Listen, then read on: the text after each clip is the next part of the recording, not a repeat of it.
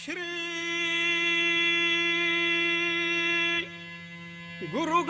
ಗುರುಗಣಾಧಿಪತಯೇ ನಮಃ.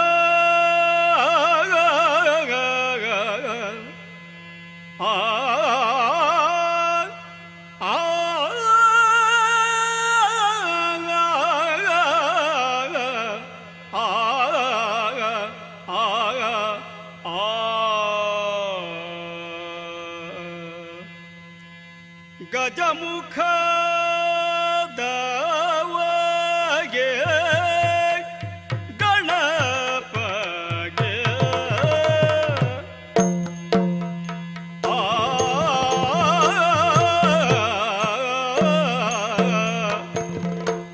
ಗಜಮುಖ ದವಗೆ ಗಣಪಗೆ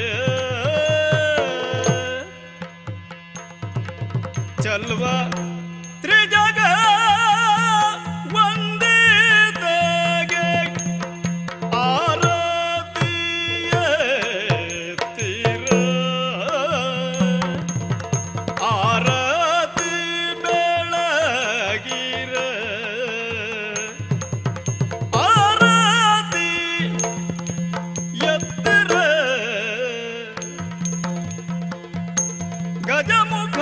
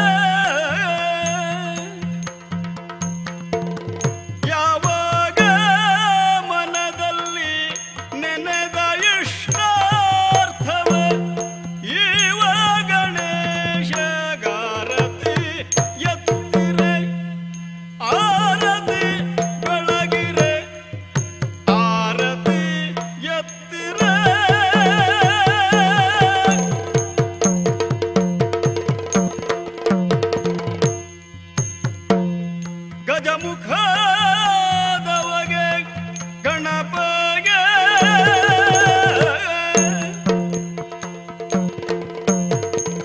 ಕರದೋಳು ಪರಶು ಪಾಶಾಂಕುಶಧರಗೆ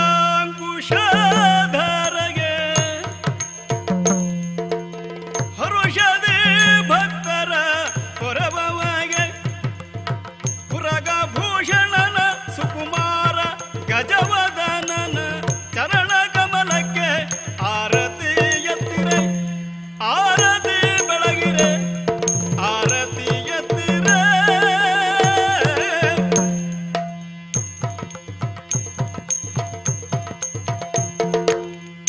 ಗಜಮುಖದವಗೆ ಗಣಪಗೆ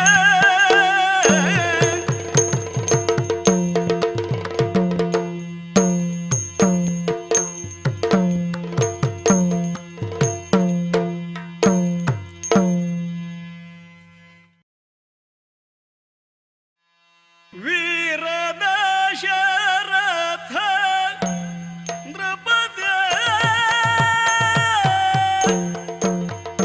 ಓ ಓ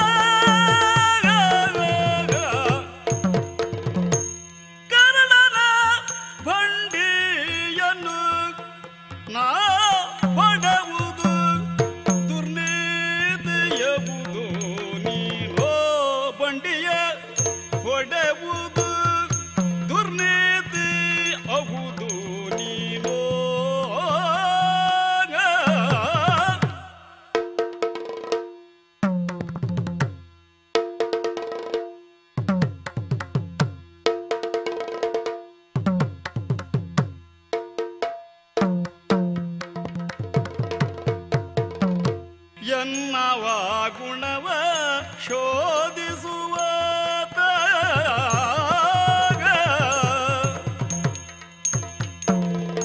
ಎನ್ನವ ಗುಣವ ಶೋಧಿಸುವ ನರನಶ್ವವನ್ನು ನಡೆಸುವೆ ಯಾಕೆ ಪರಾಗೆ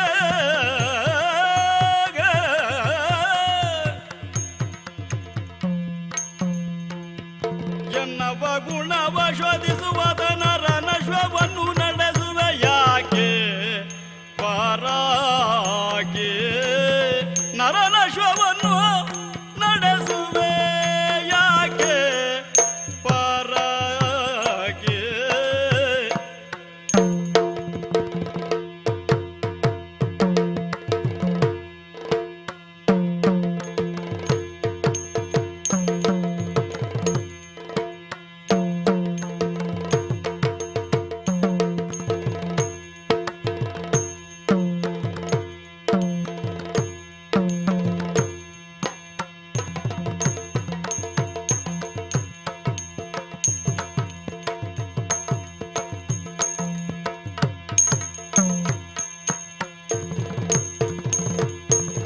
ಎನ್ನವ ಗುಣವ ಶೋಧಿಸುವ ನರನಶ್ವವನ್ನು ನಡೆಸುವೆ ಯಾಕೆ ಪರಾಗೆ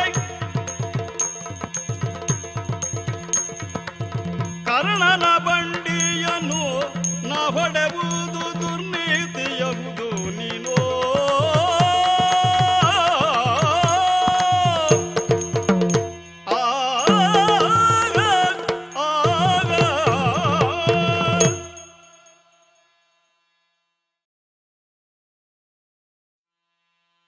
ಚಂದ್ರ ಗಾವಿಯ ಶಾಲೆ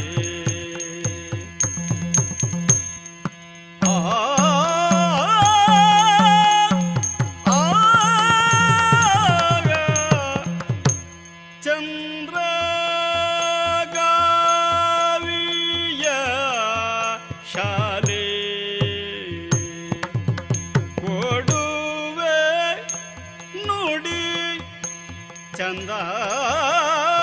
ಚಂದದಿಂದಲಿ ಬಾಲೆ ಶಾಲೆ ಕೊಡುವೆ ನುಡಿ ಚಂದದಿಂದಲಿ ಬಾಲೆ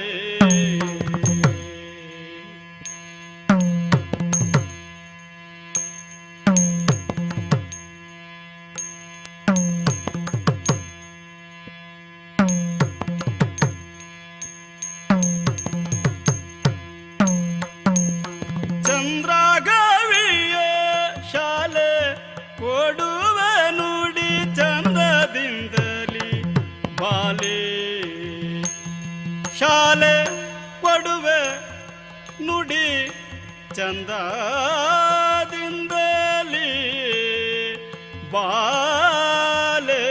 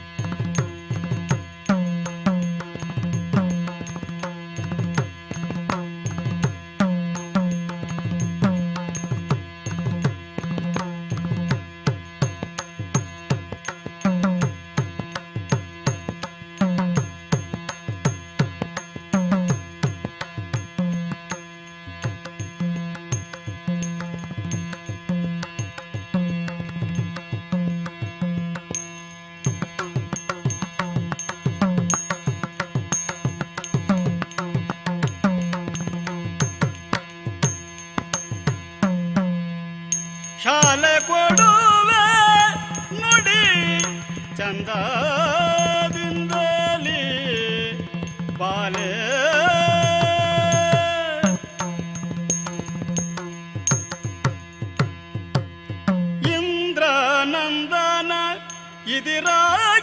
ಮಣಿಪುರಕ್ಕೆ ಇಂದ್ರ ನಂದನ ಇದಿರಾಗಿ ಮಣಿಪುರಕ್ಕೆ ಬಂದ ಸಕಲ ಸೇನೆ ಇಂದೆಂಬ ವಾರ್ತೆಯು ಅಹುದೇ ಬಂದ ಸಕಲ ಸೇನೆ ಇಂದೆಂಬ ವಾರ್ತೆಯು ಅಹುದೇ ಇದು ಅಹುದೇ ಅಹುದೇ ಇಂದ್ರಾನಂದನ ಇದಿರಾಗಿ ಮಣಿಪುರಕ್ಕೆ ಬಂದ ಸಕಲ ಸೇನೆ ಇಂದೆಂಬ ವಾರ್ತೆಯು ಅಹುದೇ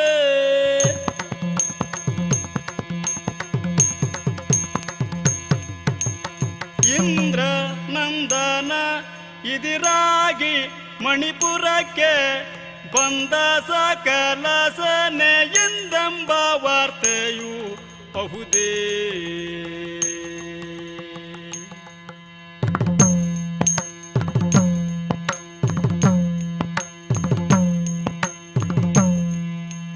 ಇಂದ್ರಾನಂದನ ಇದಿರಾಗಿ ಮಣಿಪುರಕ್ಕೆ ಬಂದ ಸಕಲ ಸೇನೆಯಿಂದೆಂಬ ವಾರ್ತೆಯು ಅಹುದೇ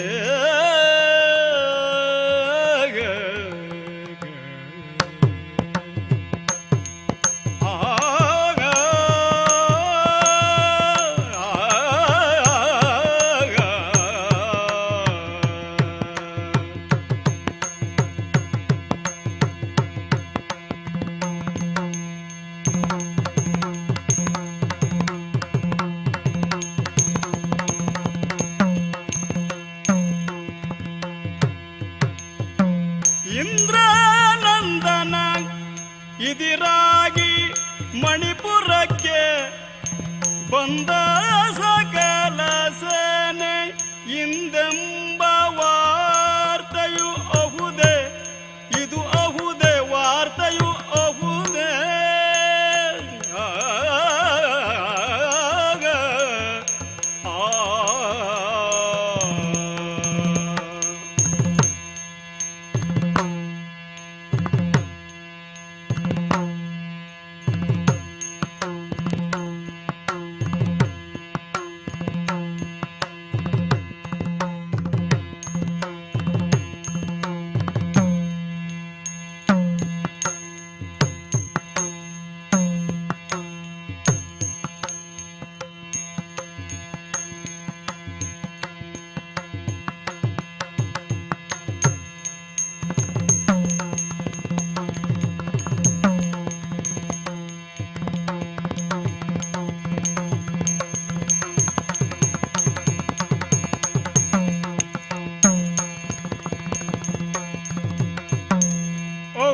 ಅಹುದೇಯನ್ನಯ ರಮಣ ಪೇಳಲೆ ಸಗಿಯೇ ಅಹುದೇಯನ್ನಯ ರಮಣ ಆಗ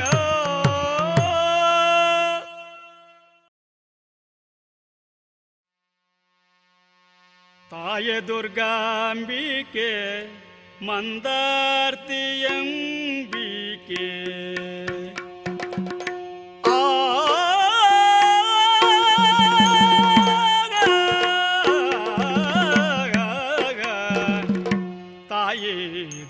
ದುರ್ಗಾಂಬಿಕೆ ಮಂದಾರ್ತಿಯಂಬಿಕೆ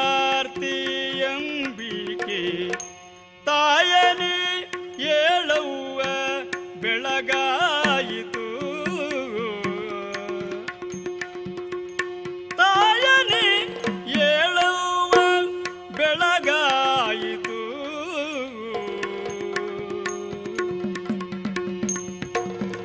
ಸುಜನಾ ಸುದೇವನ ಪೊರೆದಿಹ ಮಾತೆಯೇ ಸುಜನ ಸುದೇವನ ಪೊರೆದಿಹ ಮಾತೆಯೇ ಭಕ್ತರಿಂದಲೇ ನೀನು ಹರಿವಾಣ ನೈವೇದ್ಯ ಕೈಗಳುವೆ ಭಕ್ತರಿಂದಲೇ ನೀನು ಹರಿವಾಣ ನೈವೇದ್ಯ ಕೈಗಳುವೆ ಮಾರನಯ್ಯನ ಮಾತ ಮೀರದ ಗೋಕುಲ ಭೂವರಣ್ಯನ ಉದರದಳು ಹೂವ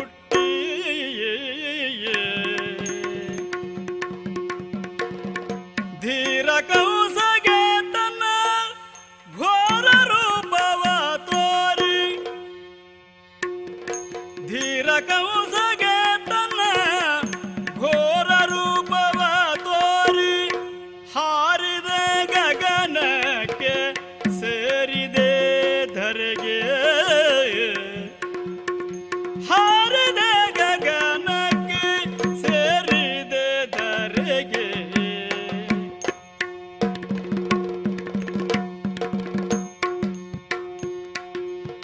ನೀಡು ಪ್ರಸಾದವನು ಮಹಾದೇವಿಯೇ ಪಾಡುತ್ತ ಬೇಡುವೆನು. ಮಹಾದೇವಿಯೇ ಪಾಡುತ್ತ ಬೇಡುವೆನು. ತಾಯೆ ದುರ್ಗಾಂಬಿಕೆ ಕಮಲಶಿಲೆಯಂಬಿಕೆ ತಾಯನಿ ಏಳವ್ವ ಬೆಳಗಾಯಿತು. ತಾಯನಿ ಏಳವ್ವ ಬೆಳಗಾಯಿತು.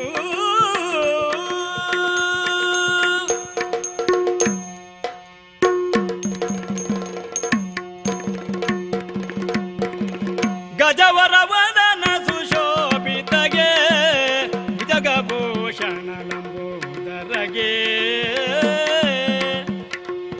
ಸುಜನೋದ್ಧಾರಗೆ ತ್ರಿದಗ ಸರ್ಮೂರ್ತಿಗೆ ಭಜಕ ಮನೋರಥ ಪೂರಕಗೆ ಮಂಗಲಂ ನಿತ್ಯ ಶುಭ ಮಂಗಲಂ. ಮಂಗಲಂ ನಿತ್ಯ ಜಯ ಮಂಗಲಂ. ಮಂಗಲಂ ನಿತ್ಯ ಶುಭ ಮಂಗಲಂ.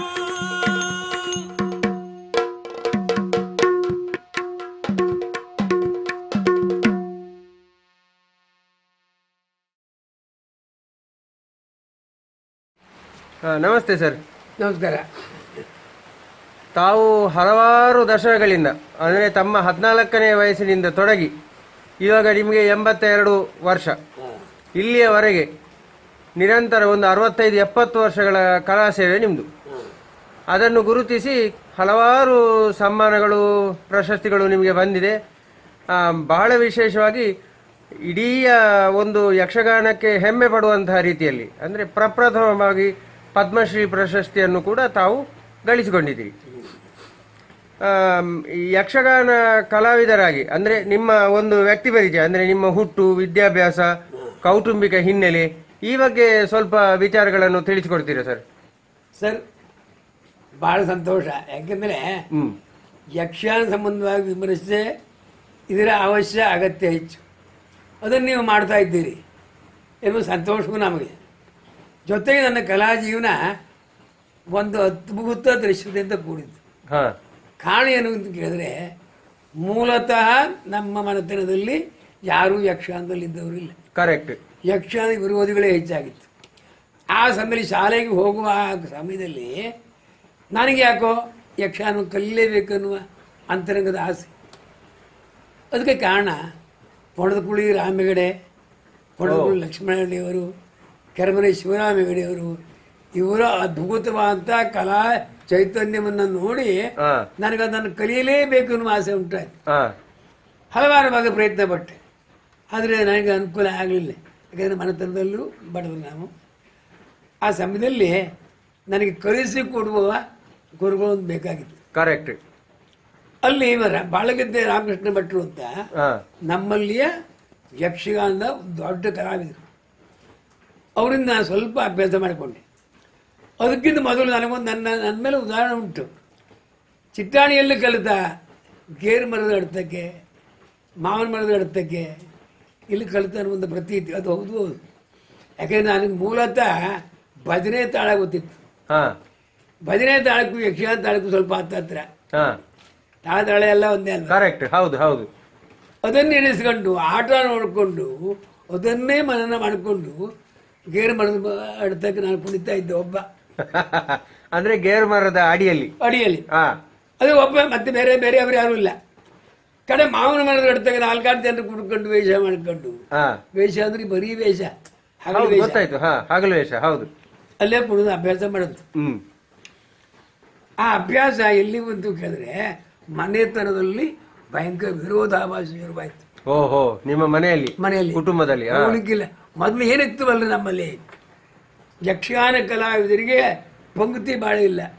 ಕರೆಕ್ಟ್. ಹೌದು. ಎಲ್ಲಿ ಆಗ ನನಗಿಂತ ಮೊದಲು, ಆಮೇಲೆ ಸ್ಥಾನ ಸಿಕ್ಕಿತ್ತು. ಆಮೇಲೆ ಬಿಡಿ ಕಡೆ ನಾನು ಬಿಟ್ಟು ತಿಂದೆ ನನ್ನ ಅಪ್ಪನಿಂದ, ತಾಯಿಂದ ಹೊಡೆದ ತಿಂದೆ, ನನ್ನ ಹೆರೆಪ್ಪ ಹೊಡೆದ. ಆಮೇಲೆ ನನ್ನ ಚಿಕ್ಕಪ್ಪ ಒಬ್ಬ ನನಗೆ ಸ್ವಲ್ಪ ಅನುಕೂಲ ಆಗಿದ್ದೆ. ಅವನೇ ಮಧ್ಯರಾತ್ರಿ ಕಾಲದಲ್ಲಿ ಸಂತೆ ಗುಳಿಗೆ ಕರ್ಕೊಂಡು ಹೋಗಿ ರಾಮಕೃಷ್ಣ ಭಟ್ರ ಹತ್ರ ಬಿಟ್ಟರೆ ನಾನು. ಅಲ್ಲಿಂದ ನನ್ನ ಅಭ್ಯಾಸ ಅಂದ್ರೆ ಶಾಸ್ತ್ರೀಯವಾದಂತಹ ಅಭ್ಯಾಸ ಶುರುವಾಗಿದ್ದ ಅಲ್ಲಿಂದ. ಶಾಸ್ತ್ರೀಯ ಇರೋದಕ್ಕಿಂತ ಬಾಳಗಿದ್ದ ರಾಮಕೃಷ್ಣ ಭಟ್ರ ಪರಂಪರೆ, ಆ ಪರಂಪರೆ ಅಡಿಯಲ್ಲಿ ನಾನು ಬೆಳೆದೆ. ಕಡೆಗೆ ವೇಷ ನಮ್ಮ ಮನೆಯವರು ಯಾರು ನೋಡುದಿಲ್ಲ, ಆ ಸ್ಥಿತಿ ಉಂಟು. ಕಡೆ ಸಣ್ಣ ಪುಟ್ಟ ವೇಷ. ಮೊದಲು ನಾನು ಮುಖಕ್ಕೆ ಬಣ್ಣ ಹಚ್ಚಿದ್ದು ಪಾರಿಜಾತದ ಪ್ರಸಂಗದಲ್ಲಿ ಅಗ್ನಿಗೆ ಎರಡು ಪದ್ಯದ್ದು ಪಾತ್ರ. ಆ ಅಗ್ನಿ ಅನುಗ್ರಹ ನನಗೆ ಗೊತ್ತಿಲ್ಲ, ಅದು ನಾನು ಬೆಳೀತಾ ಅಂದ್ಬಿಟ್ಟೆ.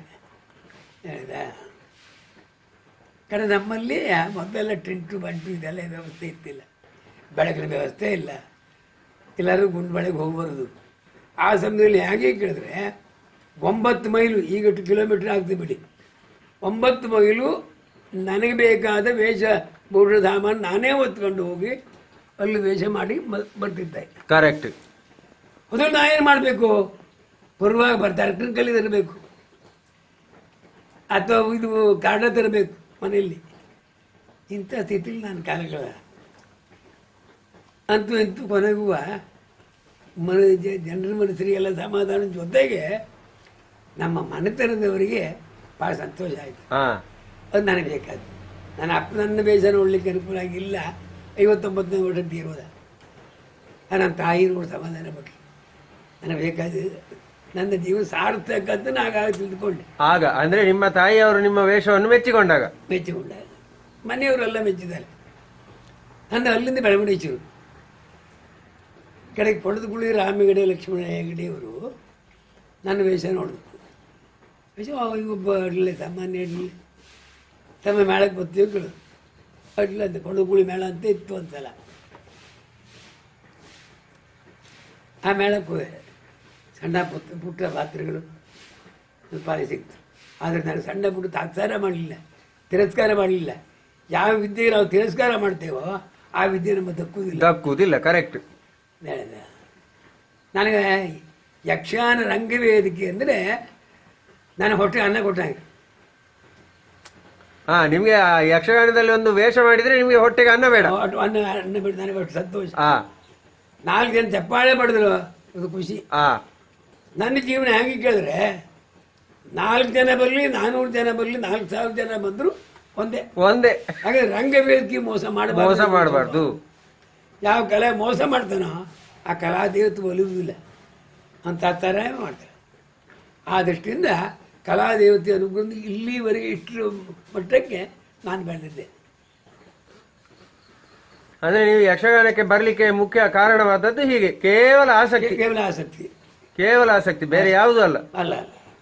ಅಂದರೆ ಆ ಆಸಕ್ತಿ ಮೂಡಲಿಕ್ಕೆ ನಿಮಗೆ ಕಾರಣ ಏನು? ಮೂಲತಃ ನಮ್ಮ ಮನೆಯಲ್ಲಿ ನಾನು ಮೊದಲೇ ಹೇಳಿದ ಹಾಗೆ ಯಾರೂ ಇಲ್ಲ. ಅದು ನನಗೆ ಮಾತ್ರ ಆ ವೇಷಭೂಷಣ, ಆ ಅಂಗ ಆಕಾರ, ಆ ರೌದ್ರಾವೇಶ, ಆ ಶೃಂಗಾರ ವೇಷ ಇದೆಲ್ಲ ಕಂಡು ನನ್ನ ಮನಸ್ಸು ಆ ಕಡೆಗೆ ಎಳಿತಾ ಇತ್ತು, ಸೆಳೀತಾ ಇತ್ತು. ಹಾಗೆ ನೀವು ಎಂತ ಕಲಿತಿದ್ರ ಕಡೆ ಏನೂ ಕಲಿಲ್ಲ. ಈಗ ನಾನು ಸಹಿ ಹಾಕ್ಲಿಕ್ಕೆ ಬರ್ತದೆ, ಬಿಟ್ಟರೆ ಬರಲಿಕ್ಕೆ ಬರುವುದಿಲ್ಲ. ನಾನು ಅಕ್ಕ ಬರೆದು ಕೊಡ್ತಿತ್ತು ಶಾಲೆಗೆ ಹೋಗ್ಬೇಕಿದ್ರೆ. 2ನೇ ಕ್ಲಾಸ್ವರೆಗೆ ಅಭ್ಯಾಸ ಮಾಡಿದ್ದೇನೆ. ಸರ್, ಈಗ ಯಕ್ಷಗಾನವನ್ನು ನೀವು ವೃತ್ತಿಯಾಗಿ ಆರಿಸದೇ ಇರ್ತಿದ್ರಿ, ಬೇರೆ ಯಾವ ಕ್ಷೇತ್ರವನ್ನು ನೀವು ಆರಿಸಿಕೊಳ್ತಿದ್ರಿ? ನಾನು ಯಕ್ಷಗಾನ ಒಂದೇ ಅಲ್ಲ, ನನ್ನ ಜೀವನದ, ಯಾಕೆಂದ್ರೆ ನಮ್ಮ ಮನೆತನದ ನಿರ್ವಹಣೆ ಆಗಬೇಕು. ಕರೆಕ್ಟ್. ನಾನು ನೋಡಿ ಇಲ್ಲಿ ಕಾಣ್ತಾ ಇದೆಲ್ಲ ಅಡಿಕೆ ಮರ, ಕೊಟ್ಟೆ ಕಟ್ತಿದ್ದೆ 16 ವರ್ಷಗಳ ಕಾಲ. ಕೊಟ್ಟೆ, ಕೊನೆ, ಮದ್ದು, ಕಾಯಿ, ಅಡಿಕೆ ಎಲ್ಲ ಕೊಯ್ದವ. ಕೃಷಿ ಮಾಡಿದವರು ನೀವು? ಕೃಷಿ ಮಾಡಿದ ನೋಡಿ ಇಲ್ಲಿ ಕಾಣ್ತಾ. ಕರೆಕ್ಟ್, ಹೌದು. ಆ ಕೃಷಿಯಲ್ಲಿ 16 ವರ್ಷ ಇದ್ದೇನೆ. ಆಮೇಲೆ ಇಲ್ಲ ಅಂತ ಆಮೇಲೆ ಮಾಡ್ತಾ ಇದ್ದೇನೆ. ಇಲ್ಲ ವೇಷ ಮಾಡ್ಕೊಂಡು ಅಥವಾ ಸಣ್ಣ ಪುಟ್ಟ ಕೆಲಸ ಮಾಡ್ಕೊಂಡು ಕಾಲ ಮಾಡ್ತಾ ಇದ್ದದ್ದು. ಅದು ನನ್ನ ಮನೆತನದಲ್ಲಿ ನಾನು ತೀವ್ರ ಪಡೋದು. 4 ವರ್ಷ ಬಾಡಿಗೆ ಮನೆಯಲ್ಲಿದ್ದೆ. ಎಲ್ಲ ಒಟ್ಟು ಜೀವನ ಸಾಗ್ತಾ ಉಂಟು. ಈಗಂತೂ ನಾನು ಒಂದು ಬಗೆ ನಿಶ್ಚಿಂತ. ಹಾ ಹಾ ನಿಶ್ಚಿಂತ ಆದರೆ ಯಾಕೆ ಕೇಳಿದ್ರೆ ನಮ್ಮ ಮನೆತನಕ್ಕೆ ಒಂದು ಕೊಡುಗೆಯಾಗಿ ನನ್ನ ಮೊಮ್ಮಗ ಒಬ್ಬ ಸಿಕ್ಕಿದ. ಹಾ ಕರೆಕ್ಟ್. 2 ಜನ ಮಕ್ಕಳಿದ್ದಾರೆ, ಹೆಣ್ಮಕ್ಳು ಬೇಸ ಮಾಡ್ತಾ ಇದ್ರು.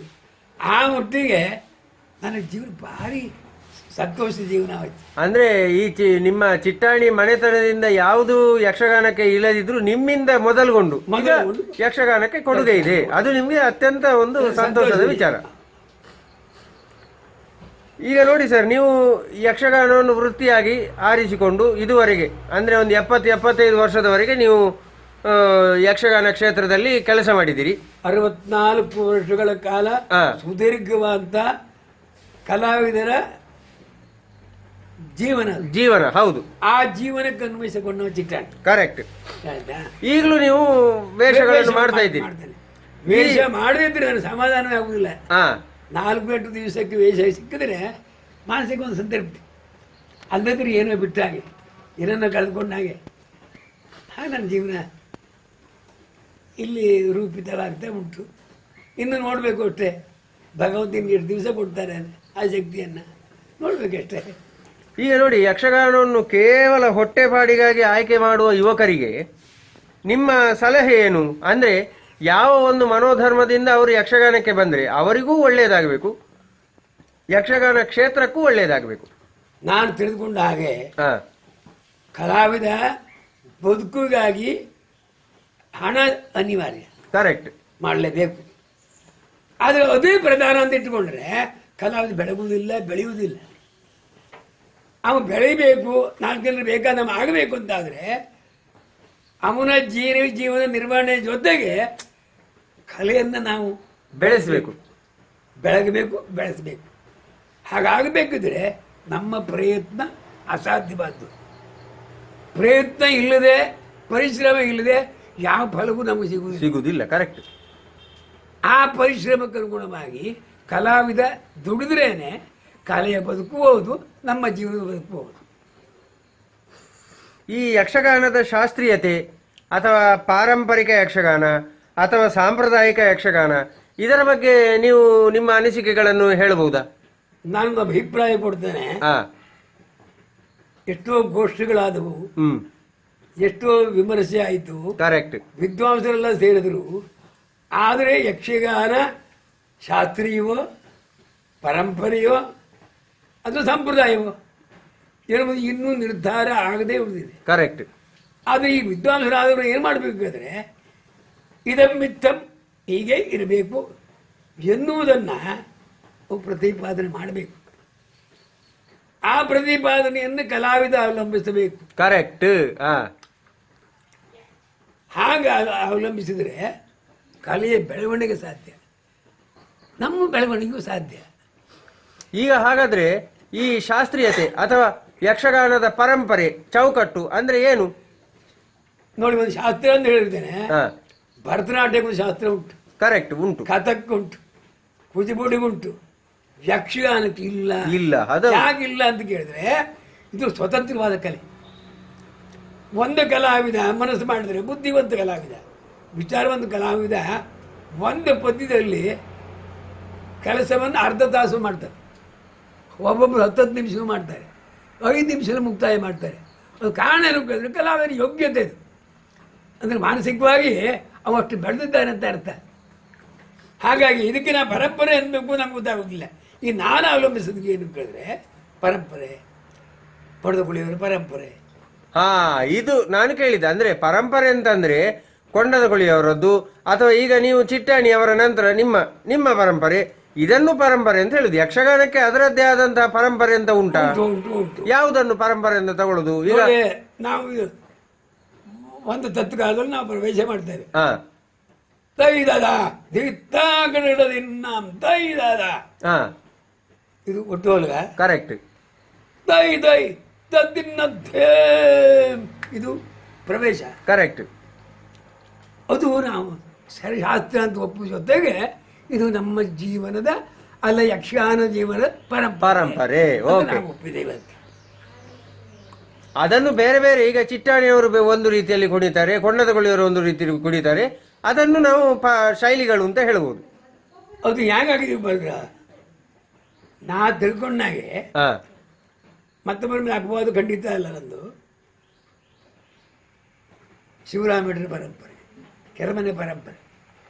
ಕೆರಮನೆ ಘರಾಣೆ, ಕರ್ಕಿಯವರ ಘರಾಣೆ, ಚಿಟ್ಟಾಣಿ ಘರಾಣೆ, ಮೂರೇ ಘರಾಣೆ ಸದ್ಯ ನಮಗೆ ಪ್ರಚಲಿತದಲ್ಲಿರುವುದು. ಕರೆಕ್ಟ್. ನಾ ತಗೊಂಡಾಗೆ ಈಗ ನೀವು ಹೇಳ್ಬೋದು ಇದು ನನ್ನೊಂದು ಪರಂಪರೆ, ಅವನು ಹೇಳ್ಬೋದು ಇದು ನನ್ನೊಂದು ಘರಾಣೆ ಅಂತ. ಕರೆಕ್ಟ್. ಹೇಳ್ಬೋದು. ಹೇಳೋದೆಲ್ಲ ಸತ್ಯ ಅಂತ ಒಪ್ಪುವ ಆಗಿಲ್ಲ. ಯಾಕೆಂದ್ರೆ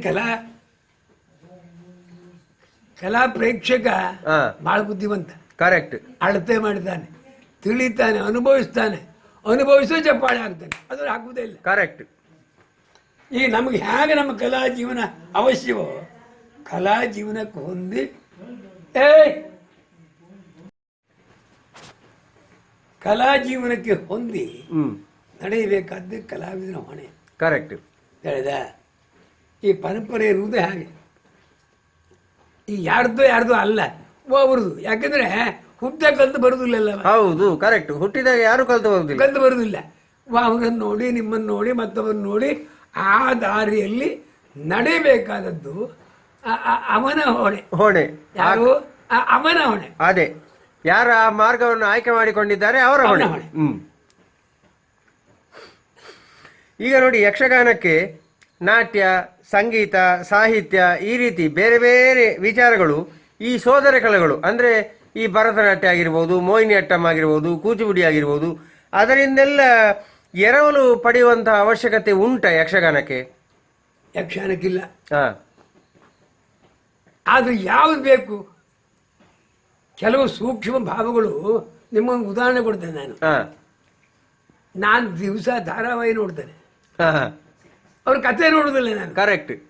ಕತೆ ಬೇಡ ನಮಗೆ, ಅಲ್ಲಿ ಬರುವ ಸೂಕ್ಷ್ಮತೆ ಉಂಟಲ್ಲ, ಆ ಕಲಾ ಸೂಕ್ಷ್ಮತೆ. ಸೂಕ್ಷ್ಮತೆ, ಆ ಸೂಕ್ಷ್ಮತೆ ನಮ್ಮಂಥ ಕಲಾವಿದರು ಬೇಕು.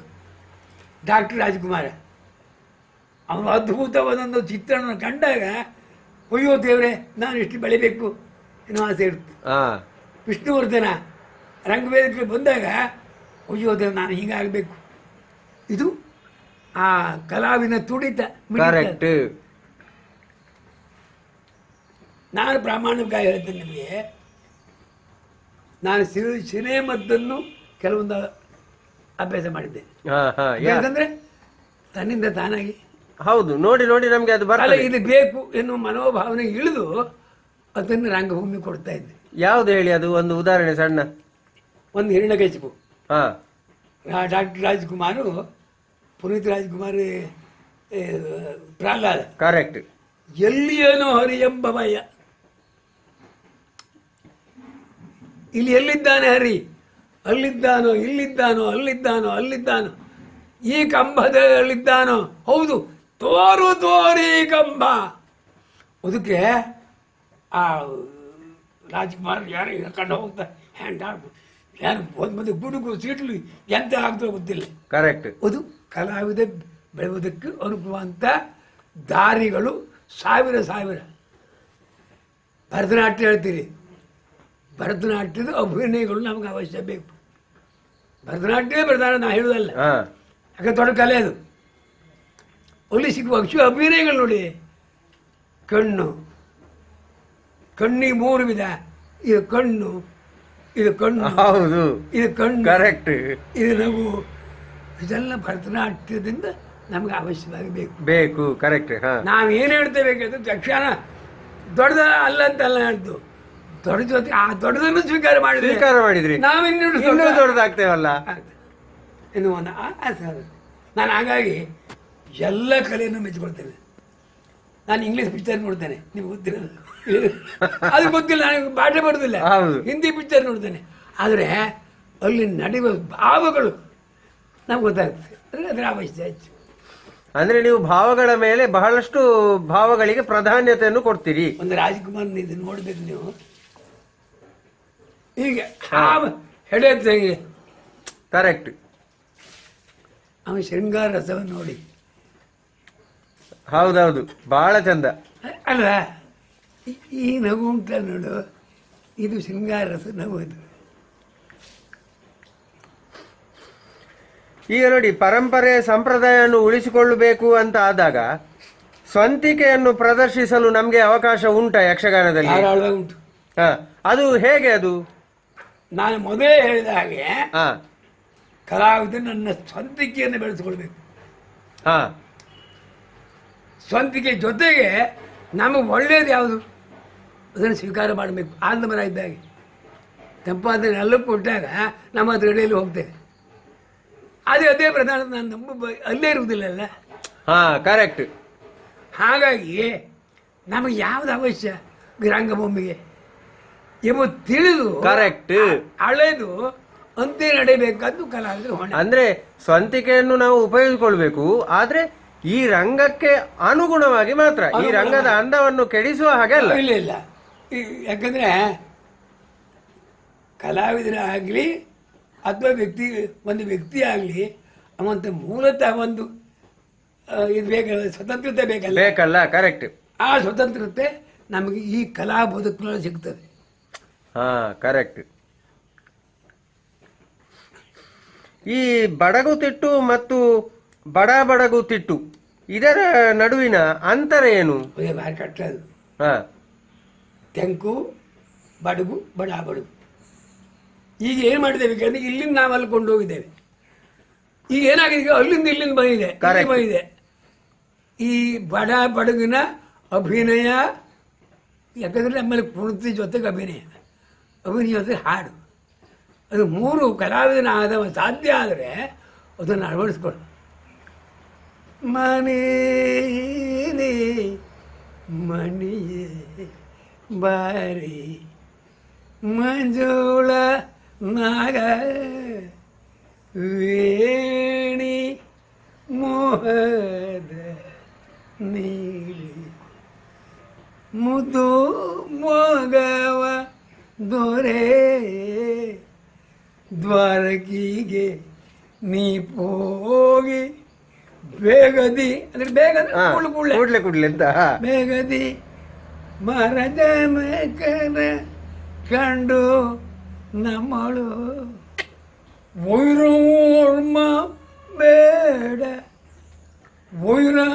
ವರ್ಮವು ಬೇಡ ಬೇಡ ಎಂದು ಸಾರಿದೂರಿನೆಂದು ತೇಳು ಮಾನನೆ ಮಣಿ ಬಾರಿ. ಇದು ಕಲಾವಿದ ಆಗಿದ್ದು ಪದ್ಯವನ್ನು ಭಾಗವತ ಜೊತೆಗೆ ಹೇಳಿದ ಅಪರಾಧ ಏನು ಅಲ್ಲ. ಇಡೀ ಪದ್ಯವನ್ನು ಹೇಳಬೇಕು ಅಂತಲ್ಲ. ಹೌದು. ಹಾಗಾಗಿ ಎತ್ತಬಹುದು. ಹಿತವ ಮಾಡಿದೆ ರಿನಿತು ನಮ್ಮಯ ಗ್ರಹಗತಿಯೇ ಈ ತೆರನಿ ಬಂತು. ಇದು ಕಲಾವಿದ ಆಗಿದ್ದು ಹೇಳ್ಬೋದು ಭಾಗವತ ಜೊತೆಗೆ. ನಮ್ಮಲ್ಲಿ ಪರಂಪರೆ ಬಂದೇ ಆಗಿ. ಹೌದು ಕರೆಕ್ಟ್. ಒಂದು ಕೆಲವರ ಮೇಲೆ ಅಪವಾದವೇ ಇತ್ತು ಬಿಡಿ, ಇಡೀ ಪದ್ಯವನ್ನು ಹಾಡ್ಕೊಳ್ತಾರೆ, ಅದು ಯೋಗ್ಯತೆ. ಕರೆಕ್ಟ್. ಭಾಗವತನೊಂದು ಅಸಾಧ್ಯವಾದದ್ದನ್ನು ಕಲಾವಿದ ಆದಮ ಜನರಿಗೆ ಮುಟ್ಟಿಸ್ತಾರೆ ಅಂತ ಆದರೆ ಭಾಗವತನಕ್ಕಿಂತ ಕಲಾವಿದನ ಯೋಗ್ಯತೆ. ಒಳ್ಳೆ ಮಾತು ಹೇಳಿದ್ರಿ. ಇದು ನಾವು ಕೆರಮನೆ ಮಹಾಭಾರತದಲ್ಲಿ ಕಂಡಿದ್ದೇವೆ. ಕರೆಕ್ಟ್. ಹೌದು. ಅದೇ ಈ ಬಡಗು ಬಡ ತಿಟ್ಟುವಿನ ನಡುವಿನ ವ್ಯತ್ಯಾಸ ಅದನ್ನು ನೀವು ಅಭಿನಯ ಬಡಗಿನಲ್ಲಿ ಜಾಸ್ತಿ. ಹೌದು, ಯಾಕಂದ್ರೆ ಕುಣಿತಗಳು, ಅಭಿನಯಗಳು, ಅಂಗವಿನ್ಯಾಸ ಇದಕ್ಕೆಲ್ಲ ಬಡಗು ತಮ್ಮ ಸ್ವಂತಿಕೆಯನ್ನು ಕೊಟ್ಟಿದೆ. ಆ ಮಟ್ಟಿಗೆ ನಾವು ಹೆಮ್ಮೆ ಪಡ್ಬೇಕು. ಬಡಗು ಅಂದ್ರೆ ಏನು? ಉತ್ತರ ಕನ್ನಡ ಜಿಲ್ಲೆ ಮಾತ್ರ. ಈ ನಡುತಿಟ್ಟು ಅಂದ್ರೆ ಈ ಕುಂದಾಪುರ ಭಾಗದ್ದು. ತಿಟ್ಟು ಹೇಗೋ ಆ ಕಡೆ. ಕುಂದಾಪುರ ಏನಾಗಿದೆ ಅಂದ್ರೆ ಕುಣಿತಗಳು. ವೀರಭದ್ರ ನಾಯಕ ಅದ್ಭುತ ನೃತ್ಯಗಾರ. ಹರಾಳಿ ರಾಮನ್ ಜಾಪ್ ಹೀಗೆಲ್ಲ ಪ್ರತೀತಿ ಇತ್ತು. ಆದರೆ ಏನು ಕೇಳಿದ್ರೆ ಮುಖದ ಯಾವ ಅಭಿನಯಗಳು ರಸಗಳು ಎದ್ದು ಕಾಣುವುದಿಲ್ಲಾಗಿತ್ತು. ಕರೆಕ್ಟ್. ಅದು ಈ ಉತ್ತರ ಕನ್ನಡ ಜಿಲ್ಲೆಯಿಂದ ಹೋಯ್ತು. ಅಲ್ಲಿ ಗೋವಿಂದ ಭಟ್ರು ಕೌರವವನ್ನು ಮಾಡಿದ್ರು. ಉತ್ಪ್ರೇಕ್ಷ ಅಲ್ಲ, ಖಂಡಿತ ಅಲ್ಲ. ಕಡ್ತೋಗೋರು ಹೋದ್ಮೇಲೆ ಗದಾಯುದ್ಧದ ಕೌರವವನ್ನು ಮಾಡಿದ್ರು. ಹೌದು. ಅದಕ್ಕೆ ಕಾರಣ ನಮ್ಮ ಕಡ್ತೋಗದವರು. ಭಾವತು. ಅದರಲ್ಲೆಲ್ಲ ಇಲ್ಲ ಅದು. ಹೌದು. ನೋಡು ಧರ್ಮಜ ಫಲಗುಣದಿಗಳು ರೂಢಿಯೊಳ ನಿಲಜ ಬುದ್ಧ ಚಂದಗಳು ರೂಢಿಯೊಳ ನಿಲಜ ಬುದ್ಧ ಚಂದಗಳು ನೋಡು ಧರ್ಮಜ ಫಲಗುಣದಿಗಳು. ಇದು ಭಾಗವತನ ಜೊತೆಗೆ ಕಲಾವಿದ ಆ ಪದ್ಯ ಸೇರಿಸಿ ಹೇಳಿದ್ರೆ ಬಹಳ ಚಂದ, ಬಹಳ ಚಂದ. ಹೌದು, ಯಾಕಂದ್ರೆ ಅನುಭವಿಸಿದ್ರು ಅಂತ ಹೇಳ್ತಾರೆ ಅದಕ್ಕೆ. ಕರೆಕ್ಟ್. ಅಂದ್ರೆ ಅಂದ್ರೆ ಕಡತೋಕದವರು ಬಡ ಬಡಗಿನವರು, ಅವರು ಅಲ್ಲಿಗೆ ಹೋಗಿ ಏನು ಆ ಗೋವಿಂದ ಭಟ್ರ ಕೌರವ ಎಲ್ಲ ಒಳ್ಳೆಯ ರೀತಿಯಲ್ಲಿ ಪರಿಣಾಮ ಬೀರ್ಲಿಕ್ಕೆ ಸಾಧ್ಯ ಆಯ್ತು. ಅಲ್ಲಿಯ ಕೆಲವೊಂದು ಕಲಾವಿದನ್ನೆಲ್ಲ ಸಿದ್ಧಾಸ್ತ ಮಾಡಿದವರೇ ಕಡತೋಕದವರು. ಅದು ಅವ್ರು ಹೇಳ್ತಾರೋ ಬಿಡ್ತಾರೆ ನಮಗೆ ಗೊತ್ತಿಲ್ಲ, ಅದು ನನ್ನ ಅನುಭವದ ಪ್ರಕಾರ. ಹಾಗಾಗಿ ಅವ್ರಿಗೆ ಸವ್ಯ ಸಾಹಿತ್ಯವನ್ನು ಬಿಡ್ಬೋದಾಯ್ತು. ಅಲ್ಲೂ ಹೇಳ್ತಾರೆ, ಇಲ್ಲೂ ಹೇಳ್ತಾರೆ. ಇನ್ನು ನನ್ನ ಎಬ್ಬಿಸಿ ಹಾಕಿದ್ರು ಅವರು. ಓ, ಯಾಕಂದ್ರೆ ದೇವರ ಮೇಳದಲ್ಲಿದ್ದೆ ನಾನು. ಯಾವ ಮೇಳದಲ್ಲಿ? ದೇವರ ಮೇಳ, ಮೂರೂರು ದೇವರ. ಹೌದೌದು, ಗೊತ್ತಾಯ್ತು. ಆಗ ನಾನು ಒಂದು ಪಾತ್ರ ಸಿಗುವುದಿಲ್ಲಾಗಿತ್ತು. ದೇವರದ್ದು ಒಂದು ತತ್ವ ಏನು ಕೊಡಿದ್ರೆ, ಆ ಯಕ್ಷಗಾನ ರಂಗಭೂಮಿ ಹಾಳಾಗಬಾರ್ದು. ಕರೆಕ್ಟ್. ಅದು ವಿಜೃಂಭಿಸ್ತೇ ಇರಬೇಕು. ಕರೆಕ್ಟ್. ಆಗ ನನಗೆ ಒಂದು ಪಾತ್ರ ಇಲ್ಲ, ಕರ್ತವರಿಗೆ ಗೊತ್ತುಂಟು. ನಾನು ಕೃಷ್ಣ ಇದೆಲ್ಲ ಮಾಡ್ತೇನೆ, ಎಲ್ಲ ಗೊತ್ತುಂಟು. ಕಡೆ ಕಾಳಿದಾಸ ಚರಿತ್ರೆ ಅಂತ ಬರ್ತದೆ ಇಲ್ಲಿ ಕೊಳಗಿ ಪೀಸ್ನಲ್ಲಿ, ಬೋಸ್ ಕಾಳಿದಾಸ. ಹೌದು, ಗೊತ್ತಾಯ್ತು. ಅದ್ರಲ್ಲಿ ಕಲಾಧಾರಣೆ ಮಾಡುವ 5 ಪದ್ಯ ಇದ್ದು ಕಲಾಧಾರಣೆ ಮಾಡುವರು ಒಬ್ಬರು ಇಲ್ಲ. ಓಹೋ, ಆಗ ಚಿಟ್ಟಾಣೆ ಕೊಡ್ಬೇಕು ಅಂತ ಆಯ್ತು. ಆಗ ಹೊಸ ಕೋಳಿ ಮಾಡಿ ಅಂತಿತ್ತು, ಅವನು ಕೊಡಬೇಕು. ಕೊಡ್ಲಿಕ್ಕೆ ಆಗುದಿಲ್ಲ. ಒಳ್ಳೆ ಶೃಂಗಾರ ರಸ, ನಾನು ಶೃಂಗಾರದಲ್ಲಿ ಸ್ವಲ್ಪ ಸಾಧನೆ ಮಾಡಿದ್ದೀರಿ. ಹೌದು. ಕಡೆ ಮಂದಿ ಅಲ್ಲ, ಯಾರು ಹೇಳಿದ್ದು ಕೊಡ್ಲಿಕ್ಕೆ ಆಗುದಿಲ್ಲ ಅಂತ ಹೇಳಿದ್ದೆ? ಮೂರು ದೇವರು. ಮೂರು ದೇವರಗಡೆಯವರು ಅಂದ್ರೆ ಚಿಟ್ಟಾಣಿ ಅವರಿಗೆ ಕೊಡ್ಲಿಕ್ಕೆ ಆಗುದಿಲ್ಲ ಅಂತ ಹೇಳಿದ್ದು.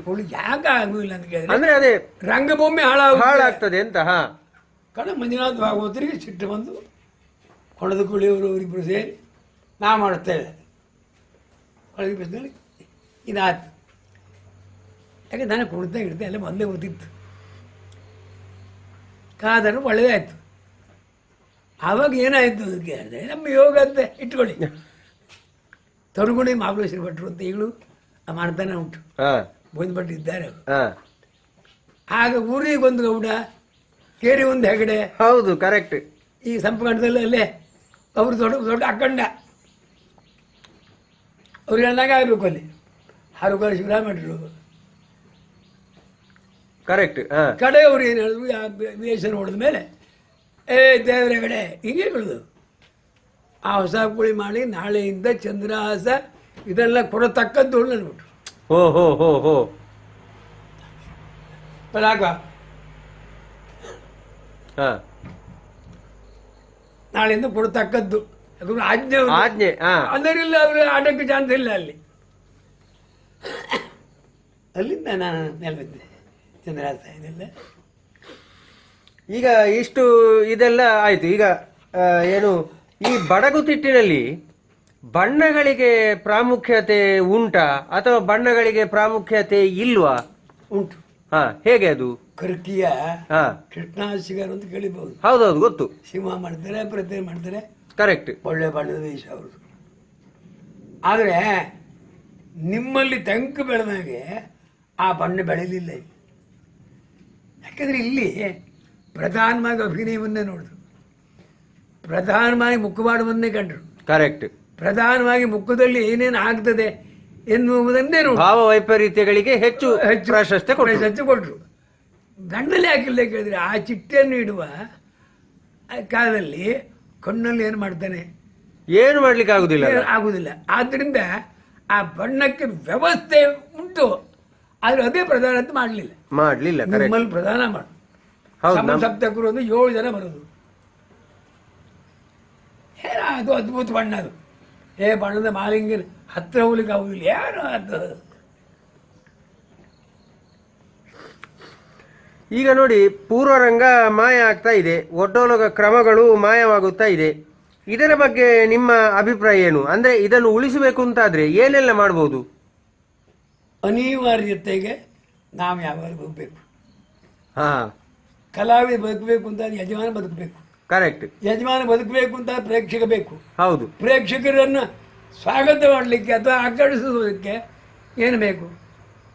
ಹಿರಣ್ಯಕಶಿಪು ಆಗುವುದಿಲ್ಲ, ಭಾರತ ರಾಮಾಯಣ ಯಾವುದೂ ಆಗುವುದಿಲ್ಲ. ಹಾಗಾಗಿ ಹೊಸ ಪ್ರಸಂಗವನ್ನು ಆಯ್ಕೆ ಮಾಡೋದು. ಯಾಕೆ?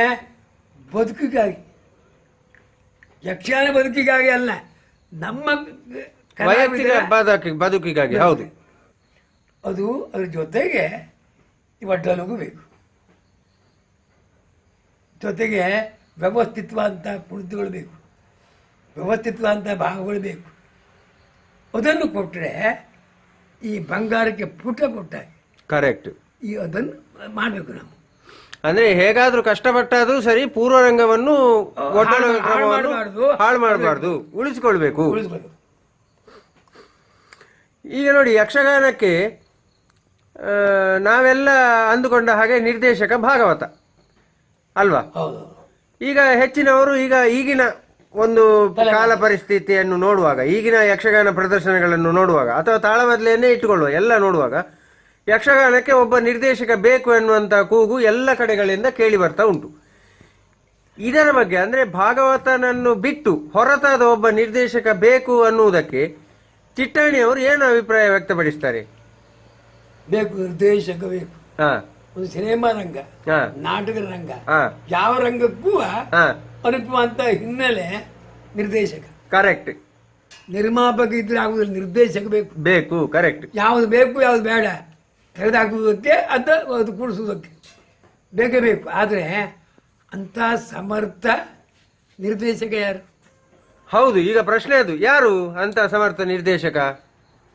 ಈಗ ನಾವು ತಿಳ್ಕೊಂಡು ನಾವು ಹೊತ್ತಾಡ್ದವ್ರು ಮಂಜುನಾಥ ಭಾಗವತ. ಹೌದು, ಸಮರ್ಥರು.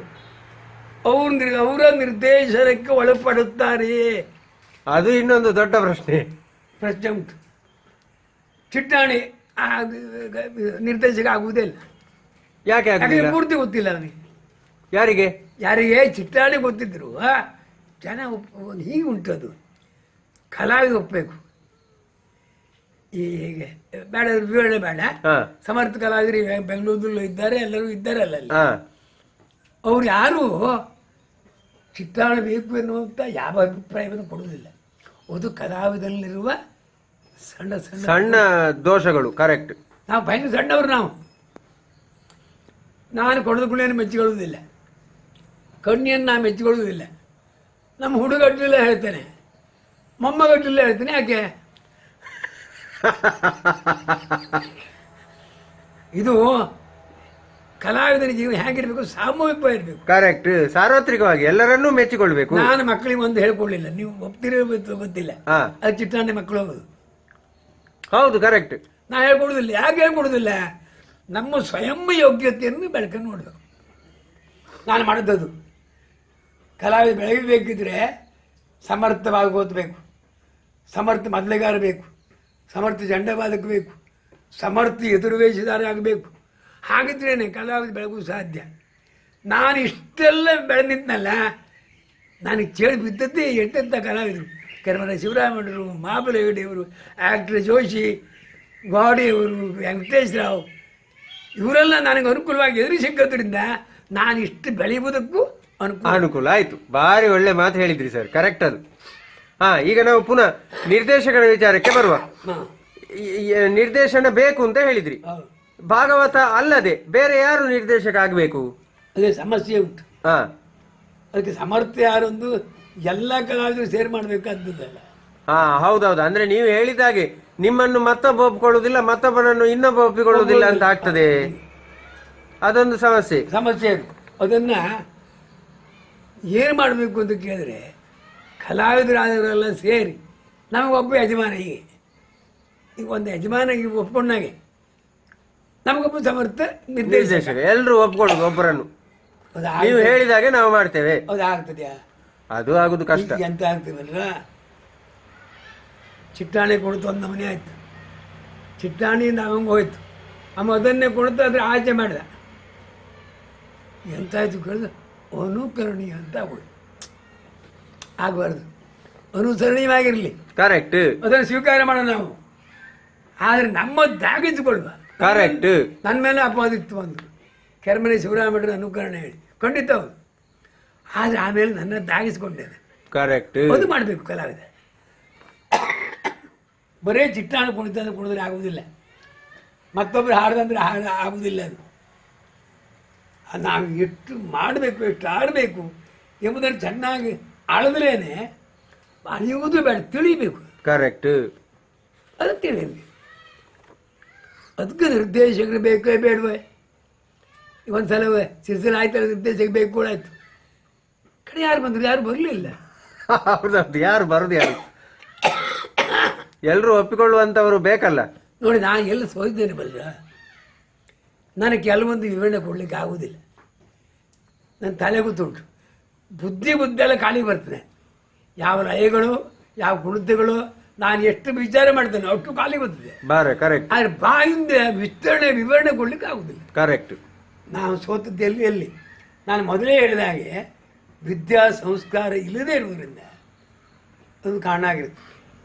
ನಿಮ್ಮ ಅನಿಸಿಕೆಯಲ್ಲಿ ಇಂದಿನಿಂದ ಒಂದು 10-20 ವರ್ಷಗಳಲ್ಲಿ ಯಕ್ಷಗಾನ ಕ್ಷೇತ್ರದಲ್ಲಿ ಯಾವ ಎಲ್ಲ ಮಾರ್ಪಾಟುಗಳು ಕಂಡು ಬರಬಹುದು? ಅಂದ್ರೆ ನಾಟ್ಯದಲ್ಲಿ, ಬಣ್ಣಗಾರಿಕೆಯಲ್ಲಿ, ವೇಷಭೂಷಣದಲ್ಲಿ ಮತ್ತು ಹಿಮ್ಮೇಳದಲ್ಲಿ ಸಮಗ್ರವಾಗಿ. ಇಲ್ಲ, ಆಗುದಿಲ್ಲ. ಯಾಕೆ ಆಗುವುದಿಲ್ಲ ಕೇಳಿ. ಅದಕ್ಕೆ ಈ ಯಕ್ಷಗಾನಕ್ಕೊಂದು ಅದ್ಭುತವಾದ ಒಂದು ಹಿನ್ನೆಲೆ ಉಂಟು. ಆ ಹಿನ್ನೆಲೆಯಿಂದ ಆಚೆ ದಾಟದ ಯಕ್ಷಗಾನ ಹೋಯ್ತು. ಕರೆಕ್ಟ್. ಅಲ್ಲಲ್ಲ, ನಾನು ಕೇಳುದು ಏನೆಲ್ಲ ಬದಲಾವಣೆಗಳನ್ನು ನೀವು ಕಂಡಿದ್ದೀರಿ ಅಂತ. ನಾನು ತುಂಬ ಬದಲಾವಣೆ ಕಂಡಿದ್ದೇನೆ. ನಾನು ಕಂಡಂತೆ ಮುಂದೆ ನಡೀತದ ಅದು ಅನುಮಾನ. ಯಾಕೆ ನಾನು ಕಂಡದ್ದು ಮುಕುಳಿ ನಾರಾಯಣ ಹೆಗಡೆ. ಕರೆಕ್ಟ್. ನಾನು ಕಂಡದ್ದು ಕೆರೆಮನೆ ಶಿವರಾಮ ಹೆಗಡೆ. ಕರೆಕ್ಟ್. ನಾನು ಕಂಡದ್ದು ಕೊಂಡದ ಕೂಳಿಯವರು. ನಾನು ಕಂಡ ಪರಮಾಸಿಗಾರರು. ನಾನು ಕಂಡದ್ದು ಆಕ್ಟ್ರಿ ಜೋಶಿ. ನಾನು ಕಂಡದ್ದು ಮೂರೂರು ದೇವರೇಗಡೆಯವರು. ನಾನು ಕಂಡದ್ದು ಜಲವಳ್ಳಿ ವೆಂಕಟೇಶರಾವ್. ಇಂಥ ಅದ್ಭುತ ಕಲಾವಿದರ ಚಿತ್ರಣ ನನ್ನ ಚಿತ್ತ ಭಿತ್ತಿಯಲ್ಲಿ ಇರುವುದರಿಂದ ಉತ್ತರ ಆಚೆ ಹೋಗ್ಲಿಕ್ಕೆ ಆಗುತ್ತದೋ ಎನ್ನುವ ಸಂದೇಹ. ಕರೆಕ್ಟ್. ಆದರೆ ಕಲಾವಿದ ಆಗಿದ್ದವ ಚಿಟ್ಟಾಣಿಯಲ್ಲಿಯೂ ಇರದ, ಮಾಮೂಲಿನ ಹತ್ರ ಇರದ ಏನಾದರೂ ಒಂದು ತರ್ತಾನ ಕಲಾವಿದನ ಹೊಣೆ. ಕಲಾವಿದ ಕಲೆಯನ್ನು ಬದಲಾವಣೆ ಮಾಡಿದಂಗೆ ಅದನ್ನು ಮಾಡಬೇಕು. ಯೋಗ್ಯತೆ ಉಂಟ, ಮಾಡಬೇಕು. ಮಾಡು. ಅಲ್ಲಲ್ಲ, ನಾನು ಕೇಳುದು ನೀವು ಬದಲಾವಣೆ ಏನು ಕಂಡಿದ್ದೀರಿ ಅಂತ. ಆಗ ಹೇಗಿತ್ತು ಅಭಿನಯಗಳಲ್ಲಿ, ಬಣ್ಣಗಾರಿಕೆಯಲ್ಲಿ, ಮತ್ತೆ ಈಗ ಹೇಗಿದೆ, ಇನ್ನು ಮುಂದಕ್ಕೆ ಹೇಗೆ ಇರಬಹುದು ಆ ರೀತಿ? ಮೊದಲು ನಾನಿದ್ದ ಹಾಗೆ ಬಣ್ಣಗಾರಿಕೆ ಇಲ್ಲ, ಸ್ವಲ್ಪ ಬದಲಾವಣೆ. ಯಾಕೆ ಕೃಷ್ಣನ ಬರವಣಿಗೆ ಬೇರೆ, ಸುಧರ್ನ ಬರವಣಿಗೆ ಬೇರೆ, ಹೀಗೆಲ್ಲ ವಿವರಣೆ ಬೇರೆ ಬೇರೆ ಬೇರೆ ಬೇರೆ ಆಯಿತು. ಆಯ್ತಾ? ಅದು ಆಗ್ತಾ ಉಂಟು. ಆಗು ಒಳ್ಳೆ ಲಕ್ಷಣ. ನೀ ಅಂತ ಹೇಳಿದ್ರು ಅದೇ ಬಣ್ಣಗಾರಿಕೆಯಲ್ಲಿ ಬದಲಾವಣೆ ಹೇಳಿದ್ರಿ. ಈ ವೇಷಭೂಷಣಗಳಲ್ಲಿ ಮತ್ತೆ ಹಿಮ್ಮೇಳದಲ್ಲಿ ಎಲ್ಲ ಇಲ್ಲ, ಆಗುದಿಲ್ಲ. ಯಾಕಂದ್ರೆ ಯಕ್ಷಗಾನಕ್ಕೆ ಅದರದ್ದೇ ಆದ ಸ್ಥಿತಿ ಉಂಟು, ಗತಿ ಉಂಟು. ಯಾಕಂದ್ರೆ ವೀರಗಸ ಕಟ್ಟಲೇಬೇಕು, ಯದಾರಿ ಕಟ್ಟಲೇಬೇಕು, ಭುಜಕೀರ್ತಿ ಕಟ್ಟಲೇಬೇಕು, ಕೈ ಕಟ್ಟು ಬಾಯಿ ಬಂಧುಗಳು ಆಗಲೇಬೇಕು, ಕ್ಯಾದಿಗೆ ಮೊದಲೇ ಬೇಕೇ ಬೇಕು, ಕಿರೀಟ ಬೇಕೇ ಬೇಕು. ಹಾಗಾದ್ರೆ ಆಗುವುದಿಲ್ಲಲ್ಲ ವೇಷ. ನಾವು ವೇಷಧಾರಿ ಅಂತ ಒಪ್ಪಬೇಕಿದ್ರೆ ನಮಗೆಷ್ಟು ಸಲಕರಣೆ ಅಗತ್ಯ ಬೇಕು, ಅದರಲ್ಲಿ ಬದಲಾವಣೆ ಆಗುವುದೇ ಇಲ್ಲ. ಅದರಿಂದಾಗಿ ವೇಷಭೂಷಣದಲ್ಲೆಲ್ಲ ಹೆಚ್ಚು ಬದಲಾವಣೆ ಆಗಲಿಲ್ಲ, ಆಗುವುದಿಲ್ಲ. ಮತ್ತೆ ಇದೇ ಮುಂದುವರಿತಾ ಹೋಗ್ತದೆ. ಹೌದು. ಮತ್ತೆ ಒಂದು ಹೇಳ್ತೇನೆ, ಕೆಲವೊಂದು ಅಭಿಪ್ರಾಯ ಹೇಗಿತ್ತು ಕೇಳಿದ್ರೆ ಯಕ್ಷಗಾನ ಹೋಯ್ತು. ಹೌದೌದು, ಈಗ ಉಂಟು. ಇನ್ನು ಯಕ್ಷಗಾನಕ್ಕೆ ಭಾರಿ ಕಷ್ಟ ಉಂಟು ಅನ್ನುವಂಥ ಒಂದು ಮಾತುಗಳೆಲ್ಲ ಕೇಳಿ ಬರ್ತಾ ಉಂಟು. ಅದರ ಬಗ್ಗೆ ನೀವೇನು ಹೇಳ್ತೀರಿ? ಯಕ್ಷಗಾನ ಹೋಗಲೇ ಇಲ್ಲ, ಆಗ್ತಾ ಉಂಟು, ನಡೀತಾ ಉಂಟು. ಆದರೆ ಸ್ವಲ್ಪ ಬದಲಾವಣೆ ಆಗ್ತಾ ಆಗ್ತಾ ಆಗ್ತಾ ಹೋಗ್ತದೆ. ಬದಲಾವಣೆ ಬೇಕು ಜೀವನದಲ್ಲಿ. ಮನುಷ್ಯ ಇವತ್ತಿದ್ದ ನಾಳೆ ಇರುವುದಿಲ್ಲ. ಕರೆಕ್ಟ್. ಪ್ರಕೃತಿ ಇವತ್ತಿದ್ದ ನಾಳೆ ಇರುವುದಿಲ್ಲ. ಕರೆಕ್ಟ್. ಹಾಗಾಗಿ ಪ್ರಕೃತಿಯ ಧರ್ಮಗಳು ಹೇಗೆ ಬದಲಾವಣೆ ಹೊಂದದೋ ಕಲಾ ಪ್ರಕಾರವೂ ಅದನ್ನೇ ಮಾಡ್ತದೆ. ಅದನ್ನು ಮಾಡಬೇಕು. ನಾವು ಭರತ ಮುನಿಯ ಯಾರ್ಯಾರು ಉದಾಹರಣೆಯನ್ನು ಕೊಡ್ತೇವೆ. ಆ ಉದಾಹರಣೆಗೆ ಅನುಕೂಲವಾಗಿ ನಾವಿದ್ದೇವ, ಅದು ಕರೆಕ್ಟ್ ಅಲ್ವಾ? ಹೌದು. ಈ ವೇದಿಕೆ ಮೇಲೆ ನೋಡಿ, ಭರತ ಮುನಿಯ ಶಾಸ್ತ್ರ ನಾಟ್ಯಶಾಸ್ತ್ರ ಎಲ್ಲ ಹೇಳಿದ್ರು. ಅದು ಮಾಡಿದ್ರು ಯಾರು? ಮಾಡಿದವರು ಅದೇ ಹುಡುಕಬೇಕಷ್ಟೇ. ಹುಡುಗರು ಈಗ ನೋಡಿ, ಯಕ್ಷಗಾನ ರಂಗಭೂಮಿ ಈ ಅತ್ಯಾಧುನಿಕತೆಯ ದಾಳಿಗೆ ಒಳಗಾಗಿ ಕೂಡ, ಅಂದರೆ ಟಿವಿ, ಧಾರಾವಾಹಿಗಳು, ಸಿನಿಮಾಗಳು, ಅದು ಇದು 26 ಉಂಟೀಗ. ಅಷ್ಟೆಲ್ಲ ಇದ್ದು ಕೂಡ ಇನ್ನೂ ಹಲವಾರು ಪ್ರದರ್ಶನಗಳನ್ನು ನಿರಂತರ ಕೊಡ್ತಾ ತನ್ನ ಒಂದು ಅಂತಸತ್ವವನ್ನು ಉಳಿಸಿಕೊಂಡಿದೆ. ಆಗಲಿ ಅದೇ ನಿಜವಾದ ಯೋಗ್ಯತೆ. ಯಕ್ಷಗಾನದಲ್ಲಿರುವಂಥ ಅದ್ಭುತವಾದಂಥ ಮಹಾಚೇತನವೇ ಅದು. ನಾನು ಹಂಗಾಗಿ ಸ್ವತಂತ್ರವಾದ ಕಲೆ ಅದು. ಈ ಸಿನಿಮಾಕ್ಕೆ ಒಂದು ನಿರ್ದಿಷ್ಟತೆ ಉಂಟು, ಒಂದು ಗೆರೆ ಉಂಟು, ಗೆರೆ ಆಚೆ ಹೋಗಿಲ್ಲ. ಆದರೆ ಯಕ್ಷಗಾನಕ್ಕೆ ಮಾತ್ರ ಗೆರೆ ಇಲ್ಲವೇ ಇಲ್ಲ. ಅವನ ಯೋಗ್ಯತೆ, ಅವನ ಮಟ್ಟಕ್ಕೆ ಅನುಗುಣ ಬೆಳಿತಾನೆ. ಅದು ಬೇಕು. ನಿಮ್ಮ ಜೀವನದಲ್ಲಿ ಹಾಗೆ ಅಲ್ವ ಸ್ವಾಮಿ?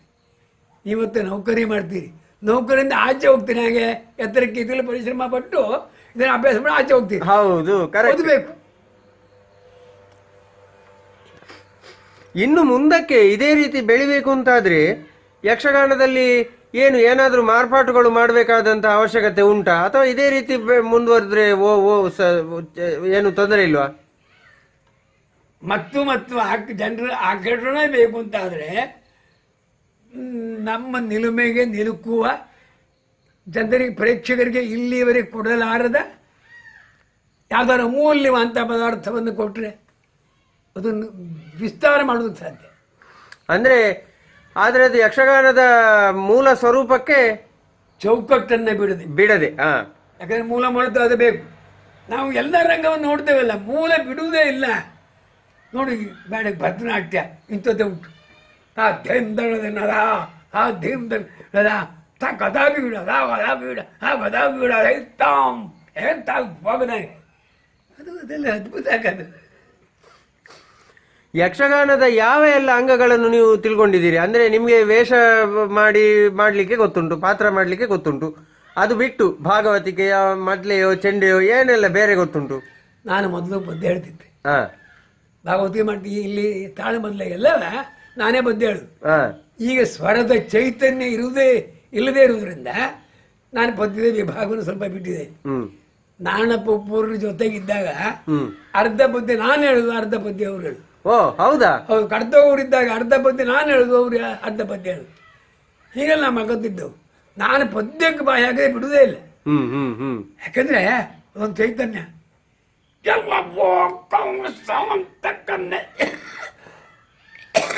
ಕರೆಕ್ಟ್ ತನ್ನಿಂದ ತಾನಾಗೆ ಬರುವುದು. ಅದು ಆ ವೀರಾವೇಶ ಇದು, ಅದು ಪದ್ಯ ಎತ್ತಂಗೂ ಬರುವುದಿಲ್ಲ.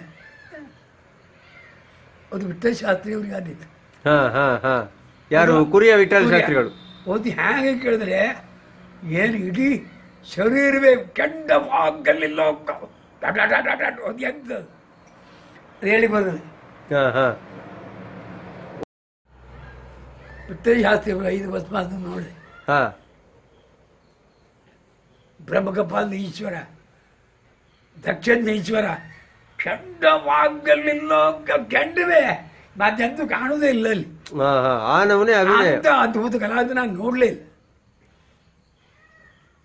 ಅದಕ್ಕೊಂದಿಯಾಗಿ ನಮ್ಮ ಕೋಳಿಯವರು ರಾಮಚಂದ್ರ ಹೆಗಡೆ ಅವರು ಏನು ಸಹಜ ಸಹಜ ಸಹಜ ಸಹಜ.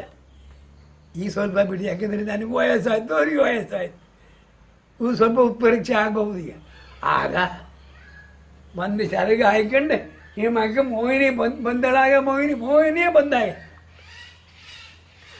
ಅವರು ಭಸ್ಮಾಸ ನೋಡಿ ಹುಚ್ಚೆದ್ದು ಬಿಟ್ಟಿದ್ದಾರೆ. ಅಲ್ಲಿ ಒಂದು ಸ್ವಭಾವ ಎಂತ ಹೇಳಿದ್ರೆ, ಖಂಡನು ಭಸ್ಮಾಸುರನು ಭವಾನಿಯ ಖಂಡನು, ಅಲ್ಲಿಂದ ಅವನ ಕಾಮುಕ್ತನ. ಕರೆಕ್ಟ್. ಖಂಡನು ಭಸ್ಮಾಸುರನು ಮೋಹಿನಿಯನ್ನು. ಹೌದು. ಆದರೆ ನಾನೇನು ಮಾಡಿದೆ ಕೇಳಿದ್ರೆ ಸ್ವಲ್ಪ ಬದಲಾವಣೆ ಮಾಡ್ಬಿಟ್ಟೆ. ಖಂಡನು ಭಸ್ಮಾಸುರನು ಮೋಹಿನಿಯ, ಖಂಡನು ಭವಾನಿಯ ಅಲ್ಲ. ಯಾಕಂದರೆ ನಾನು ಅದಕ್ಕೆ ವಿಮರ್ಶೆಗೆ ಹೋಗುವುದಿಲ್ಲ. ಯಾಕೆಂದರೆ ವಿಠ್ಠಲ ಶಾಸ್ತ್ರಿಗಳು ಮಾಡಿದ್ದದು. ಯಾಕಂದರೆ ಅಲ್ಲಿ ಯಾವುದೋ ಮಹಾಕವಿ ಅದನ್ನು ಬರೆದದ್ದು. ನಾನು ವಿಮರ್ಶೆ ಮಾಡೋಕ್ಕೆ ಹೋಗುವುದಿಲ್ಲ. ಅದು ನನ್ನ ಮನಸ್ಸಿಗೆ ಎಂತಾದರೂ ರಾಕ್ಷಸ ಆಗಲಿ ಎಂಥದೇ ಆಗಲಿ ತಾಯಿದು. ಕರೆಕ್ಟ್. ಇದರಲ್ಲಿ ವಿವರಣೆ ಬೇಡ, ವಿಸ್ತರಣೆಗೆ ಹೋಗುವುದಿಲ್ಲ ನಾನು. ಹಾಗಾಗಿ ನಾನು ಏನು ಮಾಡೋಕ್ಕೆ ಖಂಡನು ಭಸ್ಮಾಸುರ ಮೋಹಿನಿ ಪಂಕ್ತಿಗಳೆಲ್ಲ ಅಲ್ಲಿ ಬರ್ತದೆ. ಅಂದ್ರೆ ನೀವು ವಿಠಲ ಶಾಸ್ತ್ರಿಗಳಿಂದ ಪ್ರೇರಣೆಯಾಗಿಯೇ ನೀವು ಭಸ್ಮಾಸುರ ಮಾಡಿದ. ಅದೊಂದು ಅದ್ಭುತವರ. ನನಗೆ ಅವರಿಗೆ ಮಾತುಕತೆ ಇಲ್ಲದೆ ಇರ್ಬೋದು. ಕಡೆ ಒಂದು ಸಲ ಕನ್ಯಾನಕ್ಕೆ ಹೋಗಿದ್ದೆ, ನಿಲ್ಲಕ್ಕಾಗುವುದಿಲ್ಲ, ನನ್ನ ಕೌರವ ಮ್ಯಾಲೆ ಬಂದು ಆಶೀರ್ವಾದ ಭಸ್ಮಾಸುರ ಅಂದು ಆಶೀರ್ವಾದ ಮಾಡಿಕ್ಕೆ ಹೋಗಿದ್ದಾರೆ. ಹೀಗೆ ನಡುಕ್ಕಾಗುವುದಿಲ್ಲ,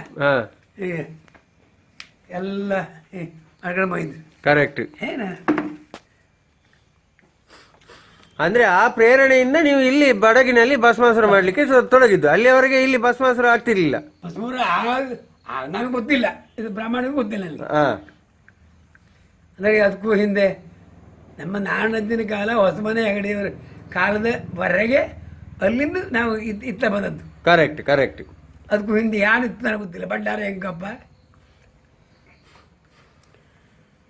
ಇನ್ನು ಬಹು ವೈವಿಧ್ಯತೆ ಅದಾಗಲೇ ಯಕ್ಷಗಾನದಲ್ಲಿ ಉಂಟು, ಬಹಳಷ್ಟು ವೈವಿಧ್ಯತೆಗಳು ಉಂಟು. ಭಾಗವತಿಕೆ ಉಂಟು, ಮದ್ಲೆ ಉಂಟು, ಚೆಂಡೆ ಉಂಟು, ಅಭಿನಯ ಉಂಟು, ನಾಟ್ಯ ಉಂಟು, ಬಣ್ಣಗಾರಿಕೆ ಉಂಟು, ಹಲವಾರು ವೈವಿಧ್ಯತೆಗಳನ್ನು ಯಕ್ಷಗಾನ ಕಲೆ ಹೊಂದಿಕೊಂಡಿದೆ. ಹೌದು, ಮಾತುಂಟು, ಎಲ್ಲವೂ ಉಂಟು. ಇಷ್ಟು ಇದ್ದೂ ಕೂಡ ಇನ್ನೂ ವೈವಿಧ್ಯತೆ ಬೇಕು ಅಂತ ಪ್ರೇಕ್ಷಕರು ಅಪೇಕ್ಷಿಸುವುದು ಎಷ್ಟು ಸರಿ, ಮತ್ತೆ ಕಲಾವಿದ ಇನ್ನೂ ವೈವಿಧ್ಯತೆಯನ್ನು ಕೊಡುವುದು ಎಷ್ಟು ಸರಿ ನೋಡಿ. ರಂಗಭೂಮಿಗೆ ಏನೆಲ್ಲ ಬೇಕೋ, ಯಾವ್ದು ಅವಶ್ಯವಾಗಿ ಬೇಕೋ ಅದನ್ನು ನಾವು ಕೊಡ್ತಾ ಹೋಗುವ. ಕರೆಕ್ಟ್. ಪ್ರೇಕ್ಷಕ ಎನ್ನುವ ಆ ಬಾಳಿ ಕಲಾವಿದನ ಹತ್ತು ಬಂದ್ಬಿಡ್ತ. ಅಭಿಮಾನಿನ ಹತ್ತಿರ ತರೋದು ಭಾಳ ಸುಲಭ. ಏನು ಒಂದ್ಸಲ ಕಣ್ಣೀರು ಮಿಡಿದ್ರೆ 100 ಕಣ್ಣೀರು ಮಿಡೀತದೆ. ಕರೆಕ್ಟ್. ಒಂದಿಲ್ಲಿ ಕಂಡನು ಬದ್ಮಾಸು ನಮ್ಮ ಹೋಯಿನಿ ಕುಳ್ಳಿ ಅಲ್ಲಿ 1000 ಜನ ನಗ್ತಾರೆ, ಹೌದು, ಸಂತೋಷ ಪಡ್ತಾರೆ. ಅಂದಮೇಲೆ ಕಲಾವಿದಂಗೂ ಕಲಾಭಿಮಾನಿಗಳು ಭಾರಿ ಹೊಂದಿಕೆ. ಕಲಾವಿದಂಗೆ ಕನ್ನಡ ಇದ್ದಾಗೆ ಆ ಪ್ರತಿಕ್ರಿಯೆ ಸಿಗದಿದ್ದರೆ ನಮಗೇನೂ ಇಲ್ಲ. ಹಾಗಾಗಿ ನಾನು ಎಲ್ಲದಕ್ಕಿಂತ ದೊಡ್ಡದು ರಾಜ್ಕುಮಾರ್ ಹೇಳಿದಾಗೆ ಕಲಾಭಿಮಾನಿಗಳು ದೇವರುಗಳು. ರಾಜ್ಕುಮಾರ್ ಅದನ್ನೇ ನನ್ನ ಹತ್ರ ಹೇಳ್ತಾ ಇದ್ದೆ. ಅಲ್ಲಲ್ಲ, ನಾನು ಕೇಳುದು ಇಷ್ಟೆಲ್ಲ ವೈವಿಧ್ಯತೆ ಇದ್ದು ಮತ್ತೆ ಮತ್ತೆ ನಾವು ವೈವಿಧ್ಯತೆಯನ್ನು ಕೊಡುವುದು ಅದು ಯಾವ ನೆಲೆಯಲ್ಲಿ ಸರಿಯಾಗ್ತದೆ ಅಂತ. ಅದು ಬೇರೆ ಕಡೆಗೆ ಹೋಗ್ತದೆ. ಇಷ್ಟೂ ಇದ್ದು ಇದನ್ನೇ ನಮ್ಮ ಹತ್ರ ಕೊಡ್ಲಿಕ್ಕೆ ಆಗುವುದಿಲ್ಲ. ಅದ್ರ ಬದಲಾವಣೆ ಮಾಡುವಂತ ಆದರೆ ಅದು ಹೋಯ್ತು ಒಂದು ಲೆಕ್ಕ. ಮತ್ತೇನು ಬದಲಾವಣೆ ಮಾಡ್ಬೋದು? ಈಗ ಕುಣಿತ ಬದಲಾವಣೆ ಆಗಿದೆ, ಮಾತು ಬದಲಾವಣೆ ಆಗಿದೆ, ವೇಷಭೂಷಣ ಬದಲಾವಣೆ ಆಗಿದೆ, ನರ್ತನ ಬದಲಾವಣೆ ಆಗಿದೆ, ಅಂಗಾಭಿನಯ, ಅಂಗ ಆಕಾರ ಎಲ್ಲಗಳು ಬದಲಾವಣೆ ಆಗಿದೆ.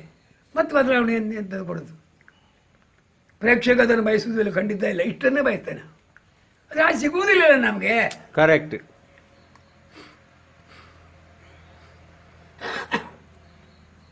ಈ ಪುರಾಣೇತರ ಪ್ರಸಂಗಗಳು ಅಂದರೆ ರಾಮಾಯಣ ಮಹಾಭಾರತ ನಮ್ಮ ಪುರಾಣ ಕಥೆಗಳು ಅಲ್ಲದೆ ಕಾಲ್ಪನಿಕ, ಸಾಮಾಜಿಕ, ಐತಿಹಾಸಿಕ ಈ ಕಥೆಗಳು ಯಕ್ಷಗಾನಕ್ಕೆ ಪೂರಕವೇ ಅಥವಾ ಮಾರಕವೇ? ನನ್ನ ದೃಷ್ಟಿಯಿಂದ ಪೂರಕ ಅಲ್ಲ, ಮಾರಕ. ಯಾಕೆಂದರೆ ಕಲಾವಿದ ಬೆಳೆಯುವುದಕ್ಕೆ ಆಗುವುದೇ ಇಲ್ಲ. ಯಾಕಂದರೆ ಕಂಡನ್ನು ಭಸ್ಮಾಸುರ ಆಗ ಸುಧನ್ಮನು ಬೇಗದಿರಣಕನ್ನು ವಾಗುತ್ತ ಮೊದಲಿಂದ ಬಾಗುತ್ತ ಜನನಿಗೆ ಅಳುಕಾದ ಹವದೊಳಗೆ ನರನ ಗಳಿಕೆಯನ್ನು ನಿಲ್ಲಿಸುವೆನು, ಕಲಕುವೆನು ಸುಭಟರ ಸಂಸಾರ ವಿಭ್ರಮ. ಇಂಥ ಪದ್ಯಗಳು ರಸಗಳು ಉಳಿದ್ದು ಯಾವ ಹೊಸ ಕಥೆಯಿಂದ ನಮಗೆ ಸಿಗುವುದಿಲ್ಲ. ಹೊಸವೇ ಸಿಗಬೇಕು, ಇದನ್ನೇ ಬಳಸಬೇಕು. ಅದಕ್ಕೆ ಕರೆಕ್ಟ್. ಯಾವುದೇ ಈ ಪುರಾಣ ಇತಿಹಾಸ ಇದೆಯಲ್ಲ ಅದನ್ನೇ ಬಳಸಬೇಕು. ಟಿಪ್ಪು ಸುಲ್ತಾನ್ ಅಂತ ನಮ್ಮ ಹತ್ರ ಮಾಡೋಕ್ಕಾಗುವುದಿಲ್ಲ, ಬಿಡಬೇಕು ಅದನ್ನು. ಅಲ್ಲ, ಯಾಕೆ ಆಗುದಿಲ್ಲ ಅಂತ ನಿಮ್ಮ ಅಭಿಪ್ರಾಯ? ಆಗುವುದಿಲ್ಲ ಯಾಕಂದ್ರೆ ನಾವು ಅದಲ್ಲ. ಯಾವುದಲ್ಲ? ಟಿಪ್ಪು ಸುಲ್ತಾನ್ ಅಲ್ಲ. ಹೌದು, ಟಿಪ್ಪು ಸುಲ್ತಾನ್ ಬೆಳವಣಿಗೆ ಅದು ಅವನ ಕ್ಯಾರೆಕ್ಟರ್ ಅಂತ ಹೇಳ್ತಿರಲಿ, ಆ ಕ್ಯಾರೆಕ್ಟರ್ಗೆ ನಮ್ಮದು ಹೋಗುವುದಿಲ್ಲ. ಕರೆಕ್ಟ್. ಅವನು ಬೆಳೆದ ಒಂದು ಪರಿಸರವೇ ಬೇರೆ. ಹೈದರಲ್ಲಿ ನಮ್ಮ ಹತ್ರ ಆಗುವುದಲ್ಲ ಅದು.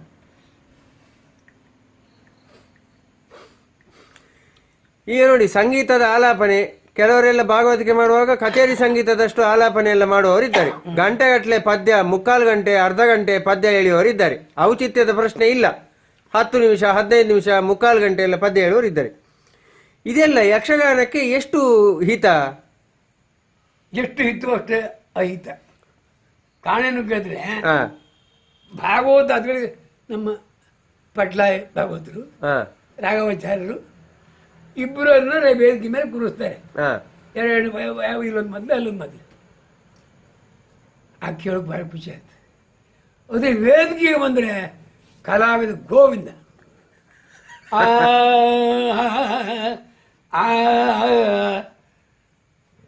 ನೀರನಮ್ಮಯ ಭಾರ ನಿನ್ನದೋ ನಿನ್ನದೋ ವಾರಿಜಾಕ್ಷಗೆ ಪೇಳು ನಾಳಿನ ವಾರತೆಯ ನೀ ತಿಳಿದು ಸಾಗಮನವನು ಮಾಡೆಂದ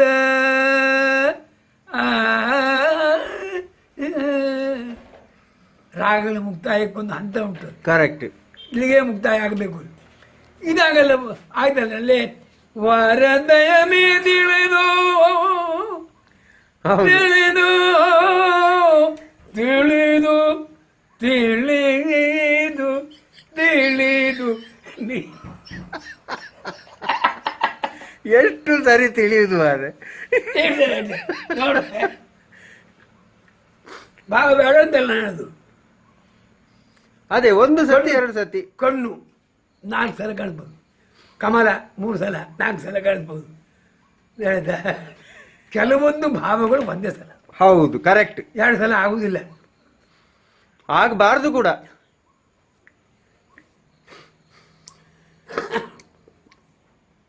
ನೋಡಿ, ಯುವ ಪೀಳಿಗೆ ಯಕ್ಷಗಾನದತ್ತ ಆಕರ್ಷಿಸಲ್ಪಟ್ಟಿದೆ. ಆದರೆ ಈಗ ಅವರ ಯಕ್ಷಗಾನದಿಂದ ಬಯಸುವ ವಿಚಾರಗಳೇ ಬೇರೆ ಆಗಿದೆ, ಆಯಾಮಗಳು ಬೇರೆ ಆಗಿದೆ. ಇದಕ್ಕೆ ನೀವು ಏನು ಹೇಳ್ತೀರಿ? ಈಗ ಸಿದ್ಧರಾಗುವ ಕಲಾವಿದರು, ಭಾಗವತರು, ಮೊದಲೇಗಾರರು, ಚಂಡಿಗಾರರು ಎಲ್ಲವ ಭಾಳ ಯೋಚನೆ ಮಾಡಬೇಕಾದ್ದು.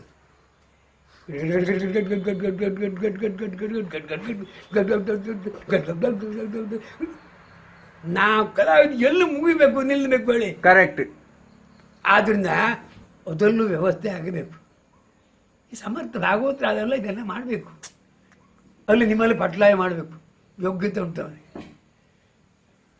ಇಲ್ಲಿ ರಾಘವಾಚಾರ್ಯ ಕೇಶವ ಭಾಗವತರು ಮಾಡಬೇಕು. ಅಲ್ಲಿ ಬಲ್ಲಾಡ್ರು, ಇವರ ಮೊದಲು ಬಲ್ಲಾಡ್ರು ಹೋದಲ್ಲಿ ಇವರು ಮತ್ತೊಬ್ಬರು ಯಾರು ಮೊದಲೆಗಾರರು, ಒಳ್ಳೆ ಮೊದಲೆಗಾರರು, ಚಂಡೆಗಾರರು. ಇಲ್ಲಿ ಶಂಕರ ಭಾಗವತ ಇವರು ಮಾಡಬೇಕು. ಇಲ್ಲಿ ಕೊಂಡದ ಕೂಳಿಯೋ ಯಾಜಿ ಬಿಡಿ, ಕೊಂಡದ ಕೂಳಿಯೋ ಚಿಟ್ಟಾಣಿ, ಇದು ಸುಬ್ರಹ್ಮಣ್ಯ ಚಿಟ್ಟಾಣಿಯೋ ಕಣ್ಣು ಹೋದ ಬಿಡಿ, ಇವರು ಮಾಡಬೇಕು. ಮುಂದೆ ಅದೇ ಏನು ಮಾಡಬೇಕು ಅಂತ ತಯಾಲಕ್ಕೆ ವ್ಯವಸ್ಥೆ ಅದಕ್ಕೆ, ಹಿಮ್ಮೇಳಕ್ಕೆ ಮುಮ್ಮೇಳಕ್ಕೆ ಎಲ್ಲ ಒಂದು ವ್ಯವಸ್ಥೆ. ಇಷ್ಟಕ್ಕೆ ಮುಕ್ತಾಯ ಒಂದು. ಕರೆಕ್ಟ್. ಅಂದರೆ ನೀವು ಹೇಳ್ತಾ ಇರೋದು, ಯಾರಲ್ಲಿ ಯೋಗ್ಯತೆ ಉಂಟು ಆ ಕಲಾವಿದರುಗಳು ಸೇರಿ ಪದ್ಯಕ್ಕಾಗಲಿ, ಮೃದಂಗಕ್ಕಾಗಲಿ, ಚೆಂಡೆಗಾಗಲಿ, ಅಭಿನಯಕ್ಕಾಗಲಿ, ನಾಟ್ಯಕ್ಕಾಗಲಿ ಎಲ್ಲದಕ್ಕೂ ಒಂದು ವ್ಯವಸ್ಥೆಯನ್ನು ಮಾಡಬೇಕು. ವ್ಯವಸ್ಥೆ ಇಲ್ಲದೆ ಯಾವುದೂ ಆಗುವುದಿಲ್ಲ. ವ್ಯಾವಹಾರಿಕವಾಗಿ ನೋಡಿ, ನೀವು ವ್ಯಾಪಾರದಲ್ಲಿ ವ್ಯವಸ್ಥೆ ಉಂಟು, ಎಲ್ಲದರಲ್ಲೂ ವ್ಯವಸ್ಥೆ ಉಂಟು. ನಮ್ಮ ಯಕ್ಷಗಾನದಲ್ಲಿ ಯಾಕೆ ವ್ಯವಸ್ಥೆ ಇಲ್ಲ? ಹೌದು, ಯಾಕೆ ಇಲ್ಲ? ಯಾಕೆ ಅವ್ಯವಸ್ಥೆ ಮಾಡಬೇಕು? ಯಾಕೆ ವ್ಯವಸ್ಥೆ ಕೊಟ್ಟಿದ್ದಾನಲ್ಲ ಭಗವಂತ, ಆ ಕಲಾದೇವತೆ ನಮಗೆ ಕೊಟ್ಟಿದ್ದಾಳೆ. ಅದನ್ನೇ ಬೆಳೆಸುವ, ಅದನ್ನು ಬೆಳೆಸೋದಿಲ್ಲಲ್ಲ ನಾವು. ಈ ಚಪ್ಪಾಳೆ ಹಾಕಿದ್ರೆ ಮಾತ್ರ 2 ಸಲ ಮತ್ತೊಂದು ಸಲ ಕೊಂಡ್ಬಿಡುದು. ಅದಲ್ಲ, ಚಪ್ಪಾಳೆ 2 ವಿಧ ಉಂಟು. ಮಾರ ಸಾಕು ಹೋಗು ಚಪ್ಪಾಳೆ ಉಂಟು, ಚಂದ ಅಂತ ಮಾರಾಯ. ಚಪ್ಪಾಳೆ 2 ಉಂಟು. ಈ ಚಪ್ಪಾಳೆ ಬೇರೆ, ಈ ಚಪ್ಪಾಳೆ ಬೇರೆ. ಹೌದು. ಈ ಯಕ್ಷಗಾನ ಬಯಲಾಟಗಳೆಲ್ಲ ಇರ್ಬೋದು ಅಥವಾ ಯಾವುದೇ ಒಂದು ಪ್ರದರ್ಶನಗಳಲ್ಲಿ ಈ ಆಡಂಬರ ಎನ್ನುವಂಥದ್ದು ಅನಿವಾರ್ಯವೇ, ಅವಶ್ಯಕವೇ? ಹೆಚ್ಚಿನ ಆಡಂಬರ ಇರಬಾರ್ದು. ಕಲಾವಿದನ ಆಡಂಬರ ಇದ್ಬಿಟ್ರೆ ಆ ಕಲಾದೇವಿಗೆ ನಾವು ಅಪಚಾರ ಮಾಡಿದಾಗೆ. ಕಲಾದೇವಿಯ ಅಡಿಯಾಳು ನಾವು. ಹೌದು. ಕಲಾದೇವತೆಯನ್ನು ಪೂಜಿಸಬೇಕು. ಪೂಜೆ ಮಾಡುವ ಹೇಗಿರಬೇಕು? ದೇವರ ಪೂಜೆ ಮಾಡುವ ಮಡಿಯನ್ನು ಧರಿಸಿ ಉತ್ತರೆ ಹಾಕಿಕೊಂಡು ಸಂಧ್ಯಾವಂದನೆ ಮಾಡಿ ಪೂಜೆ ಮಾಡ್ತಾನೆ. ಇದು ಹಾಗಿರಬೇಕು. ಕಲಾದೇವತೆಯ ಉಪಾಸನೆ ಹಾಗೆ ಮಾಡಬೇಕು. ಅಂದರೆ ಒಟ್ಟು ಆಡಂಬರ ಆಡಂಬರ ನಾ ಹೇಳಿ ನೀವು ಅಂಗಿ ನೀವು ಹಾಕ್ತೀರಿ, ನಾನು ಹಾಕ್ತೇನೆ. ಹಾ ನಾನು ಹಾಕುವ ಅಂಗಿ ನೇರು ಸೆಟ್ಟು, ನೀವು ಹಾಕುವ ಅಂಗಿ ಅರ್ಧ ಕೈ ಅಂಗಿ. ಅದು ಅವರು ಮಟ್ಟಕ್ಕೆ ಹೌದು, ಅವರವರ ಒಂದು ಸಂಸ್ಕಾರಕ್ಕೆ ಬಿಟ್ಟದ್ದು. ಬಿಟ್ಟದ್ದು. ಅದಕ್ಕೆ ಅದರಷ್ಟಾಗಿ ಬಿಟ್ಬಿಡೋದು ನಾವು. ಹಾ, ಅದರ ಬಗ್ಗೆ ವಿಮರ್ಶೆ ಮಾಡಿ ಪ್ರಯೋಜನ ಇಲ್ಲ. ಇಲ್ಲ. ಈಗ ನೋಡಿ, ಇತ್ತೀಚೆಗೆ ಯಕ್ಷಗಾನ ವೈಭವ, ಯಕ್ಷಗಾನ ನಾಟ್ಯ ವೈಭವ ಅಂತೆಲ್ಲ ಹೊಸ ಹೊಸ ಕವಲುಗಳೆಲ್ಲ ಶುರುವಾಗಿದೆ. ಇದರ ಬಗ್ಗೆ ನಿಮ್ಮ ಅಭಿಪ್ರಾಯ ಏನು? ಇದು ಒಳ್ಳೆಯದಾ ಅಥವಾ ಇದರಿಂದ ಯಕ್ಷಗಾನಕ್ಕೆ ಏನಾದರೂ ಕೊಡುಗೆ ಉಂಟಾ? ಕೊಡುಗೆ ಏನು ಇಲ್ಲ. ಹಾ, ಯಕ್ಷಗಾನ ವೈಭವ ನಾವೇನು ವೈಭವ ಕೊಡ್ತೇವೆ? ಒಂದು ಮಾತು ನಿಮ್ಮ ಹತ್ರ ಕೇಳ್ತಾನೆ, ಹಾ, ಅದು ಅಷ್ಟರೊಳಗೆ ವೈಭವ ಏನು ಕೊಡ್ತೀರಿ ಅಲ್ಲಿ? ಏನದೇ ಅವರು ಕಚೇರಿ ಸಂಗೀತ ಮಾಡ್ತಾರೆ ಅಷ್ಟೇ, ಅದೇ ವೈಭವ. ಅದ್ರ ಅಲ್ಲಲ್ಲ, ಸಂಗೀತ ಉಂಟಲ್ಲ ಅಲ್ಲಿ. ಹೌದು, ಶಾಸ್ತ್ರೀಯ ಸಂಗೀತ ಉಂಟಲ್ಲ, ಬೇರೆ ಉಂಟಲ್ಲ, ಬೇರೆ ಬೇರೆ ನಾಟ್ಯ ಉಂಟಲ್ಲ. ಉಂಟಲ್ಲ, ಹೌದು ಹೌದು. ಅದು ಮತ್ತೆ ಅಂತದ್ದು ಯಕ್ಷಗಾನದಲ್ಲಿ ಆ ವೇದಿಕೆ ಮೇಲೆ ನಾವು ಯಾವ ವೈಭವ ಕೊಡ್ತೇವೆ? ಯಕ್ಷಗಾನದ ವೈಭವ ಕೊಡಬೇಕು. ನಮ್ಮ ಯಕ್ಷಗಾನ ಯಕ್ಷಗಾನ ವೈಭವ ಅಲ್ಲ, ಯಕ್ಷಗಾನದ ವೈಭವ. ಕರೆಕ್ಟ್. ಅಂದ್ರೆ ಅದೇ ನಮ್ಮ ನಿಜವಾದ ಯಕ್ಷಗಾನ. ಭಾಗವತಿಕೆ, ಚೆಂಡೆಮದ್ಲೆ, ಅಭಿನಯ, ನಾಟ್ಯ ಎಲ್ಲ, ಮಾತು ಎಲ್ಲ ಇದ್ದಂತ ನಮ್ಮ ನಿಜವಾದ ಮೂಲ ಸ್ವರೂಪದಲ್ಲಿ ಕೊಡಬೇಕು. ಏನೇನು ಉಂಟು ಅದು ನಾವನ್ನು ತಿಳ್ಕೊಳ್ಳೋದಿಲ್ಲ ಅಷ್ಟೇ ಅಂತಿಲ್ಲ. ಈಗ ಒಂದೇ ವೇಳೆ ಚಿಟ್ಟಾಣ ಹೇಳ್ತಾರೆ ಇಟ್ಕೊಳ್ಳಿ, ಸುಮ್ಮನಿರ ಮಗ 80 ವರ್ಷ ಹತ್ತು ಅವ್ನಿಗೆ ಎಂತ ಹೇಳ್ಕೊಡ್ಕೋ ಮನೆಯ ಹೀಗೆ ಕೇಳ್ಕೊಂಡರೆ ಎಂಥವ್ರು ಇದ್ದಾರೆ. ಕರೆಕ್ಟ್. ಈಗ ನೋಡಿ ಚಿಟ್ಟಾಣಿಯವರೇ, ನಿಮ್ಮ ಭಸ್ಮಾಸುರ ಮತ್ತೆ ಕೀಚಕ ಇವೆಲ್ಲ ಅತ್ಯದ್ಭುತ ಯಶಸ್ಸು ಕಂಡಂತಹ ಒಂದು ಪಾತ್ರಗಳು. ಅದು ಭಸ್ಮಾಸುರ ಅಂತೂ ಬಹಳ ಯಶಸ್ಸಾಗಿದೆ ನಿಮ್ಮದು. ಆದರೆ ಕೆಲವು ವಿಮರ್ಶಕರು ಅದರ ಬಗ್ಗೆ ಒಂದು ವಿಮರ್ಶೆಯ ದೃಷ್ಟಿಕೋನದಿಂದ ಅವರು ಹೇಳಿದ್ದಾರೆ. ಅಂದರೆ ನೀವು ಬಾಯಲ್ಲಿ ನೀರು ತಂದುಕೊಂಡು ಆಗ ಇದು ಏನು ಕಟವಾಯಿಂದ ಬಿಡುವಂಥ ಒಂದು ಇದನ್ನು, ಅದು ಯಕ್ಷಗಾನಕ್ಕೆ ಬೇಕಾ, ಅದು ಬೇಕಾಗಿಲ್ಲಲ್ವಾ ಅಂತ ಹೇಳುವುದನ್ನು ನಾನು ಕೇಳಿದ್ದೇನೆ. ಇದರ ಬಗ್ಗೆ ಚಿಟ್ಟಾಣಿಯವರು ಏನು ಹೇಳ್ತಾರೆ, ಏನು ಅಭಿಪ್ರಾಯ ವ್ಯಕ್ತಪಡಿಸ್ತೀರಿ? ಪ್ರಾಮಾಣಿಕವಾಗಿ ಅಭಿನಯ ಬೇಕು ಅಂತಾದರೆ ನಾವು ಅದನ್ನು ಮಾಡಲೇಬೇಕು. ಯಾಕಂದರೆ ಶೃಂಗಾರ ರಸ, ಶೃಂಗಾರ 2-3 ವೈಭವಗಳು. ಕೃಷ್ಣ ಶೃಂಗಾರ ಬೇರೆ, ಕೀಚಿನ ಶೃಂಗಾರ ಬೇರೆ, ಭಸ್ಮಾಸುರ ಶೃಂಗಾರ ಬೇರೆ. ಆಗ ತಾನೇ ಹುಡ್ತಾನೆ, 4 ದಿನ ತಿರುಗ್ತಾನೆ, ಬೆಳೀತಾನೆ, ಆಮೇಲೆ ಸತ್ತು ಹೋಗ್ತಾನೆ. ಕರೆಕ್ಟ್. ಕೀಚಿಗೆ ಮದವನ್ನು ಮತ್ತೆ ನೀನು ಮತ್ತೆ ಬತ್ತಿಲ್ಲ, ಅದ್ರ ಯಾಕಂಡು ಹೋಗ್ತಾವಳು. ಇದು ಮದೋನ್ಮತ್ತತೆಯ ಶೃಂಗಾರ. ಹೌದು, ಕೃಷ್ಣದೇ ಲಾಲಿತ್ಯಮಯವಾಗಿ ಇದು ಅದು ಶೃಂಗಾರ. ಹಾಗಾಗಿ ನಾವು ಏನು ಮಾಡ್ತೇವೆ ಕೇಳಿದ್ರೆ, ಭಸ್ಮಾಸುರ, ಕೀಚ, ಕೃಷ್ಣ ಅಷ್ಟು ಶೃಂಗಾರ ಒಂದೇ ಮಾಡ್ಬಿಡ್ತೇವೆ. ಅದು ಹಾಕ್ಕೊಡೋದು ಕಷ್ಟಬಾಯಲ್ಲಿ ಹರಿದು ಒಂದು ಅಭಿಪ್ರಾಯ ನನ್ನ ಹತ್ರ ಕೇಳೋರು, ಯಾಕೆ ಚಿತ್ರ ನೀವು ಮಾಡ್ತೀರಿ? ಶೃಂಗಾರ ರಸ ಎನ್ನುವುದೇ ಹಾಗೆ. ರಸಗಳ ಭಾವಗಳು ತನ್ನಿಂದಾಗೆ ಸ್ಫುರಣೆ ಆಗಬೇಕು. ಕರೆಕ್ಟ್. ಕಾಳು ಕಂಡು ಕೂಡಲೇ ಆತು ಮುಗಿದೋಯ್ತು ಅಲ್ಲಿ, ಅವ್ನು ಸತ್ತು ನಮ್ಮಲ್ಲಿ ಹೊಟ್ಟೋದ ಭಸ್ಮಾಸುರ. ಹಾಗಾಗಿ ಅವನ ಕೈ ಅವನ ತಲೆ ಮೇಲೆ ಇಟ್ಕೊಳ್ಳೋದು. ಹೌದು, ಕರೆಕ್ಟ್ ಅಲ್ವಾ? ಹೌದು, ಅದು ಪ್ರಧಾನವಾದ್ದು. ಅಂದ್ರೆ ಆ ಒಂದು ಕೀಳು ದರ್ಜೆಯ, ಈಗ ಭಸ್ಮಾಸುರದಂತ ಶೃಂಗಾರದಲ್ಲಿ ಭಾರಿ ಒಂದು ಕೀಳು ದರ್ಜೆ ಅಲ್ಲ, ಅದನ್ನು ತೋರಿಸ್ಲಿಕ್ಕೆ ಬೇಕಾಗಿ ನೀವು ಹಾಗೆ ಮಾಡ್ತಾ ಇದ್ರಿ. ಹೌದು. ಕಾರಂತರದ್ದು ಒಂದು ಸಲ ಪ್ರಚೇಟ್ ಆಯ್ತದಲ್ಲ. ಕಾರಂತರು ನಮ್ಮ ಅಮೃತೇಶ್ವರಿ ಮೇಳಕ್ಕೆ ಬಂದು ಅಲ್ಲಿ ಏನು ತಿಳ್ಕೊಂಡ್ರೆ ಭಸ್ಮಾಸುರ ನಂದು ನಡೆದು ಬಿಟ್ರು ಗಟ್ಟಿ ಮಾಡ್ಕೊಂಡು. ಎಂತ ಭಸ್ಮಾಸುರ ಹಸುನ ಚಿಟ್ಟಿ ಹೇಳಲೇಬೇಕು. ನಾನು ಬರ್ತೀನಿ, ನಾನು ಅಂದೇವರು ಅಮೃತೇಶ್ವರಿ ಮೇಲೆ ಯಜಮಾನರು ಹೋದ್ರು, ಅವರಿದ್ದರು. ಅವ್ರು ಯಾರು ನಿಲ್ಲೋಕ್ಕಾಗ್ತಾರೆ ಮಾತ್ರ. ಅಂದೇವ್ರು ಕೇಳಿದ್ರು, ಏನು ಎದ್ದು ಬಂದ್ಬಿಟ್ರಿ ನೀವು? ಎಂಥದ್ರಿ ಅದು ಭಸ್ಮಾಸುರ, ಚಿಟ್ಟೆ ಇಲ್ಲ, ಮಣ್ಣಿಲ್ಲ, ಕೈ ಹೋದ್ರು ಅವರು. ಕಾರಂತರೆ ಒಂದು ಶೃಂಗಾರ ಪಾತ್ರವನ್ನು ಚಿಟ್ಟೆ ಇಟ್ಟವನ ಹತ್ರ ಕೊಟ್ಟು ಏನಕ್ಕರು? ಶೃಂಗಾರಕ್ಕೆ ಕಂಡು ಪ್ರಧಾನ, ಶೃಂಗಾರಕ್ಕೆ ಹುಬ್ಬು ಪ್ರಧಾನ, ಶೃಂಗಾರಕ್ಕೆ ಹೂವು ಪ್ರಧಾನ, ಒಟ್ಟು ಪ್ರಧಾನ. ಚಿಟ್ಟೆ ಇಟ್ಟರೆ ಕಣ್ಣೆಲ್ಲ ಹುಟ್ಟು ಗೊತ್ತಿದೆ, ಅರ್ಧಲಿಕ್ಕೆ 3 ದಿವಸ ಬೇಕಾಗ್ತದೆ.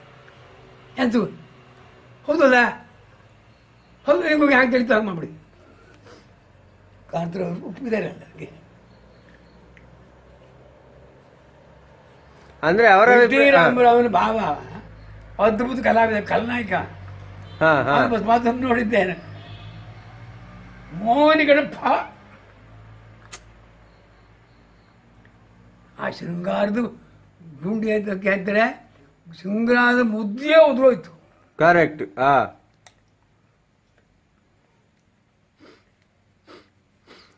ಇದು ಲಾಲಿತ್ಯ ಶೃಂಗಾರ, ಕೃಷ್ಣನಲ್ಲ, ಎಲ್ಲ ಹುಡುಗಾಡ್ತಿದ್ದ ಶೃಂಗಾರದಾಗೆ. ಕರೆಕ್ಟ್, ಹೌದೌದು. ಈ ಹೆಣ್ಣು ಮಕ್ಕಳ ಯಕ್ಷಗಾನ, ಆಮೇಲೆ ಮಕ್ಕಳ ಯಕ್ಷಗಾನಗಳು, ಮತ್ತೆ ಇತ್ತೀಚೆಗೆ ಯಕ್ಷಗಾನವನ್ನು ಉಪವೃತ್ತಿ ಅಂದರೆ ಅವರು ಕೆಲವರೆಲ್ಲ ಬೆಳಿಗ್ಗೆ ಬೇರೆ ಕೆಲಸಕ್ಕೆ ಹೋಗ್ತಾರೆ, ರಾತ್ರಿಗೆ ಮೇಳದಕ್ಕೆ ಇದು ಮಾಡ್ತಾರೆ. ಇದರ ಬಗ್ಗೆ ನಿಮ್ಮ ಅಭಿಪ್ರಾಯ ಏನು? ಒಂದು ಅಭಿಪ್ರಾಯ ಏನು ಬಂತು ಬರಲಿ, ಹಾಂ, ಹೆಣ್ಣು ಮಕ್ಕಳೇ ರಂಗಸ್ಥಳದ ರಂಗಭೂಮಿ ಬರಬಾರ ಹೇಳ್ಕೊಳ್ಳೋದು ಅಭಿಪ್ರಾಯ ಕೊಟ್ಬಿಟ್ರು. ಹೌದು, ಕರೆಕ್ಟ್. ನಾನು ಒಪ್ಪಲ್ಲ. ಹಾಂ, ಈ ಕಲೆಗೆ ಹೆಣ್ಣು ಗಂಡು ಅನ್ನೋ ಪರಿಭೇದ ಇಲ್ಲ. ಹಾಂ, ಭರತನಾಟ್ಯ ಮಾಡುವರು ಹೆಣ್ಣುಗಳು, ಹೌದು, ಕರೆಕ್ಟ್. ಹೆಚ್ಚು ಅರ್ಧಕ್ಕರ್ಧ. ನಾಟಕ ಕಂಪನಿಯಲ್ಲಿ ಹೆಣ್ಣುಗಳು, ಸಿನಿಮಾದಲ್ಲಿ ಹೆಣ್ಣುಗಳು, ಯಕ್ಷಗಾನಕ್ಕೆ ಬೇಡ. ಕರೆಕ್ಟ್. ಆದರೆ ಹೇಗಿರ್ಬೇಕು ಕೇಳಿದ್ರೆ, ಒಂದೇ ಹೇಳಿ ಹೇಳಿ ಒಂದು ಹೆಣ್ಣಂತಂದು ಭಸ್ಮಾಸವನ್ನು ಕೊಡ್ಲಿಕ್ಕೆ ಆಗುವುದಿಲ್ಲ. ಒಬ್ಬಳನ್ನು ತಂದು ಸಂಬಳ ಸುಯೋಧನೆ ಕೊಡ್ಲಿಕ್ಕೆ ಆಗುವುದಿಲ್ಲ. ಯಾಕೆ ಆಗುವುದಿಲ್ಲ? ಆ ಸ್ವರದ ಭಾರ ಇಲ್ಲ. ಬ್ರಹ್ಮಾಂಡ ಬ್ರಹ್ಮಾಂಡವೇ ಒಡೆದು ಚೂರಾಗಿ ಹೋಗಲಿ. ಕರೆಕ್ಟ್. ಇದು ಗಂಡಿನ ಸಹಜ. ಹೌದು, ಅದು ಅವರಿಂದ ಬರುವುದಿಲ್ಲ. ಪ್ರಭಾವತಿ ಅಡ್ಡಿಲ್ಲ, ಕುವಲೆ ಅಡ್ಡಿಲ್ಲ, ಮೋಹಿನಿ ಅಡ್ಡಿಲ್ಲ, ದ್ರೌಪದಿ ಅಡ್ಡಿಲ್ಲ. ಇಂಥದ್ದೇ ಅವ್ರಿಗೆ ಕೊಡ್ಬೇಕು. ಈಗೇನಾಗಿದೆ? ಹೌದು. ಆದ್ರೆ ಈಗ ನೋಡ್ರೆ ತಗೊಳ್ಳಿ, ಇವಳು ಅದೇ ಇಲ್ಲಿ ಅರ್ಪಿತ ಹೆಣ್ಮಗಳು ಕೌರವನ ಮಾಡ್ತಾಳೆ ಚಿತ್ರಾನ್ನಕ್ಕಿಂತ. ಇದಕ್ಕೆಲ್ಲ ಎಂತ ಹೇಳಕ್ಕೆ ಬರೋದಿಲ್ಲ. ಅಲ್ಲಲ್ಲ, ಈಗ ನಾಟಕದಲ್ಲಿ ಆದ್ರೂ ಅಷ್ಟೇ ಅಲ್ಲ, ಗಂಡಸರ ಪಾತ್ರವನ್ನು ಹೆಂಗಸರು ಮಾಡುದು ಅಲ್ಲಲ್ಲ, ಹೆಂಗಸರ ಪಾತ್ರವನ್ನು ಮಾತ್ರ ಹೆಂಗಸರು ಮಾಡುದು. ಅದೇ ಅಪರಾಧ ನಮ್ದು. ನಮ್ಮ ಕೆಲವರು ಕಲಾವಿದರ ಅಪರಾಧ ಉಂಟು. ಹೆಣ್ಣು ಬರ್ಬೇಕು, ನಾವು ಒಪ್ಪುವುದಿಲ್ಲ. ಯಾಕೆ ನಾವು ಹೆಣ್ಣು ಒಪ್ತೇವಲ್ಲ. ಪ್ರಭಾವತಿ ಮಾಡೋ ಗಂಡಾದ್ರೂ ಹೆಣ್ಣು ವೇಷ ಮಾಡ್ಕೊಂಡು ಬಂದಿರಲ್ಲ ಮತ್ತೆ. ಕರೆಕ್ಟ್. ಅದನ್ನು ಹೆಣ್ಣೆ ಮಾಡೋದು ಒಳ್ಳೆಯದು. ಒಳ್ಳೇದು ಅಂದ್ರೆ ಯಕ್ಷಗಾನದಲ್ಲಿರುವ ಸ್ತ್ರೀ ಪಾತ್ರಗಳನ್ನೆಲ್ಲ ಹೆಣ್ಣುಗಳೇ ಮಾಡ್ಲಿ, ಗಂಡು ಪಾತ್ರಗಳನ್ನೆಲ್ಲ ಗಂಡಸರು ಮಾಡ್ಲಿ ಅಂತ ನೀವು ಹೇಳುದು. ಅದನ್ನೇ ನೀವು ಮಾಡಿ ಅಂತ ಹೇಳುದು ಖಂಡಿತ ಅಲ್ಲ, ನಾವು ಒಪ್ಪುದಿಲ್ಲ ಅದಕ್ಕೆ. ಯಾಕೆಂದ್ರೆ ಯಾಕೆ ಈ ನಾಟಕದಲ್ಲಿ ಒಂದು 15 ದಿವಸ ಕ್ಯಾಂಪ್ ಆದ್ರೆ ಒಂದೇ ಕಡೆಗೆ ಇರ್ತಾರೆ. ಯಕ್ಷಗಾನದಲ್ಲಿ ಒಂದೇ ಕಡೆಗೆ ಇರ್ಲಿಕ್ಕೆ ಆಗುದಿಲ್ಲ. ಹೌದು, ಕರೆಕ್ಟ್. ಇವತ್ತಿಲ್ಲ ನಾಳೆ ಸಿರಿಸಿ, ನಾಡಿಗೆ ಹುಬ್ಬಳ್ಳಿ. ಆದರೆ ಹೆಣ್ಣು ಮಕ್ಕಳನ್ನು ವ್ಯವಸ್ಥಿತವಾಗಿ ಇಟ್ಕೊಳ್ಳಿಕ್ಕೆ ಆಗುತ್ತದೆಯೇ? ಅದೆಲ್ಲ ಸಾಧ್ಯ ಆಗುವಂಥದ್ದು ಕಷ್ಟ. ಹಾಗಾದ್ರಿಂದ ಬರುವ ಹೆಣ್ಣು ಮಕ್ಕಳು ಅದನ್ನು ಯೋಚನೆ ಮಾಡಬೇಕು. ಈ ಕರೆದುಕೊಂಡು ಬರುವ ಈ ನಾವು ಗಂಡುಗಳು ಇದ್ದೇವಲ್ಲ, ಹೌದು, ಯಜಮಾನರು, ಅದನ್ನು ಯೋಚನೆ ಮಾಡಬೇಕು. ಈ ಮಕ್ಕಳ ಯಕ್ಷಗಾನದ ಬಗ್ಗೆ ಅಂತ ಹೇಳ್ತೀರಿ ನೀವು? ಖುಷಿ, ಭಾರಿ ಖುಷಿ. ಬೆಳಿಬೇಕು, ಅದು ಬೆಳೆ ಸಿರಿ. ಅದು ಆ ಸಿರಿ ಬೆಳೆದ್ರೇನೆ ನಮ್ಮದು. ಒಂದು ಕಲಾವಿದ, ಸಣ್ಣ ಹುಡುಗನ ಕಲಾವಿದನ ಜೊತೆಗೆ 4 ಜನ ಬರ್ತಾರೆ. ಅಪ್ಪ ಅಮ್ಮ, ಹೌದು, ಅಣ್ಣ ತಮ್ಮ, ಅಕ್ಕ ತಂಗಿ. ನಮ್ಗೆ ಅದರಿಂದ ಏನಾಯ್ತು? ಕಲಾ ಬದುಕಿಗೆ ಅಂತ ಆಶ್ಚರ್ಯ ಆಗೋಯ್ತು. ಆದರೆ ಮಕ್ಕಳು ಬೆಳೀಬೇಕು, ಮಕ್ಕಳು ಬರಬೇಕು. ಮಕ್ಕಳು ಇದ್ರೇನೆ ಅದಕ್ಕೆ. ಈ ಅಭಿಮನ್ಯು, ಈ ಕೃಷ್ಣಾರ್ಜುನ ಕಾಲದ ಅಭಿಮನ್ಯು ಸಣ್ಣ ಹುಡುಗನೇ ಮಾಡಬೇಕು. ಕರೆಕ್ಟ್. ಪ್ರಹ್ಲಾದ ಸಣ್ಣ ಹುಡುಗನೇ ಮಾಡಬೇಕು. ಹಾಗಿದ್ರೇನೆ ಅದಕ್ಕೊಂದು ಬೆಲೆ. ಅದೇ ಮಕ್ಕಳೆಲ್ಲ ನಮ್ಮ ನೆಲೆ ಕೊಡುವವರು ಇನ್ನು. ಹೌದು, ಕರೆಕ್ಟಾಗಿ ಹೇಳಿದ್ರಿ. ಅಲ್ವಾ? ಹೌದೌದು. ಈ ಹರಕೆ ಯಕ್ಷಗಾನಗಳು, ಬಯಲಾಟಗಳು ಯಕ್ಷಗಾನದ ಅಭಿವೃದ್ಧಿಗೆ ಪೂರಕವಾ ಹೇಗೆ? ಅಂದ್ರೆ ನಾನು ವ್ಯಾಪಕವಾದ ಒಂದು ದೃಷ್ಟಿಯಿಂದ ಕೇಳುದು. ಇದು ಭಯಂಕರ ಕಷ್ಟ. ಎಂತಕ್ಕೆ ಬಿಡ್ರ, ಕುಂದಾಪುರ ತಾಲೂಕುಗಳು 18 ಮೇಳ ಏನೋ ಉಂಟು. ನಮ್ಮ ಉತ್ತರ ಕನ್ನಡ ಜಿಲ್ಲೆಯಲ್ಲಿ 5.5 ತಿಂಗಳು ನಡೀತದೆ ಹರಕೆ ಆಟ. ಹರಕೆ ಆಟ ಹೇಳ್ಕೊಂಡದ್ದು ಮಂದರ್ತಿಲಿ 24 ಇಸ್ವಿವರೆಗೆ ಆಟ ಸಿಗುವುದಿಲ್ಲ. ಕರೆಕ್ಟ್. ಹಾಗಾದರೆ ಯಾರು ಬೆಳೆದರು? ಯಕ್ಷಗಾನ ಬೆಳೆದದ್ದಲ್ಲ. ಆ ಹರಕೆ ಮಾಡ್ತಾರಲ್ಲ ಅವರು ಅಂತರಂಗ ತುಂಬ ಬೆಳೆದದ್ದು. ನಾವು ಯಕ್ಷಗಾನವನ್ನಲ್ಲಿ ಮಾಡಿಸಿದರೆ ನನಗೇನೋ ತೃಪ್ತಿ ಸಿಗ್ತದೆ, ನಮ್ಮ ಮಕ್ಕಳಾಗ್ತಾರೆ, ನಮ್ಮ ಉದ್ಧಾರ ಆಗ್ತದೆ, ನಮ್ಮ ಜಮೀನು ಒಳ್ಳೆ ಅಭಿವೃದ್ಧಿ ಬರ್ತದೆ, ಹೀಗೆಲ್ಲವ ಅವ್ರು ತಿಳ್ಕೊಳ್ಳೋದು. ಹಾಗಾಗಿ ಬೆಳೀತು. ಅದೇ ಮಹಾತಾಯಿಯ ಅನುಗ್ರಹ ಬಿಟ್ಟರೆ ಮತ್ತಿದೆ ಅಂತ ಅಲ್ಲ. ನಾವು ಅಲ್ಲೆಲ್ಲ ಹುಡುಗಾಡಂತೆ ಮಾಡ್ತೇವೆ ಎಷ್ಟು. ಅಂದ್ರೆ ಇದರಿಂದ ಯಕ್ಷಗಾನದ ಅಭಿವೃದ್ಧಿಗೆ ಉಪಯೋಗ ಉಂಟು. ಮಾರಕ ಅಲ್ವೇ ಇಲ್ಲ, ಪೂರಕವೇ ಅದು. ಹಾ, ಯಾಕಂದ್ರೆ ಅಷ್ಟು ಕಲಾವಿದರು ಬದುಕ್ತಾರಲ್ವಾ? ಕರೆಕ್ಟ್. ನೋಡಿ, ಒಂದೊಂದು ಮೇಳದಲ್ಲಿ 70 ಜನ ಕಲಾವಿದರಿದ್ರೆ ಆ ಕಲಾವಿದರಿಗೆ ಕೊಡುವರು ಯಾರು? ಅದನ್ನು ಕೊಡ್ತದೇ ಇಲ್ಲ ಅದು. ಕರೆಕ್ಟ್. ಆದರೂ ಅದು ಮತ್ತೆ ಬೆಳಿಬೇಕು. ಈ ಭರವಸೆ ಕಲಾವಿದರು ಯಕ್ಷಗಾನ ವಲಯದಲ್ಲಿ ರೂಪುಗೊಳ್ತಾ ಇದ್ದಾರಾ ಅಥವಾ ರೂಪುಗೊಳ್ತಾ ಇಲ್ವಾ? ನಿಮ್ಮ ಅಭಿಪ್ರಾಯ ಏನು? ನನ್ನ ದೃಷ್ಟಿಯಿಂದ ಈಗ ತಯಾರಾಗಲಿರುವ ಈ ಕಲಾವಿದರಲ್ಲಿ ಪರಿಶ್ರಮ ಭಯಂಕರ ಕಡಿಮೆ ಉಂಟು. ಕಡಿಮೆ ಉಂಟು. ನಾವು ಬೆಳವಣಿಗೆ ಆಗಬೇಕಿದ್ರೆ, ಬೇಡ ಒಂದು ಸಸಿ ಬೆಳೆಯಬೇಕಿದ್ರೆ ಗೊಬ್ಬರ ಹಾಕ್ತೇವೆ, ನೀರು ಹಾಕ್ತೇವೆ, ಅದಕ್ಕೆ ಅನುಕೂಲ ಅಂತ ಕಟ್ಟುಪಾಡು ಎಲ್ಲ ಮಾಡ್ತೇವೆ. ಕರೆಕ್ಟ್. ಅದು ಬೆಳೀತದೆ, ಆಮೇಲೆ ಫಲ ಕೊಡ್ತದೆ. ಕರೆಕ್ಟ್. ಇಲ್ಲೂ ಹಾಗೆ ಆಗಬೇಕು, ಬೆಳಿಬೇಕು. ಬೆಳಗ್ಗೆ ನಾವು ಹೇಗೆ ಬೆಳಗೋ ಚೆನ್ನಾಗಿ ಗೊಬ್ಬರ ತಂದು ಹಾಕಿ ಅಲ್ಲಿ, ಅಂದರೆ ಮಾತಿನ ಗೊಬ್ಬರ ಇರಲಿ, ಅಭಿನಯದ ಗೊಬ್ಬರ ಇರಲಿ, ಯಾವುದೇ ಇರಲಿ, ನಾಟ್ಯದ ಇರಲಿ, ಎಲ್ಲದರದ್ದು ಇರಲಿ, ತಂದು ಹಾಕಬೇಕು. ಹಾಗಿದ್ರೇ ಬಾಳೋದಕ್ಕೂ ಸಾಧ್ಯ, ಬದುಕೋದಕ್ಕೂ ಸಾಧ್ಯ. ಈ ಕಾಲಮಿತಿ ಯಕ್ಷಗಾನದ ಬಗ್ಗೆ ನಿಮ್ಮ ಖಚಿತವಾದಂತಹ ಅಭಿಪ್ರಾಯ ಏನು? ಇದರ ಸಾಧಕ ಬಾಧಕ ಎಂತದ್ದು? ಭಾಳ ಚಲೋ, ಬಹಳ ಒಳ್ಳೇದು. ಒಳ್ಳೇದು. ಕಾರಣ ಏನು ಕೇಳಿದ್ರೆ, ಪ್ರೇಕ್ಷಕ ಮೊದಲಿದ್ದ ಹಾಗಿಲ್ಲ. ಹೌದು, ವೇಗವಾಗಿ ಹೋಗ್ತಾ ಇದ್ದಾನೆ. ಪ್ರಪಂಚ ಎಷ್ಟು ವೇಗವಾಗಿ ಹೋಗ್ತಾ ಉಂಟು, ಈ ಪ್ರೇಕ್ಷಕನು ಹೋಗ್ತಾ ಇದ್ದಾನೆ. ಕರೆಕ್ಟ್. ಯಾಕೆ ಹೋಗ್ತಾ ಇದ್ದು? ಅನಿವಾರ್ಯ. ಹೌದು, ಬೇರೆ ಉಪಾಯ ಇಲ್ಲ. ನಿಮಗೆ ಚಿಟ್ಟಾಣೆ ಬಂದಿದ್ದೀರಿ, ನಿಮಗೆ 1 ಗಂಟೆ ಒಳಗೆ ಅಲ್ಲೋ ಮುಟ್ಬೇಕು. ಕರೆಕ್ಟ್. ಅದು ಅನಿವಾರ್ಯ. ಅದು ಅನಿವಾರ್ಯಕ್ಕೆ ಬೇಕಂದ್ರೆ ಮೊಣೆ ಅದು. ಹೌದು, ಕರೆಕ್ಟ್. ಹಾಗಾದ್ರೆ ಒಂದು ಕೊರತೆ ಆಗ್ತದೆ. ಒಂದು ಮೇಳದಲ್ಲಿ 20-70 ಜನ ಇರ್ತಾರೆ. ಈ 3 ತಾಸು ಆದರೆ 25 ಜನ ಆಗುತ್ತೆ, ಬಾಕಿ 75 ಜನ. ಅದು ಹಾಗಾಗಿ ಅಲ್ಲಿಯ ದೇವಸ್ಥಾನಗಳ ಬಯಲಾಟ ಬೇಕೇ ಬೇಕು, ಇಡೀ ರಾತ್ರಿಯೇ ಬೇಕು. ಅಲ್ಲಿ ಇಡೀ ರಾತ್ರಿ ಬೇಕು. ಆದ್ರೂ ಎಂತಂತ ಯಾಕಾಗ್ತದೆ ಹೆಂಗೆ ಕೇಳಿದ್ರೆ, ನಾವು ಜನತೆ ಸವಲತ್ತು ಕೊಡಬೇಕು ಅಂತ ನಾವು 3 ತಾಸು ಮಾಡಬೇಕು. 3 ತಾಸಿಗೂ ಜನ ಇರುವುದಿಲ್ಲ. ಚಿಟ್ಟಾಣಿ ಇರಲಿ, ಮತ್ತು ಯಾರಿದ್ರೂ ಬರುವುದಿಲ್ಲ. ಕರೆಕ್ಟ್. ಯಾಕೆ ಬರುವುದಿಲ್ಲ? ಸಹನೆ ಇಲ್ಲ ಅವರಿಗೆ. 3 ತಾಸಿಗೂ ಸಹನೆ ಇಲ್ಲ. ಹೌದು. ಕೆಲವೊಂದು ಕೇವಲ ಮನೋರಂಜನೆ, ಅಲ್ಲಿ ಎಷ್ಟು ಕುಣಿತಾರೆ, ಎಷ್ಟು ಹಾಡ್ತಾರೆ, ಎಷ್ಟು ಇದು ಮಾಡ್ತಾರೆ, ಇಡಬೇಕು ಮಾತ್ರ ಬೇಕು. ಅವ್ನು ಎಂತ ಮಾತಾಡ್ತಾನೆ, ಆ ಪಾತ್ರದ ಹಿನ್ನೆಲೆ ಏನು ಅಂದು ಬೇಡ. ಕರೆಕ್ಟ್.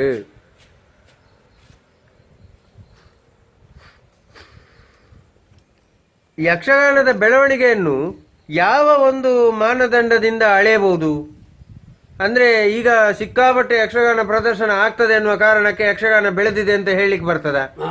ಅಂದ್ರೆ ಯಾವ ಒಂದು ಇದರಿಂದ ನಾವು ಅದನ್ನು ಅಳೆಯುವುದು? ಯಕ್ಷಗಾನವನ್ನು ಅಳೆಯುವುದು ಕಷ್ಟ. ಅಳೆಯುವುದಕ್ಕೆ ಕಲಾವಿದರಂತ ನಾವೇ ಆ ಸಂಬಂಧ ಯೋಚನೆ ಭಾಳ ಮಾಡಬೇಕು.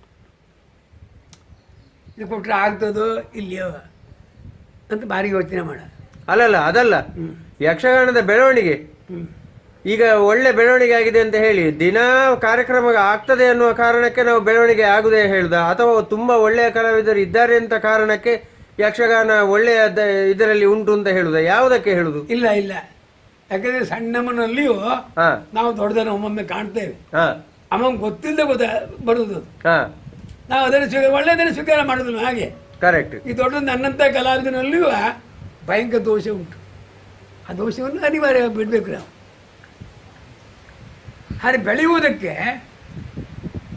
ಕಲಾವಿದನೇ ಸಾಕ್ಷಿ, ಕಲಾವಿದನೇ ಬೇಕು. ಈ ಯಕ್ಷಗಾನ ಪ್ರದರ್ಶನಗಳಿಗೆ ಕಲಾ ವಿಮರ್ಶೆ ಅನ್ನುವಂಥದ್ದು ಬೇಕಾ? ಬೇಕು. ವಿಮರ್ಶೆ ನೀವು ಒಳಗೆ ಬಂದ್ರಿ ಅವರೇ, ನನಗೆ ಇಲ್ಲೊಂದು ಅನುಮಾನ ಕಂಡ್ರು ಮಾರಿ. ಕರೆಕ್ಟ್. ಈಗ ಅಲ್ಲ ಕೃಷ್ಣ ಮಾಡ್ಕೊಂಡು ಅಥವಾ ಅರ್ಜುನ ಮಾಡ್ಕೊಂಡು ಸುಭದ್ರಲ್ಲಿ ಬಿದ್ದುಕೊಂಡಿದ್ದ, ನೀವು ಹಾಗೇ ನಿಂತ್ಕೊಂಡ್ಬಿಡ್ರಿ, ಇದು ಸರಿಯೋ ಇದು? ಕರೆಕ್ಟ್. ವಿಮರ್ಶಿಸಬೇಕು. ಇಲ್ಲ ಇವತ್ತು ಮಾತ್ರ ಒಳ್ಳೆ ಮಾಡಿದ್ರೆ ಇಷ್ಟು ಸಾಕಾಗ್ತದೆ ಕಲಾವಿದಂಗೆ. ನೀವು ಮತ್ತೆ 500 ರೂಪಾಯಿ ಕೊಡ್ಬೇಕಾಗ್ತಿಲ್ಲ. ಕರೆಕ್ಟ್. ಈ ಯಕ್ಷಗಾನ ಪ್ರದರ್ಶನಗಳಿಗೆ ಅದು ತಾಳಮದ್ದಲೆ ಆಗಿರೋದು ಯಾವುದೇ ಆಗಲಿ ವಿಮರ್ಶೆ ಬೇಕು ಅಂತ ಹೇಳಿದ್ರಿ. ಯಾವ ರೀತಿಯ ವಿಮರ್ಶೆ ಬೇಕು ಅಂದರೆ ವಿಮರ್ಶೆ ಮಾಡುವವನಿಗೂ ಒಂದು ಇದು ಬೇಕಲ್ಲ. ಸುಮ್ಮನೆ ಇದ್ದವರೆಲ್ಲ ವಿಮರ್ಶೆ ಮಾಡಿದರೆ ಅದಕ್ಕೆ ಬೆಲೆ ಉಂಟಾ? ನೀವು ಹೇಳಿದ್ರು ಸರಿಯಾದ. ಹಾಂ, ಯಾಕಂದರೆ ತಾಳಮದ್ದಲೆಗೆ ಆಗಿರಲಿ, ಯಕ್ಷಗಾನಕ್ಕಾಗಿರಲಿ, ಯಾವ ವ್ಯಕ್ತಿ ಆಗಿರಲಿ ವಿಮರ್ಶಕ ಅವಶ್ಯವಾಗಬೇಕು. ಅದು ವಿಮರ್ಶೆ ಹೇಗಿರಬೇಕು ಅಂತ ಹೇಳಿದ್ರೆ ಪ್ರಾಮಾಣಿಕವಾಗಿ ಅದು ವಿಮರ್ಶೆ ಆಗಿರಬೇಕು. ಅದು ಯಾವ ಸರಿ ಯಾವ ತಪ್ಪು ಎನ್ನುವ ವಿವೇಚನಾ ಶಕ್ತಿ ಆ ವಿಮರ್ಶಕರಿರಬೇಕಂತ ಹೊಣೆ. ಅದು ಇಲ್ಲದೆ ಏನೋ ವಿಮರ್ಶೆ ಮಾಡಿದ್ರೆ ಅದಕ್ಕೆ ಬೆಲೆಯೇ ಇಲ್ಲ. ಆದ್ದರಿಂದ ಆ ವಿಮರ್ಶೆ ಮಾಡುವವರು ಸ್ವಲ್ಪ ಅರ್ಥ ಮಾಡಿಕೊಂಡು ಮಾಡೋದು ಒಳ್ಳೆಯದು. ಯಕ್ಷಗಾನವನ್ನು ಉಳಿಸಿ ಬೆಳೆಸಬೇಕಾದ ಹೊಣೆ ಯಾರ್ದು? ಕಲಾವಿದರದ್ದ, ಪ್ರೇಕ್ಷಕರದ್ದ, ಸಂಘಟಕರದ್ದ, ಮೇಳದ ಯಜಮಾನರುಗಳದ್ದ, ಯಾರ್ದು? ನನ್ನ ದೃಷ್ಟಿಯಿಂದ ನೀವು ಹೇಳಿದ ಎಲ್ಲರೂ ಹೊಣೆ ಇರುತ್ತೆ. ಯಾಕೆಂದರೆ ಒಬ್ಬರಿಂದ ಯಾವುದೂ ನಡಲಿಲ್ಲ ಆಗೋದು. ಯಾಕೆಂದರೆ ಯಾವ ಸಂಘ ಇರಲಿ, ಸಂಸ್ಥೆ ಇರಲಿ, ಯಾವ ಹುದ್ದೆ ಇದ್ವೇ ಇರಲಿ, ಅಲ್ಲಿ ಪ್ರಾಮಾಣಿಕತೆ ಇರಬೇಕು. ಹೌದು, ಎಲ್ಲರೂ ಸೇರಿ ಅದನ್ನು ಮಾಡಬೇಕು. ಸೇರಿ ಉಳಿಸಿ ಬೆಳೆಸಿ ಅದಕ್ಕೆ ಸ್ಥಾನವನ್ನು ಕಲ್ಪಿಸಿಕೊಡ್ಬೇಕಾದ ಹೊಣೆ. ಅದು ಎಲ್ಲ ಕಲಾವಿದರ, ಕಲಾ ಪ್ರೇಕ್ಷಕರ, ಕಲಾ ಬಂಧುಗಳ ಎಲ್ಲರ ಹೊಣೆಯೂ ಆಗಿರ್ತದೆ. ಈಗ ನೋಡಿ, ನಿಮಗೆ 4 ವರ್ಷದ ಹಿಂದೆ ಪದ್ಮಶ್ರೀ ಪ್ರಶಸ್ತಿ ಭಾರತ ಸರ್ಕಾರದಿಂದ ಕೊಡಲ್ಪಟ್ಟಿತು. ಆ ಒಂದು ಪದ್ಮಶ್ರೀ ಪ್ರಶಸ್ತಿ ಘೋಷಣೆ ಆದ ಸಮಯ ಅಂದರೆ ಅದು ನಿಮಗೆ ತಿಳಿದ ಸಮಯ. ಆಮೇಲೆ ಪ್ರಶಸ್ತಿಯನ್ನು ಸ್ವೀಕರಿಸಲಿಕ್ಕೆ ನೀವು ಡೆಲ್ಲಿಗೆ ಹೋದ ಸಮಯದಲ್ಲಿ ಇದರ ಬಗ್ಗೆ ಸ್ವಲ್ಪ ವಿಚಾರಗಳನ್ನು ತಿಳಿಸಿಕೊಡ್ಬೋದಾ? ಯಾವ ರೀತಿ ನಿಮಗೆ ಅದು ಒಂದು ನಿಮ್ಮ ಮನಸ್ಸಿನ ಮೇಲೆ ಪರಿಣಾಮ ಬೀರಿತು? ಹೇಗೆ ಅದು? ನನಗೆ ಪದ್ಮಶ್ರೀ ಸಿಗ್ತದೆ ಎನ್ನುವ ಯಾವ ಕಲ್ಪನೆಯೂ ನನಗಿಲ್ಲ. ಅದು ಪೇಪರ್ಲ್ಲಿ ಬಂತು, ನಾನು ಒಪ್ಪಲಿಲ್ಲ. ಟಿ ವಿಲಿ ಬಂತು, ನಾನು ಪ್ರತ್ಯಕ್ಷ ನೋಡುವ ಅನುಭವ ಅದು. ಆದರೆ ಭಾಳ ಸಂತೋಷ ಆಯ್ತು ನನಗೆ. ಯಾಕೆ ಸಂತೋಷ ಕೇಳಿ, ಈ ಕೇವಲ ಚಿತ್ರಾಣಿ ಸಿಕ್ಕಿದಂತಹ ಪ್ರಶಸ್ತಿ ಅದಲ್ಲ, ಯಕ್ಷಗಾನ ಪ್ರಪಂಚಕ್ಕೆ ಸಿಕ್ಕಿರುವ ಮೂಲ್ಯವಂತ ಪ್ರಶಸ್ತಿ. ಕರೆಕ್ಟ್, ಅಲ್ಲಿವರೆಗೆ ಸಿಕ್ಕಿರಲಿಲ್ಲ. ಇಲ್ಲಿವರೆಗೆ ಸಿಗಲಿಲ್ಲ. ಮತ್ತು ನಮ್ಮ ಉತ್ತರ ಕನ್ನಡ ಜಿಲ್ಲೆಯಲ್ಲಿ ಯಾವ ವಿಭಾಗಕ್ಕೂ ಪದ್ಮಶ್ರೀ ಪ್ರಶಸ್ತಿ ಸಿಗಲಿಲ್ಲ. ಇದು ಪ್ರಪ್ರಥಮ. ನನಗೆ ಆ ಮಟ್ಟಿಗೆ ಬಹಳ ಸಮಾಧಾನ. ಯಾಕಂದರೆ ಯಕ್ಷಗಾನಕ್ಕೆ ಸಿಗ್ತಲ್ಲ ಇದು. ಕರೆಕ್ಟ್. ಜೊತೆಗೆ ಅಲ್ಲಿ ರಾಷ್ಟ್ರಪತಿ ಭವನಕ್ಕೆ ಹೋದಾಗ ನನಗೆ ಇಷ್ಟು ಖುಷಿ ಪಡ್ತು. ಯಾಕಂದರೆ ಪ್ರತ್ಯಕ್ಷ ನನಗೆ ಈ ಸುಯೋಧನನ ಹಂಬಲ ಆಗಿತ್ತು, ಛತ್ರಾಧಿಪತಿ. ಆ ಛತ್ರಾಧಿಪತಿಯ ಹಂಬಲ ಅವ್ರಿಗೆ ಹೋದಾಗ ಸಿಕ್ಕೋದು ನನಗೆ ಭಾಳ ಸಂತೋಷವಾದಂಥ ಸಂಗತಿ ಆಗುತ್ತೆ.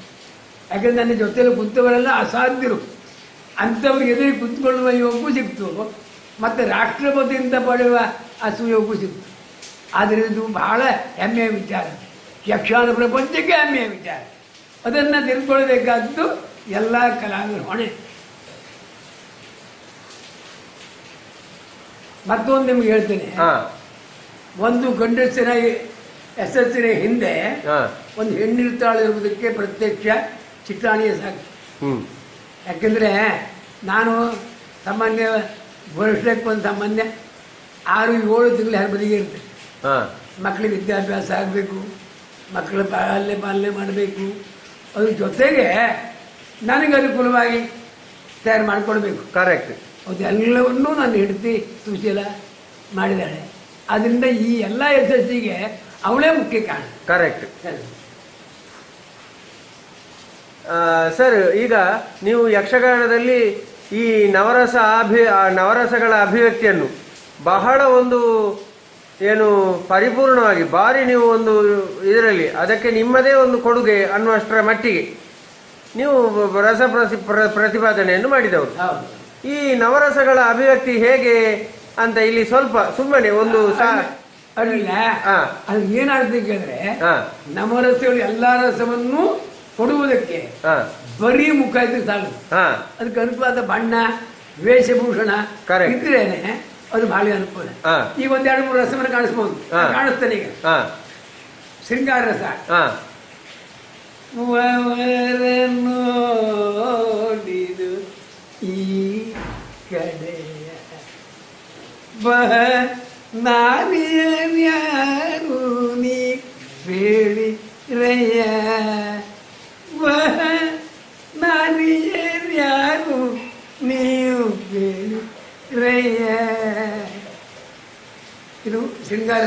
ಹಾ ಇದು ಕೃಷ್ಣನ ಲಾಲಿತ್ಯಮೇವ ಅಂತ ಶೃಂಗಾರ. ಕರುಣ ಆದಡಲ ಸಂಜಯನೆ ನಿಕಳ ಆದಿ ಸುಕೃತ ವಿಶಾಲ ವನವನು ಸೀದು ಹೋದರೆ ಜಯ ಸಿರಿಯು ಜಂಗುಳವ ಜಾರಿನಡೆ ಆದರಿಸುವವ ಯಾರು ವಿಧಿ ಬರದ ಆದಿ ಅಕ್ಷರಕ್ಕಿಂದು ಪ್ರತಿಕೂಲಾದಿ ಉಂಟೆ ಎಂದು ಕಂಬರಿ ತುಂಬುದು ಸುರಿದನು. ಆ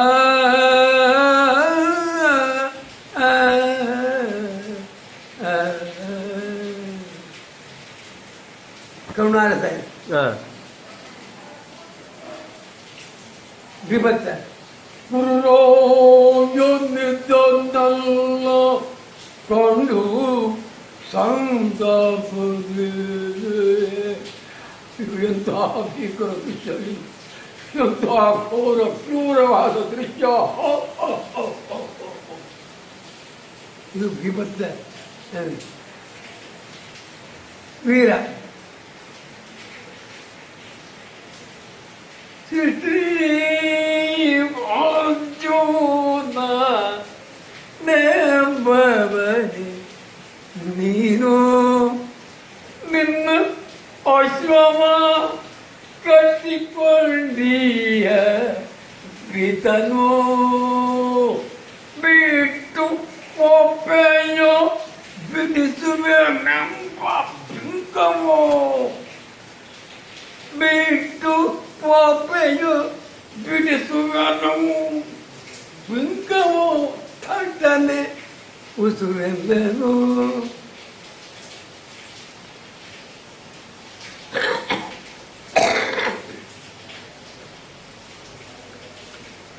ರೌದ್ರ ಭಯಾನಕ.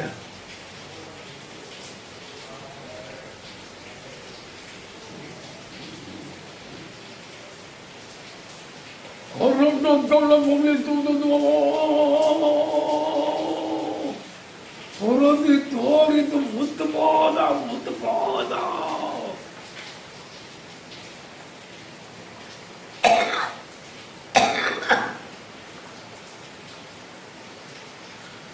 ಶಾಂತ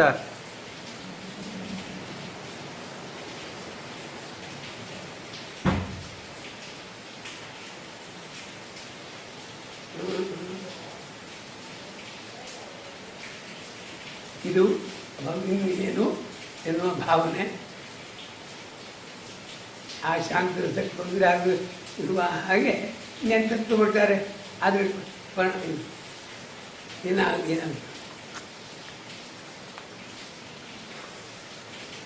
ಸರ್, ಇಷ್ಟು ಹೊತ್ತು ಯಕ್ಷಗಾನದ ಬಗ್ಗೆ, ವಿಶೇಷವಾಗಿ ಬಡಗುತಿಟ್ಟು ಎಲ್ಲ ಸಮಗ್ರವಾಗಿ ಯಕ್ಷಗಾನದ ಬಗ್ಗೆ ಬಹಳಷ್ಟು ವಿಚಾರಗಳನ್ನು ನೀವು ತಿಳಿಸಿಕೊಟ್ರಿ.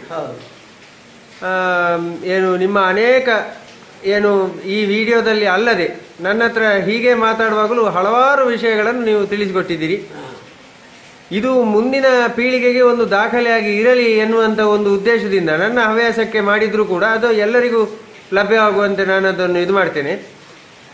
ಇಷ್ಟು ಹೊತ್ತು ಎಲ್ಲ ವಿಚಾರಗಳ ಬಗ್ಗೆ ಬಹಳ ಓಪನ್ ಆಗಿ, ಅಂದರೆ ಯಾವುದೇ ಮುಚ್ಚುಮರೆ ಇಲ್ಲದೆ ನೇರವಾಗಿ ಸ್ಪಷ್ಟವಾಗಿ ಎಲ್ಲ ವಿಚಾರ ತಿಳಿಸಿಕೊಟ್ಟ ನಿಮಗೆ ಯಕ್ಷಗಾನದ ಅಭಿಮಾನಿಗಳು ಎಲ್ಲರ ಪರವಾಗಿ ಅನಂತ ಕೃತಜ್ಞತೆಗಳು ಸರ್.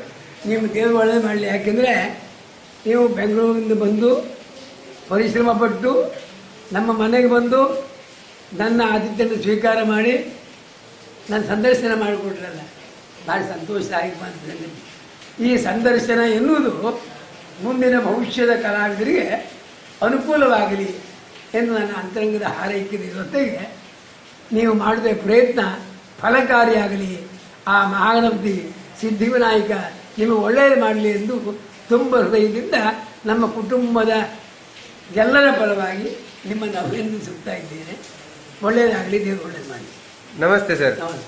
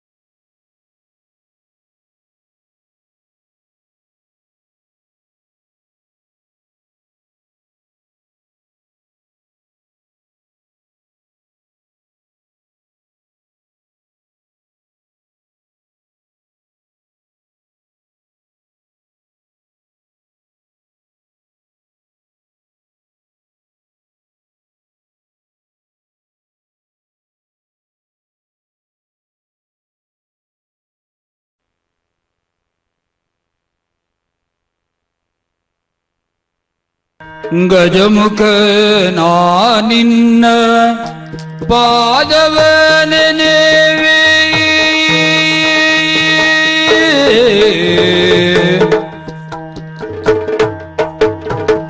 ಗಜಮುಖ ನಿನ್ನ ಪಾದವ ನೆನೆವೆ ನಿಜವಾಗಿ ಕರುಣಿಸು ವರಗಳ ಪ್ರಭುವೇ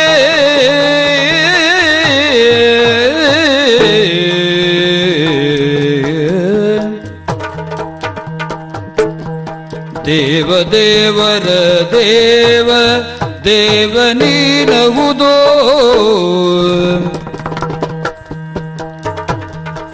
ಓ ದೇವ ದೇವರ ದೇವ ನೀನಹುದೋ ದೇವ ದೇವರ ದೇವ ದೇವ ನೀನಹುದೋ ಓ ದೇವ ದೇವರ ದೇವ ನೀನಹುದೋ ಓ ದೇವ ದೇವರ ದೇವ ನೀನಹುದೋ ದೇವ ದೇವರ ದೇವ ದೇವ ನೀನಹುದೋ ಓ ದೇವ ದೇವ ಓ ದೇವ ದೇವರ ದೇವ ನೀನಹುದೋ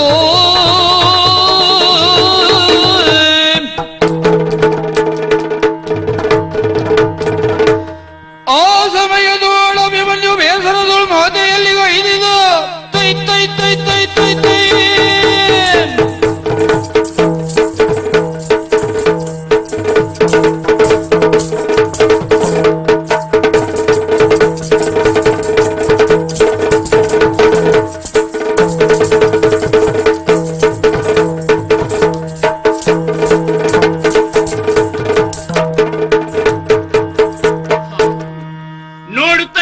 ಮಧ್ಯಾಹ್ನ ಆಗಿ ಹೋಯಿತಲ್ಲ.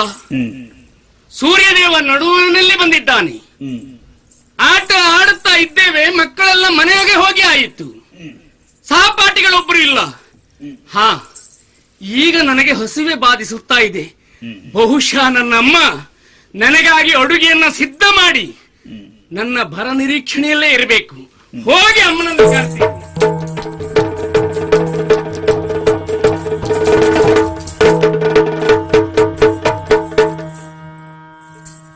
ನಮ್ಮ ಎಲ್ಲಿ ಹೋದ್ಲು?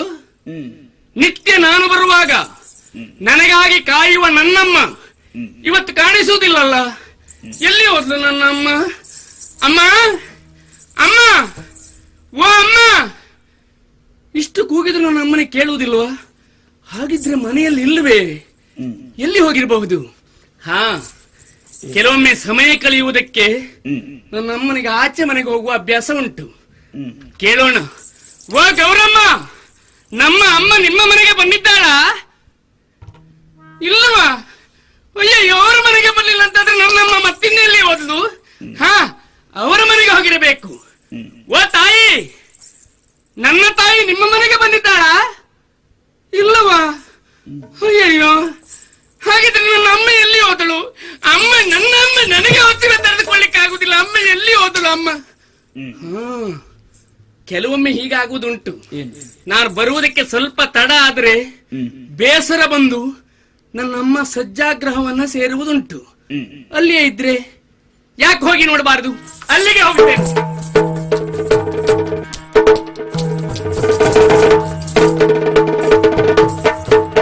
ಅಮ್ಮ, ಅಮ್ಮ ಎಲ್ಲಿ ಹೋದ್ಲು?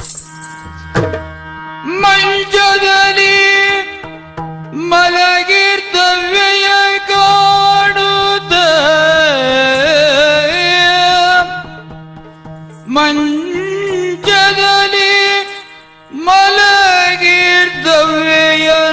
ಕಾಣುತ್ತ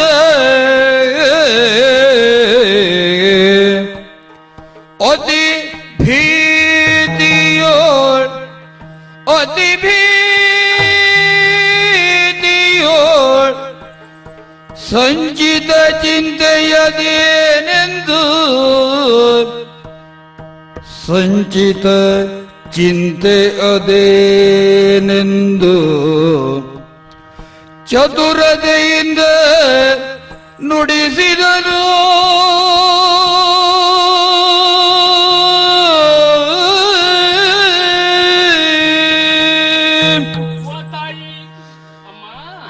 ತಾಯೇ ಚಿಂತಿಪುದೇನು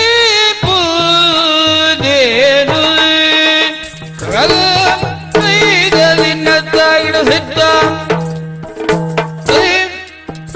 ದಿನದಿ ದಿನತೈ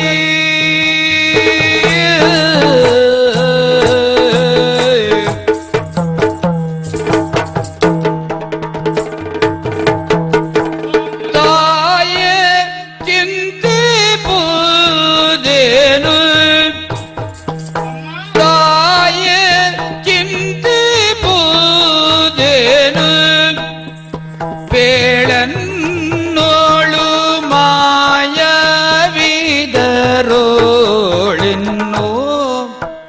ಪೇಳನ್ನೋಳು ಮಾಯವಿದರೋ ಇನ್ನೋ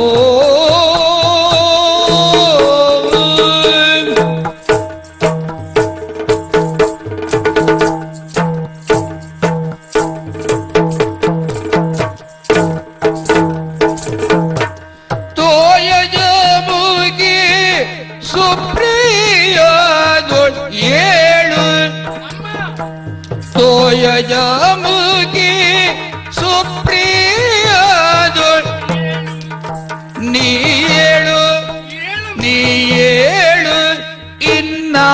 ಇನ್ನಾಯಾಸಗಳ ಉಳಿದು ಏಳು ಆಯಾಸಗಳ ಉಳಿದು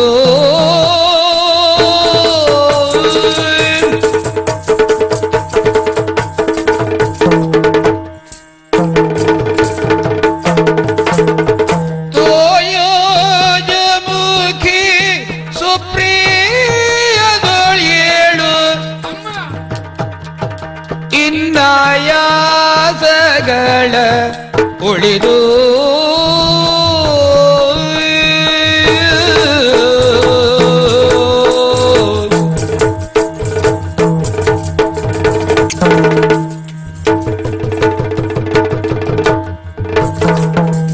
ತಾಯೇ ಚಿಂತಿಪುದೇನು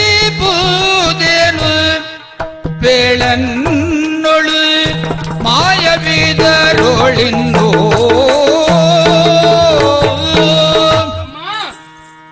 ಯಾಕಮ್ಮ ಹೀಗೆ ಮಲಗಿದ್ದೀಯಾ? ಏನಾಗಿದೆ ನಿನಗೆ ತಾಯಿ? ಅಮ್ಮ, ಇಷ್ಟು ದಿವಸ ನಾನು ಆಟ ಪೂರೈಸಿ ಬರುವಾಗ ನೀನು ಹೀಗೆ ಪವಡಿಸಿದ್ದಿಲ್ಲ. ಯಾಕಮ್ಮ ಮಲಗಿದ್ದೀಯಾ? ಯಾಕೋ ಒಂದು ರೀತಿಯ ಭಯ ನನ್ನ ಪಾಲಿಗೆ ಉಂಟಾಗುತ್ತಾ ಇದೆ. ಅಮ್ಮ, ಏನಾಗಿದೆ ಅಂತ ಹೇಳು ತಾಯಿ. ಯಾವುದಾದ್ರೂ ಚಿಂತೆ ನನ್ನ ಬಾಧಿಸಿತೆ ಅಥವಾ ನಮ್ಮ ಅರಮನೆಗೆ ಮಾಯಕ ಬಡಿಯುತ್ತೆ, ಭೂತ ಚೇಷ್ಟೆ ಉಂಟಾಯಿತೆ? ಏನಮ್ಮ, ಯಾಕೆ ಹೀಗೆ ಮಲಗಿದ್ದೀಯ ತಾಯಿ? ಅಮ್ಮ, ನಿತ್ಯ ಇದೇ ಸಮಯಕ್ಕೆ ನಾನು ಬರುವಾಗ ಅಡುಗೆ ಸಿದ್ಧ ಮಾಡಿ ನನಗಾಗಿ ಕಾಯುತ್ತಿರುವ ನೀನು ಅಭಿಮನ್ಯು ಈ ಕಡೆಯಿಂದ ಬರ್ತಾನೆ ಆ ಕಡೆಯಿಂದ ಬರ್ತಾನೆ ಅಂತ ನಿರೀಕ್ಷಿಸುತ್ತಿರುವಂತಹ ನೀನು ಯಾಕಮ್ಮ ಇವತ್ತು ಹೀಗೆ ಮೂರೆಗೆ ಮುಸುಕನ್ನಿಟ್ಟ ಮಲಗಿದ್ದೀಯ? ಅಮ್ಮ, ಏನಾಗಿದೆ ತಾಯಿ? ಹಾ, ಭೂಷಣ ನಮ್ಮನಿಗೆ ಯಾರೋ ಏನೋ ಹೇಳಿದ್ರು, ಹೌದೇನಮ್ಮ?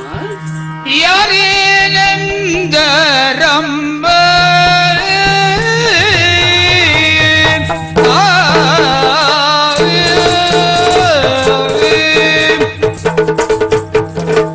ಯಾರೇ ಎಂದರಮ್ಮ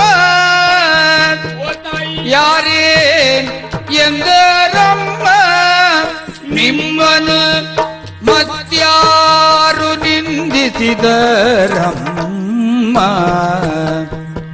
ನಿಮ್ಮನು ಮತ್ಯಾರು ನಿಂದಿಸಿದರ್ ಅಮ್ಮ ನಿಂದಿಸಿದರ್ ಅಮ್ಮ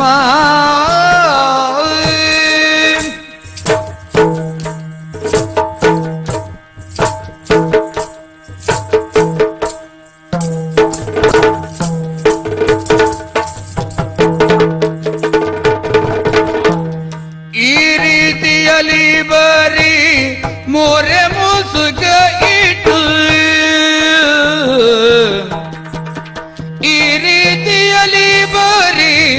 ಮೋರೆ ಮುಸುಕ ಇಟ್ಟು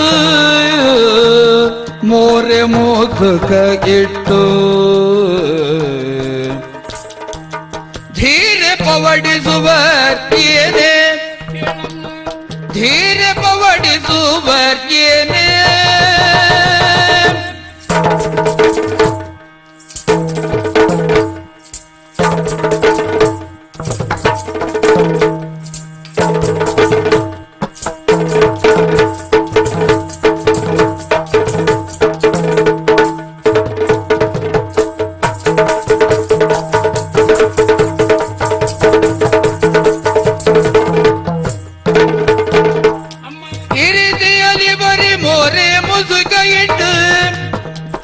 ಧೀರೆ ಪವಡಿಸುವರೇನೆ ಅಮ್ಮ ಧೀರೆ ಪವಡಿಸುವರ್ ಏನೇ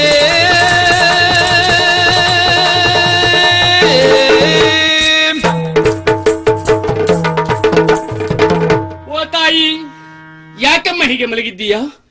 ಯಾರಾದ್ರೂ ಏನಾದ್ರೂ ಹೇಳಿದ್ರೆ? ನಮ್ಮ ಅರಮನೆಯಲ್ಲಿ ಅನೇಕರಿದ್ದಾರೆ, ಸುಮ್ಮನೆ ಕೆಲಸ ಇಲ್ಲದೆ ಇನ್ನೊಬ್ಬರನ್ನ ಬೈದು ಭಂಗಿಸುವವರು. ಅಂತವರೇನಾದ್ರೂ ಹೇಳಿದ್ರೆ? ಅಮ್ಮ, ನಿನ್ನ ಮನಸ್ಸಿಗೆ ನೋವಾಗುವಂತೆ ಯಾರಾದ್ರೂ ವ್ಯವಹರಿಸಿದ್ರೆ ಹೇಳಮ್ಮ. ಹಾ, ಹೀಗಿರುವುದಕ್ಕೆ ಸಾಧ್ಯ. ಅತ್ತೆ, ನಮ್ಮಜ್ಜಿ ಕುಂತಿ ಮಾತೆ, ಅವಳು ನಿನಗೇನಾದ್ರೂ ಹೇಳಿದ್ರೆ? ಅತ್ತೆಯ ಸ್ಥಾನ ಹಿರಿಯ ಸ್ಥಾನ ಎಂಬ ಕಾರಣದಿಂದ ನಿನ್ನ ಏನಾದ್ರೂ ಜರದ್ಲೆ? ಇಲ್ಲಮ್ಮ, ಅವಳು ಹಾಗೆ ಹೇಳುವುದಕ್ಕೆ ಸಾಧ್ಯವೇ ಇಲ್ಲ. ಹಾಗಿದ್ರೆ ಇನ್ಯಾರು? ಹಾ, ನನ್ನ ದೊಡ್ಡಮ್ಮ, ಅವಳೇನಾದ್ರೂ ಹೇಳಿದ್ಲಾ? ಛೇ ಛೇ, ಆ ಸ್ವಭಾವವೇ ಅವಳಿಗಿಲ್ಲ. ಹಾಗಿದ್ರೆ ಇನ್ಯಾರು ಹೇಳಿದ್ರು? ದೊಡ್ಡಪ್ಪ ಹೇಳಿದನೆ, ಧರ್ಮರಾಜ? ಛೇ ಛೇ, ಖಂಡಿತ ಮಾತನಾಡ್ಲಿಕ್ಕಿಲ್ಲ. ಹಾಗಿದ್ರೆ ನಮ್ಮ ಇನ್ನೊಂದು ದೊಡ್ಡಪ್ಪ ಭೀಮಸೇನ? ಇಲ್ಲಮ್ಮ, ಹಾಗೆಲ್ಲ ಅವನು ಹೇಳುವ ಹಾಗಿಲ್ಲ. ನನ್ನ ಅಪ್ಪ ಏನಾದ್ರೂ ಹೇಳಿದನೆ? ಹಾ, ಹೀಗೆ ಸಾಧ್ಯ ಉಂಟು. ಅಂದ್ರೆ ನಾನು ಹೇಳಿದ್ದು ಕೇಳಿದ್ದಮ್ಮ. ಅಜ್ಜಿ ಆಗಾಗ ಹೇಳ್ತಾ ಇದ್ಲು, ಮದುವೆ ಆದ್ಮೇಲೆ ಹೆಂಡತಿ ಅಪ್ಪನ ಮನೆಗೆ ಹೆಚ್ಚು ದಿವಸ ಹೋಗ್ತಾ ಇದ್ರೆ ಗಂಡನಿಗೆ ಸಿಟ್ಟು ಬಂದು ಹೋಗ್ತದಂತೆ. ಅಮ್ಮ, ಆ ವಿಷಯದಲ್ಲಿ ಅಪ್ಪ ನಿನಗೇನಾದ್ರೂ ಹೇಳಿದ್ರ? ಚಾಚಾ, ಇಲ್ಲಮ್ಮ, ಹಾಗೆ ನನ್ನ ಅಪ್ಪ ದುಡುಕ್ಲಿಕ್ಕಿಲ್ಲ. ಮತ್ತೆ ಯಾರೇನ್ ಹೇಳಿದ್ರು? ಚಿಕ್ಕಪ್ಪಂದಿರ ಮಾತಾಡ್ಲಿಕ್ಕಿಲ್ಲ. ಇನ್ಯಾರೇನ್ ಹೇಳಿದ್ರು? ಯಾರಿಂದ ಏನಾಯಿತು? ಅಮ್ಮ, ಮೋರೆಗೆ ಮುಸುಕನ್ನಿಟ್ಟು ನೋಡು, ಮಧ್ಯಾಹ್ನದ ಈ ಸಮಯದಲ್ಲಿ ಮಲಗಿದ್ದೀಯಲ್ಲ, ಹೀಗೆ ಮಲಗ್ತಾರೇನಮ್ಮ? ಮಧ್ಯಾಹ್ನದಲ್ಲಿ ಮಲಗಿದ್ರೆ ಬಲ್ಲವರ ಮಾತುಂಟು, ಹೆಂಗಸರು ಮಧ್ಯಾಹ್ನ ಸಮಯದಲ್ಲಿ ಮಲಗಿದ್ರೆ ಮನೆಗೆ ಮತ್ತೆ ದರಿದ್ರ ಹಿಡಿತದೆ ಅಂತ ಹೇಳಬೇಕಾದಿಲ್ಲಂತೆ. ಯಾಕಮ್ಮ ಅದನ್ನು ತಿಳಿದು ತಿಳಿದು ಮಲಗಿದ್ದೀಯಾ? ಏನಾಯ್ತಮ್ಮ? ಯಾರಿಂದ ಏನಾಯಿತು? ಅಮ್ಮ, ಈಗ ಅರ್ಥವಾಯಿತು, ಈಗ ಅರ್ಥವಾಯಿತು. ಎದ್ದರಲ್ಲಿ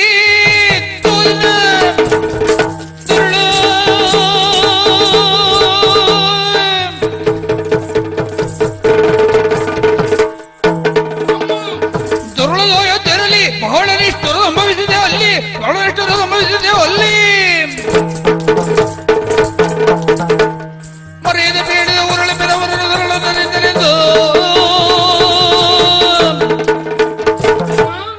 ದುರುಳದಾಯಾದಿಗಳು ಆ ಕೌರವರಿಂದ ಉಪಟಳವಾಯಿತೆ. ಅವರನ್ನೆಲ್ಲ ಪಡೆದು ನಿನ್ನ ಚಿಂತೆಯನ್ನು ದೂರ ಮಾಡ್ತೇನೆ. ಹೇಳಮ್ಮ. ಅಮ್ಮ, ಹಸಿವೆ ಹೆಚ್ಚಾಗಿದೆ, ಹೇಳಮ್ಮ, ಹೇಳಮ್ಮ. ಇಂತು ಸುರುವ ತರಳನನು ಕಂಡು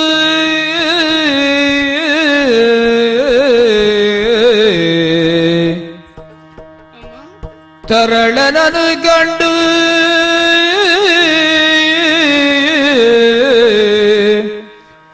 ಏನ ಹೇಳಲಯ್ಯೋ ನಿನಗೆ ಕಂದ ಕಂದ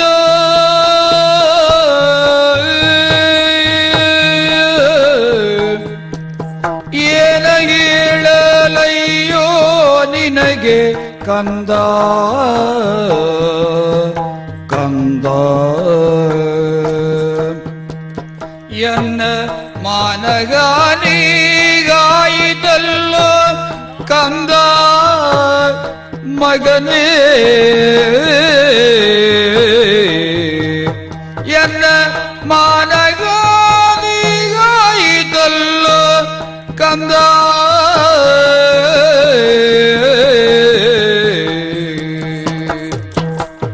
ಹಲದರ ತನ್ನಯ ಮಗಳ ಕಂದ ಕಂದ ಹಲದರ ತನ್ನಯ ಮಗಳ ಕಂದ ಕಂದ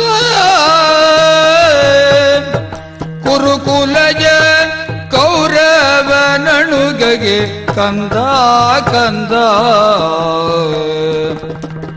ಕುರುಕುಲಜ ಕೌರವನಣುಗಗೆ ಕಂದ ಕಂದ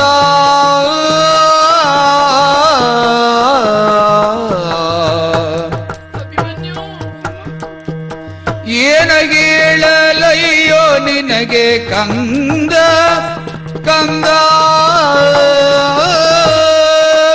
ಅಭಿಮನ್ಯು ಅಮ್ಮ ನೊಂದೆಯಾ ಕಂದ ಅಮ್ಮ ಅಮ್ಮ ಅಂತ ಕೂಗುತ್ತಿರುವಾಗ ನನ್ನ ಕಿವಿ ಕೇಳ್ತಾ ಇದೆ ಮಗನೇ. ನಿದ್ದೆ ಬಂದವರನ್ನು ಎಬ್ಬಿಸುವುದು ಕಷ್ಟ ಅಲ್ಲ ಕಂದ.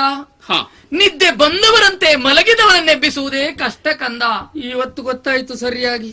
ಅಭಿಮನ್ಯು, ಇದು ತನಕ ನೀನು ಬರುವಾಗ ಬಾಗಿಲಲ್ಲಿ ನಿಂತು ಎಷ್ಟೊತ್ತಿಗೆ ನನ್ನ ಮಗ ಬರುತ್ತಾನೆ ಅಂತ ತುದ್ದ ಮಾಡಿ ಕಾಯುತ್ತಿದ್ದವಳಲ್ವೇನೋ ಹೇಳು. ನಾನು ಅದೇ ನಿರೀಕ್ಷೆ ಮಾಡಿದ್ದನಮ್ಮ. ಅಭಿಮನ್ಯು, ಆದ್ರೇನ್ ಮಾಡೋಣ ಹೇಳು. ಒಂದ್ ಗಾದೆ ಮಾತ್ ನೀನ್ ಅಜ್ಜಿ ಹೇಳುವುದು ಕೇಳಲಿಲ್ವೇ ಹೇಳು. ಮನೆಗೆ ಬೆಂಕಿ ಬಿದ್ರೆ ಅಂಗಳದಲ್ಲಿ ನಿಲ್ಬಹುದಂತೆ, ಮನಸ್ಸಿಗೆ ಬೆಂಕಿ ಬಿದ್ರೆ ಎಲ್ಲಿ ಹೋದ್ರೂ ಸಹಿಸ್ಲಿಕ್ಕೆ ಆಗುದಿಲ್ಲ ಕಂದ. ಅಂತ ಅಪಮಾನ ಆಗಿ ಹೋಯ್ತು ಮಗನೇ. ಅವಮಾನವ? ಹೌದು ಕಂದ. ಯಾರಿಂದ ತಾಯಿ? ಹೆಣ್ಣಿಗೆ ತೌರಾಸೆ, ಹಕ್ಕಿಗೆ ಗೂಡಾಸೆ ಸುಳ್ಳಲ್ವಲ್ಲ. ಹೌದು. ಹಾಗೆ ಮೊನ್ನೆ ದಿನ ನಾನು ದ್ವಾರಕೆಗೆ ಹೋದೆ ಮಗ. ಹೋದಾಗ ಅವರೆಲ್ಲ ಕುಳಿತು ಸಮಾಲೋಚನೆ ಮಾಡ್ತಾ ಇದ್ರು. ನನ್ನನ್ನು ಮಾತಾಡಿಸಿದ್ರು. ಸಮಾಲೋಚನೆ ಏನು ಅಂತ ನಾನತ್ತ ಗಮನ ಹರಿಸಿದೆ. ಯಾರು? ನಿನ್ನ ದೊಡ್ಡಣ್ಣನೇ ನೇತಾರನಾಗಿ ಸಮಾಲೋಚನೆ ಮಾಡ್ತಾ ಇದ್ದ. ಸಮಾಲೋಚನೆಯ? ಹಾ, ಸಮಾಲೋಚನೆ. ಏನಮ್ಮದು? ದೂರಾಲೋಚನೆ ಮಗನೇ. ದೂರಾಲೋಚನೆ? ಹಾ, ನನಗೂ ಕಿವಿ ಕೊಡೋಣ ಅಂತ ಅನ್ನಿಸಿತು. ಬೇರೆ ಏನಲ್ಲ ಕಂದ. ರೋಗಿ ಬಯಸಿದ್ದು ಹಾಲು, ವೈದ್ಯ ಕೊಟ್ಟದ್ದು ಹಾಲು ಎಂಬ ಹಾಗೆ ನಾನು ಊಹಿಸಿಕೊಂಡು ಹೋದದ್ದು ಅದೇ. ಯಾವ್ದಮ್ಮದು? ಬೇರೆ ಯಾವುದಲ್ಲ. ನಿನ್ನ ದೊಡ್ಡ ಮಾವ ಬಲಭದ್ರನಿಗೆ ಒಬ್ಬಳು ಮಗಳಿದ್ದಾಳೆ, ಕನಕಾಂಗಿ ಎಂಬವಳು. ಗೊತ್ತಾ? ಹೌದು, ನೀನ್ ಹೇಳಿದ್ ಕೇಳಿದ್ದೆ ಅಲ್ವಾ. ಸರಸಕ್ಕಾಗಿ ಮಾತಾಡ್ತಾ ಇದ್ದೇವಲ್ಲ. ನಾನು ಹೋದದ್ದು ಅದೇ ವಿಷಯಕ್ಕಾಗಿ. ಅಂದ್ರೆ ಕನಕಾಂಗಿಯನ್ನು ನಮ್ ಸೊಸೆ ಮಾಡಿಸಿಕೊಳ್ಳೋಣ ಅಂತ. ಅಂದ್ರೆ ನಿನಗೆ ಹೆಂಡತಿ ಆಗಿಸೋಣ ಅಂತ ಅಷ್ಟೇ ಅಲ್ವಾ? ಹೌದು. ಆದ್ರಾಯ್ತು, ಮುಗಿತಲ್ಲ. ಅಲ್ಲ ಮಗನೇ, ಅವರೆಲ್ಲ ಮಾತಾಡ್ತಾ ಇದ್ದದ್ದು ಏನು? ಏನಂತೆ? ಬೇರೆ ವಿಷಯ. ಕನಕಾಂಗಿಯನ್ನು ಕೌರವನ ಮಗ ಆ ಲಕ್ಷಣನೇ ಕೊಡುವುದು ಅಂತ ಮಾತಾಡಿದ್ರು. ಒಟ್ಕೊಂಡು ಹಾಳಾಗಿ ಏನೀಗ? ಅಲ್ಲ, ನಾನ್ ಕೇಳಿದೆ. ಹೌದು, ಕೊಡುದಿಲ್ಲ ಅಂತ ಹೇಳಿರಲ್ವಾ? ಮುಗಿಯತ್ತಲ್ಲ. ಏನು ಈ ಲೋಕದಲ್ಲಿ ಹೆಣ್ಣು ಮಕ್ಕಳಿಗೆ ಏನು ಬರಗಾಲ ಹಿಡಿದು ಹೋಗಿದ್ಯಾ? ಅದಲ್ಲ ಮಗನೇ, ಒಬ್ಬರಲ್ಲಿದ್ರೆ ಒಬ್ರು ಕೊಡುತ್ತಾರೆ. ನೀನ್ ಹೇಳಿದಾಗೆ ಒಬ್ಬರಲ್ಲದಿದ್ರೆ ಮತ್ತೊಬ್ರು ಕೊಡಬಹುದು. ಅದಲ್ಲ, ಹಳೆ ಬೇರು ಹೊಸ ಚಿಗುರು ಕೂಡಿದರೆ ಮರ ಸೊಬಗು. ಅದಕ್ಕಾಗಿ ಹತ್ತಿಲ್ಲ ಹಲವಿಲ್ಲ, ಚಂದ್ರವಂಶದ ಕುಲದ ಕುಡಿ ನೀನೊಬ್ಬನೇ ಅಲ್ವೇನೋ ನನಗೆ. ನನ್ನ ದೊಡ್ಡಣ್ಣನಿಗೂ ಹಾಗೆ, ನಿನ್ನ ದೊಡ್ಡ ಮಾವನಿಗೆ ಕನಕಾಂಗಿ ಒಬ್ಬಳೇ ಮಗಳು. ಅವಳನ್ನ ತಂದ್ರೆ ಎಷ್ಟು ಒಳ್ಳೇದಾದೀತ್ ಹೇಳು. ಅದೇ ಸಂಬಂಧವೇ ಆಗ್ಬೇಕಾ? ಅಲ್ಲ, ಆಗ್ಬೇಕು ಅಂತ ಕೇಳಿದೆ ನಾನು. ಸೋದರಿಕೆಯ ಸಂಬಂಧ ಅಲ್ವಾ? ಕೇಳಿದ್ರೆ ಆಗುವುದಿಲ್ಲ ಅಂತ ಹೇಳಿದ. ಅಪಮಾನ ಮಾಡಿ ಕಳಿಸಿದ. ನಿನಗೇನುಂಟು? ನಿನ್ಗೆ ಯಾಕೆ ಕೊಡ್ಬೇಕು? ಇರೋದಕ್ಕೊಂದು ಮನೆ ಇಲ್ಲ, ಊಟ ಮಾಡ್ಲಿಕ್ಕೆ ಸರಿಯಾದ ವ್ಯವಸ್ಥೆ ಇಲ್ಲ, ಉಟ್ಟುಕೊಳ್ಳಿಕ್ ಬಟ್ಟೆ ಪಿತಾಂಬರ ಇಲ್ಲ, ತೊಟ್ಟುಕೊಳ್ಳಿಕ್ ಆಭರಣದ ವ್ಯವಸ್ಥೆ ಇಲ್ಲ, ಕೊಡುವುದೇ ಇಲ್ಲ ಅಂತ ಅಪಮಾನ ಮಾಡಿ ಕಳಿಸ್ಬಿಟ್ಟ. ಕೊಡುವುದು ಲಕ್ಷಣನಿಗಂತೆ. ಲಕ್ಷಣೆ ಕೊಡ್ತಾನಂತ? ಹೌದಂತೆ. ಯಾರಿಗೆ ತಾಯಿ ಗಣ್ಯತ್ರವು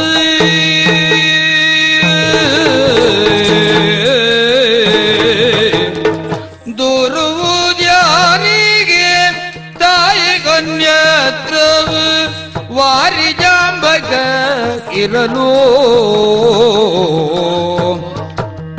ಅನ್ಯತ್ರವು ವಾರಿ ಜಾಂಬಗ ಇರಲು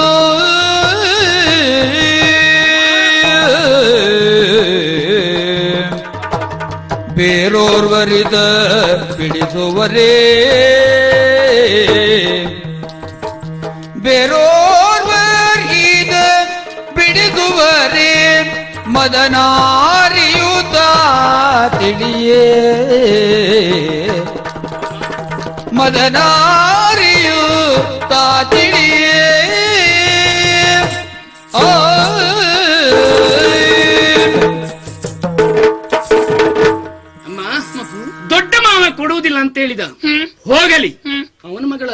ಹೌದು. ಅಲ್ಲಿಗೆ ಮುಗಿಯುವುದಿಲ್ಲಲ್ಲ. ಹಾ. ದ್ವಾರಕೆಯಲ್ಲಿ ಏನೇ ನಡೆಯುವುದಿದ್ರು ಕೊನೆಯ ತೀರ್ಮಾನವನ್ನ ಪಡೆಯುವವ ಕೊಡುವವ ಯಾರು? ನಮ್ಮ ಸಣ್ಣಣ್ಣ ಶ್ರೀಕೃಷ್ಣ ಪರಮಾತ್ಮ. ಹೌದು. ಅವನಲ್ಲಿ ನೀನು ಹೋಗಿ ಹೇಳಲಿಲ್ವಾ? ಸಮಸ್ಯೆ ಪರಿಹಾರ ಆಗ್ತಿರ್ಲಿಲ್ವಾ? ಅವನಲ್ಲಿ ಹೇಳಿಲ್ಲ. ಅದೇ ಮಗಳು ಇವನು ಮಗಳಲ್ವಾ, ಹಾ. ಏನ್ ಮಾಡಿಕೊಳ್ಳೋಣ? ಹಾ. ಅದು ನಮಗ್ ಕೊಡುವುದಿಲ್ಲ ಅಂತ ಹೇಳಿ ಹಾ. ನಮ್ಮ ದ್ವೇಷಿಗನಾದಂತ ಕೌರವನ ಮಗನಿಗೆ ಕೊಡ್ತಾನೆ ಅಂತ ಹೇಳಿದ್ರೆ ಆವಾಗ ನಾವ್ ಎಷ್ಟು ಸಣ್ಣವರಾಗ್ಲಿಲ್ಲ ಹೇಳು. ನಮ್ಮನ್ನ ಅಪಮಾನ ಮಾಡಿದಾಗಲ್ವಾ, ಮೂಗು ಕೊಯ್ದು ಕನ್ನಡಿ ಕೊಟ್ಟಾಗಲ್ವಾ? ಸಣ್ಣ ಮಾವನಲ್ಲಿ ಹೇಳಿದ್ರೆ ಏನು ಉತ್ತರ ಕೊಡ್ಲಿಲ್ಲ. ಆಹಾ. ಆ? ಹ್ಮ್. ವಿಧಿ ಇಷ್ಟೇ ಅಂತ ಅವನು ಭಾವಿಸಿದನ. ಹೌದು, ಏನ್ ಮಾಡ್ಲಿ ಹೇಳು. ದೊಡ್ಡ ಮಾವ ಕೊಡುವುದಿಲ್ಲ, ಹೌದು. ಸಣ್ಣ ಮಾವ ಉತ್ತರಿಸುವುದಿಲ್ಲ. ಹ್ಮ್. ಕೌರವನ ಮಗನಿಗೆ ಕೊಡ್ತಾನೆ. ಅಲ್ವಾ, ನಮ್ಗೆ ಅಪಮಾನ ಮಾಡಿದಾಗಲ್ವಾ? ಅಮ್ಮ ಯೋಚಿಸಬೇಕಾದ್ದಿಲ್ಲ. ಏನು? ಆ ದಾಯಾದಿಗಳಾಗಿರುವಂತ ಕೌರವರನ್ನೆಲ್ಲ ಬಡಿದು ಕೆಡಹುತ್ತೇನೆ. ಹ್ಮ್. ಆಮೇಲೆ ಆ ಲಕ್ಷಣನಿಗೆ ಮತ್ತೆ ಜೀವನದಲ್ಲಿ ನೀನು ಮದುವೆಯೇ ಬೇಡ ಅಂತ ಅವನ ಬಾಯಿಂದಲೇ ಹೇಳಿಸ್ತೇನೆ. ಅವರಿಗೆಲ್ಲ ಆ ಶಾಸ್ತಿ ಆಮೇಲೆ ನಾನು ಮಾಡ್ತೇನೆ. ಅಮ್ಮ, ಆ ನಂತರ ಇಬ್ಬರು ಹೋಗೋಣ ನಮ್ಮ ದೊಡ್ಡ ಮಾವನಲ್ಲಿಗೆ. ಹೋಗಿ ಅವನ ರಟ್ಟೆಗೆ ಕೈ ಕೊಡ್ತೇನೆ. ಏನ ಏನ ನನ್ನ ಮಾವ ಏನ ಕೊಡುವುದಿಲ್ವಾ? ಕೊಡುವುದಿಲ್ವಾ ಹೇಳಿ ಅವನ ರಟ್ಟೆ ಹಿಡಿತೇನೆ, ಜುಟ್ಟಿಗೆ ಕೈ ಕೊಡ್ತೇನೆ, ಎಳೆದು ಕಂಬಕ್ಕೆ ಕಟ್ತೇನೆ. ಪುರೋಹಿತರು ಇದ್ರು ಬರ್ಲಿ, ಆ ಮಾವನನ್ನ ಕಂಬಕ್ಕೆ ಕಟ್ಟಿ ಅವನ ಎದುರಿನಲ್ಲಿಯೇ ಅದೇನೋ ಕಟ್ತಾರಲ್ಲ ತಾಳಿ, ಅದನ್ನ ಬಿಗಿತೇನೆ. ಮುಗೀತ ನಿನ್ನದು? ಮುಗೀತಲ್ಲ, ಮದುವೆ ಇಷ್ಟು ಮಾಡಿದ್ರೆ ಸಾಕಲ್ವಾ? ಸುಮ್ಮನಿಲ್ಲ, ನಾನು ಮಾಡ್ತೇನೆ. ಹೇಳಿ ಸುಲಭದೆಲ್ಲ ಆಗ್ತದೆ ಹೇಳು. ಯಾಕಾಗುವುದಿಲ್ಲ? ಕೊಡುವುದಿಲ್ಲ ಅಂದ್ರೆ ಅದೇ ಯಾರ ರಟ್ಟೆ ಕೈ ಕೊಡೋದು? ಅಮ್ಮ, ನಾನು ಕೇಳಿದ್ದೇನೆ ಕತೆ, ಏನು ಗೊತ್ತಿಲ್ಲ ಅಂತಲ್ಲ, ಅಜ್ಜಿ ಹೇಳುವ ಕತೆ ಕೇಳಿದ್ದೇನೆ. ಏನ್ ಹೇಳು? ನಿನ್ನ ಮದುವೆ ಪರಿಣಯದ ಕಾಲದಲ್ಲಿ ನಿನ್ನ ಮದುವೆ ಹೌದೌದು ಪರಿಣಯ, ಹೌದು, ಸುಭದ್ರಾ ಪರಿಣಯ. ಹೌದಾ? ನಮ್ಮ ಅಜ್ಜಿ ಕತೆ ಹೇಳ್ತಿದ್ಲು. ಏನು? ಗಲಾಟೆಯಲ್ಲೇ ಮದುವೆ ಆಗಿದೆಯಂತೆ. ಹಾಗಾಗಿ ನನ್ನ ಮದುವೆ ಬಹುಶಃ ಗಲಾಟೆಯಲ್ಲೇ ಆಗುತ್ತದೆ. ಪರಂಪರೆ ಏನ್ ಮಾಡ್ಲಿಕ್ಕೆ ಬರುವುದಿಲ್ಲ. ನಡೀಲಿ ನಡೀಲಿ. ಹಾಗಂತ ಮಕ್ಕಳ ಮಾತು ಲೆಕ್ಕಕ್ಕಲ್ಲ ಅಂತ ತೇಲಿಸಿ ಬಿಡುವಾಗಿಲ್ಲ ಮಗನೇ. ಪ್ರಯತ್ನ ಮಾಡ್ಬೇಕು. ಹೌದು, ಮಾಡುವುದೇ ಹೇಗೆ? ಮಗನ ಮಾತ ಲಾಲಿಸುತ್ತ ಮುಗುದೆ ಗರುಷದಿ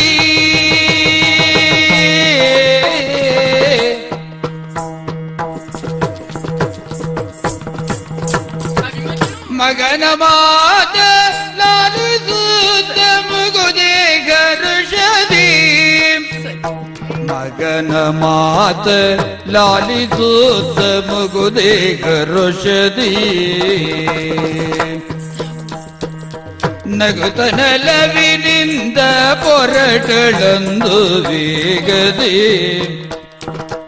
ನಗುತನಲವಿನಿಂದ ಪೊರಟ ಅಂದು ವೇಗದಿ ನಗುತ್ತ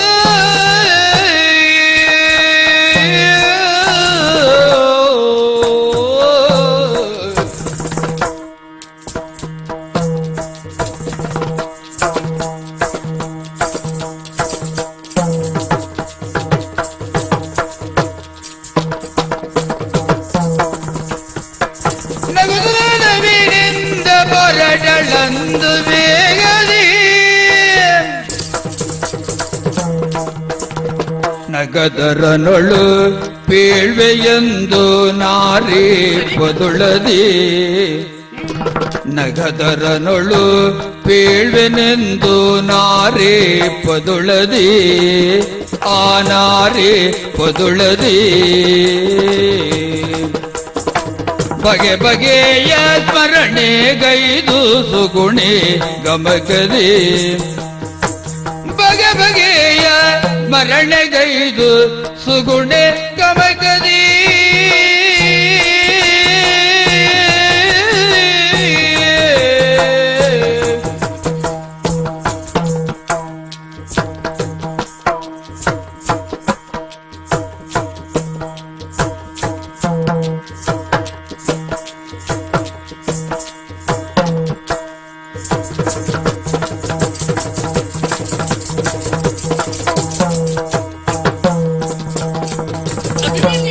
ನಗದರನೊಳು ಪೇಳ್ವೆಯೆಂದು ನಾರಿ ಪೊದುಳದಿ ಆ ನಾರಿ ಪೊದುಳದಿ ಬಗೆ ಬಗೆಯ ಸ್ಮರಣೆಗೈದು ಸುಗುಣೆ ಗಮಕದಿ ಬಗೆ ಬಗೆಯ ಸ್ಮರಣೆಗೈದು ಸುಗುಣೆ ಗಮಕದಿ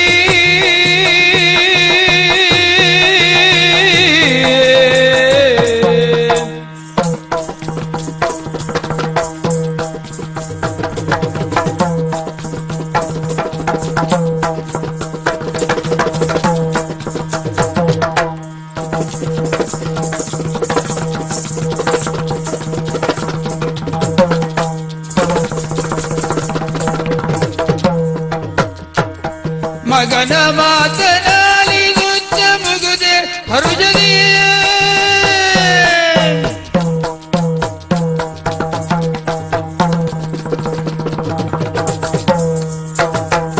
ಮಗನ ಮಾತನಾಲಿದುಚ್ಚ ಮುಗುದೆ ಹರುಷದಿ. ಅಭಿಮನ್ಯು ಅಮ್ಮ ಕಂದ, ಅಮ್ಮ ಸರಿಯಾದ ವಿಷಯವನ್ನೇ ನೀನು ಮಂಡಿಸಿದೀಯಾ. ಆದ್ರೆ ಇದು ತನಕ ಹಾ ನಾನ್ ಆಲೋಚನೆ ಮಾಡಿದ್ದೆ ಬೇರೆ. ನನ್ನ ಮದುವೆ ವಿಷಯ ಪ್ರಸ್ತಾಪ ಮಾಡಿದೆಯಲ್ಲ, ಹೌದು, ಆ ವಿಭಾಗದಲ್ಲಿಯೂ ಆದದ್ದಷ್ಟೇ ಅಲ್ವೇ? ಮತ್ತೆ ಸರಿ, ನಮ್ಮ ದೊಡ್ಡಣ್ಣ, ನಿನ್ನ ದೊಡ್ಡ ಮಾವ 6 ಬಿಟ್ರು 9 ಹಾ ಮತ್ತೆ ಮಧ್ಯೆ ಲೆಕ್ಕಾಚಾರವೇ ಇಲ್ಲ ಅವನದ್ದು. ಹಾಗಂತಾದ್ರೆ ಹಾ. ಈ ಮುಖದಲ್ಲಿ ನಾವು ಪ್ರಯತ್ನ ಮಾಡ್ಲೇಬೇಕೀಗ. ಬೇರೆ ಏನಲ್ಲ, ನಿನ್ನ ಸಣ್ಣ ಮಾವನಲ್ಲಿ ಹೋಗಿ ನಾವು ವಿಷಯವನ್ನೆಲ್ಲ ಪ್ರಸ್ತಾಪಿಸಿಕೊಂಡೇವಂತಾದ್ರೆ ಆತ ನಮ್ಮ ಬಗ್ಗೆ ಕರುಣೆ ಒಡೆದು ಹಾ. ನಮ್ಮ ಬಗ್ಗೆ ಕನಿಕರ ತೋರಿಯೇ ತೋರ್ತಾನೆ. ತೋರಿದ್ರೆ ಸರಿ, ಹಾ. ಸುಮ್ಮನಿದ್ದಾನೋ ನಿಮ್ಮ ಇಷ್ಟದಂತೆ ಮಾಡಿ ಅಂತ ಅರ್ಥ ಬರ್ತದೆ. ಹೌದು. ಆಮೇಲೆ ನಾನು ನೋಡಿಕೊಳ್ತೇನೆ ಅಲ್ವಾ? ಪ್ರಯತ್ನ ಮಾಡುವುದೇ ನಾವು. ಮಾಮ, ದೊಡ್ಡ ಮಾಮ ಮಾತು ಕೇಳಿದ್ರೆ ಸರಿ. ಸರಿ. ಆಮೇಲೆ ನನ್ನನ್ನು ನೀನ್ ತಡಿಲಿಕ್ಕಿಲ್ಲ. ಆಯ್ತು, ನೋಡು. ಬೀಳುದೇ ಮಾವನಿಗೆ. ಬಾಗುವುದು ನೆಲದೊರೆಗೆ ಬಾಗುವುದು. ಹಾ. ಮತ್ತೆ ಬಾಗುವುದಂದ್ರೇನು? ಸರಿ. ಹೀಗೆ ನಿಲ್ಲುವುದೇ. ಸರಿ ಸರಿ ಸರಿ. ಸಿದ್ಧತೆ ಎಲ್ಲ ಆಗಿದೆಯಲ್ಲ? ಹೋ? ಹಾ? ಹೋಗೋಣ. ಸಿದ್ಧತೆ ಆಗಿದೆಯಲ್ಲ? ಆಯ್ತಮ್ಮ. ಶ್ರೀಕೃಷ್ಣನ ಸ್ತುತಿಸುತ್ತಾ ಧಾರಾವತಿವರೆಗೆ ಹೋಗೋಣ. ದೈತ ದೈತ ದೈತ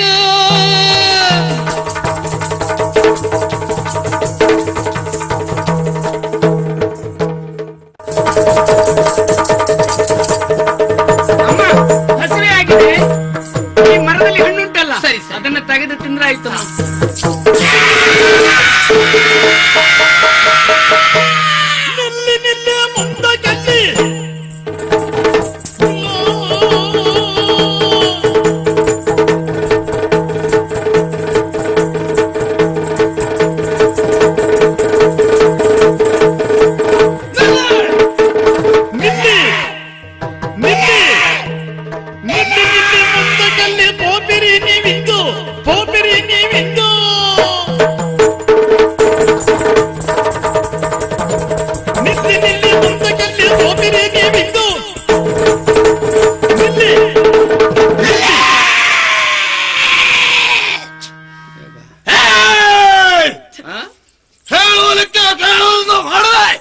ಹಣ್ಣಿಗೆ ಕೈ ಹಾಕಿದ್ಯಾಕೆ? ಹಣ್ಣಿರುವುದು ಯಾಕೆ? ತಿನ್ನುವುದಕ್ಕೆ. ಅದಕ್ಕೆ ಕೈ ಹಾಕಿದ್ದು. ಕೇಳಿ ಕೊಯ್ಬೇಕಿತ್ತು. ಯಾರು ಇರ್ಲಿಲ್ಲ, ನಾನಿದ್ದೆ. ಗೊತ್ತಾದ್ದೀಗ. ಉಪವನ ಯಾರದ್ದು ಗೊತ್ತಿಲ್ಲ. ಇಲ್ಲಿ ಯಾರಿದ್ದೀರಿ ಹಾ. ಅಂತ ಕೂಗಿ ಕರೆಯಬೇಕಿತ್ತು. ಯಾಕಯ್ಯ? ಎಂತ ಉಪವನ ನಮ್ಮದ್ದು. ದೊಣ್ಣೆರಾಯನ ಅಪ್ಪಣೆಯು ಅಂತ. ಹಾಳು ಹಾ. ಹೆಚ್ಚು ಮಾತಾಡಿದ್ರೆ ಹಾ. ಹಣ್ಣಿಗೆ ಕೈ ಹಾಕಿದ ನನ್ನ ಕೈಯನ್ನು, ಹಾ. ಇಲ್ಲಿಗೆ ಬಂದ ನನ್ನ ಕಾಲನ್ನು ಹಾ. ಮುರಿತಾನೆ. ಕೂಗಬೇಡ್ವಾ? ನೀನು ಕೂಗಿದ್ರಲ್ಲ ಹೆದರುವವ ನಾನಲ್ಲ. ಯಾಕೆ ಬೊಬ್ಬೆ ಹೊಡಿತಾ ಸಾಯ್ತ? ನೀವು ಕೂಗುದೊಂದು ಕೇಳ್ತದೆ, ಬಾಯಲ್ಲಿ ಕಣ್ಣಲ್ಲಿ ಯಾವುದು ಗೊತ್ತಾಗುದಿಲ್ಲ. ತಪ್ಪಾಯ್ತು ಅಂತ ಕಾಲು ಹಿಡಿ. ತಪ್ಪಾದ್ರಲ್ವಾ? ಎಂತದ ಮಾಡಿದ ತಪ್ಪೆ ಅಲ್ಲ. ಇವು ಮಾತಾಡಿದ ಮೇಲೆ ಜೀವ ಉಂಟು ಅಂತ ಗೊತ್ತಾಯ್ತು. ನೀನೇನು ಬೋತ್ವ ಪ್ರೇತ್ವ? ಯಾರ್ಯಾರು ಇರೋರು ಯಾರು ಅಂತ ನನಗೆ ಗೊತ್ತು. ಹೌದಾ? ಹಣ್ಣಿಗೆ ಕೈ ಹಾಕಿದಾಕೆ ಕೇಳಿದೆ. ಹಾ. ಕಾಲು ಹಿಡಿತೀಯ? ಹಾ. ಅಲ್ಲ, ಕೈ ಮುರಿಬೇಕಾ? ನೋಡು, ಪ್ರಕೃತಿ ದತ್ತವಾಗಿ ಬೆಳೆದ ಹಣ್ಣು ನಾವು ಬೆಳೆಸಿದ್ದು. ನಾನೇನ್ ಹಾಳು ಮಾಡ್ಲಿಲ್ಲ, ತಿನ್ನಬೇಕು ಅಂತ ಆಸೆ ಪಟ್ಟೆ. ಕೇಳಬೇಕಿತ್ತು. ನೋಡ, ಈಗ ಆಗಿ ಹೋಯ್ತು. ಮತ್ತೆ ಇದಕ್ಕೆ ಮತ್ತೆ ಕ್ಷಮೆ ಕೇಳಬೇಕು ಅಂತ ಹೇಳಿದ್ರೆ ನಿನ್ನನ್ನು ಹಿಡಿದು ಬಡಿ. ಕಾಲು ಹಿಡಿ. ಕಾಲು ಹಿಡಿಯುವುದಾ? ಹೌದಾ? ಇದು ಬಡಿತಾರೆ, ಗೊತ್ತುಂಟು. ಬಾ. ಬಾರ.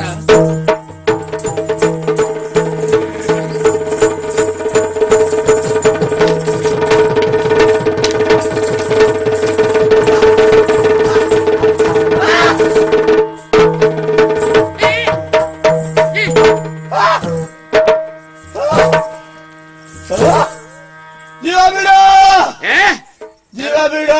ಯಾರ ಜೀವ ಬಿಡುವುದು? ನನ್ನ ಜೀವ ನಿನ್ ಕೈ ಉಂಟು. ಜೀವ ಬಿಡು. ಎಳವೆ.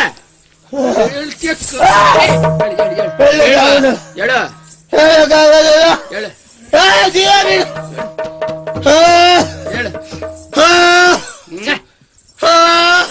ಹೋದ ಸತ್ತ. ನಿಮ್ಮೆಣ್ಣು ಕೈಯ, ನಿಮ್ಮೆಣ್ಣು ಕೈಯ, ಎಂತದ? ನಿಮ್ಮೆಣ್ಣು ಕೊಯ್ಬೇಡ. ನಿಂಬೆಹಣ್ಣು? ನಿಂಬೆಹಣ್ಣು? ನಿಮ್ಮೆಣ್ಣು, ನಿಮ್ಮೆಣ್ಣು. ನಿಂಬೆಹಣ್ಣ ಕೊಯ್ಬೇಡ. ಕೊಯ್ಯುವುದಿಲ್ವಾ? ಅದಕ್ಕೆ ಹುಳಿ ಉಂಟು. ಆಯ್ತು, ನಮಗೆ ಹೆಚ್ಚುಂಟು. ನಿನಗೆ ಹೆಚ್ಚಿದ್ದರಿಂದ ಕಡಿಮೆ ಆಯ್ತು ಈಗ ಗೊತ್ತಾಯ್ತಾ? ಜೀವ ಬೇಡ ಇನ್ನು ಹೆಚ್ಚು ಮಾಡ್ಕೊಳ್ಲಿಕ್ಕೆ ಹೋಗ್ಬೇಡ ಆಯ್ತಾ?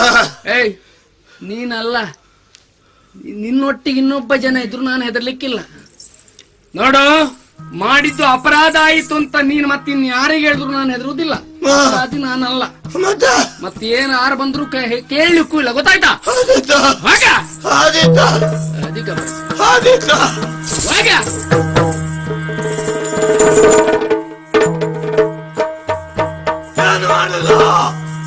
ಪೆಟ್ಟು ಕಟ್ಟು ಹೋಗಿ ನಮ್ಮ ಅಪ್ಪನಿಗೆ ಹೇಳಬೇಕು. ಇದಾ ಸರಿ?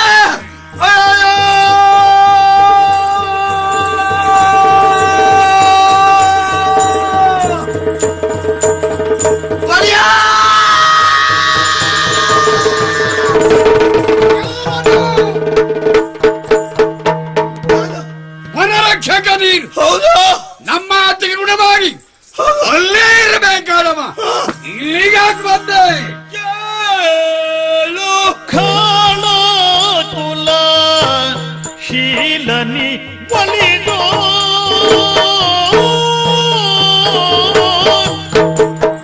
ಕೇಳು ಖಳ ಕುಲ ಶೀಲನಿ ನೊಲಿದು ಕೇಳು ಖಳ ಕುಲ ಶೀಲನಿ ನೊಲಿದು ಕೇಳುವೆನು ಬಹು ಲೀಲೆಯ ಲಾಲಿಸೋ. ಹೌದು, ಕೇಳುವೆ ನಾ ಹೊಸ ಲೀಲೆಯ ಲಾಲಿಸೋ.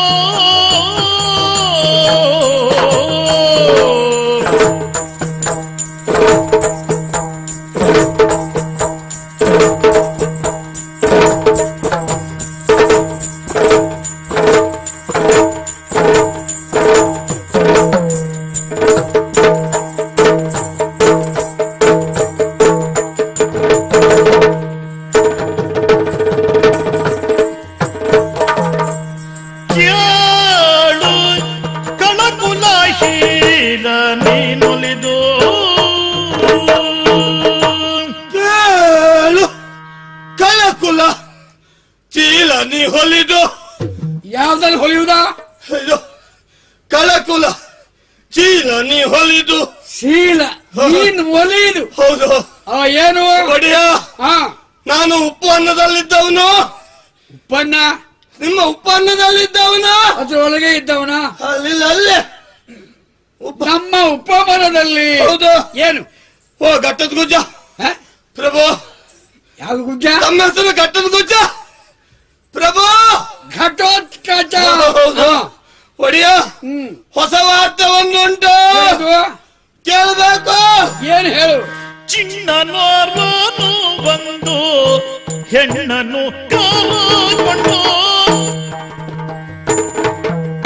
ಚಿನ್ನನೋರ್ವನು ಬಂದು ಹೆಣ್ಣನು ಕರಕೊಂಡು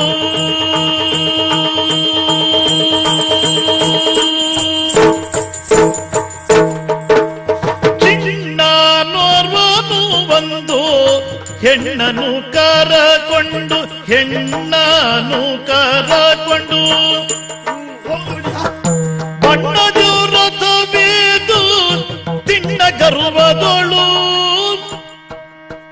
ಬಣ್ಣದ ರಥವೇದು ಬಣ್ಣದ ರಥವೇದು ಬಣ್ಣದ ರಥವೇದು ಬಣ್ಣದ ರಥವೇದು ತಿನ್ನ ಗರ್ವದೊಳು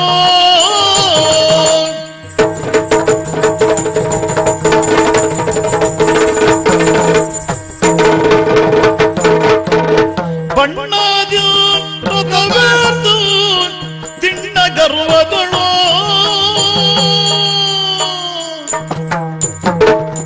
ಕೇಳು ಕೇಳು ಖಳಕುಲ ಶೀಲ ನೀಲುದ್ಯೋ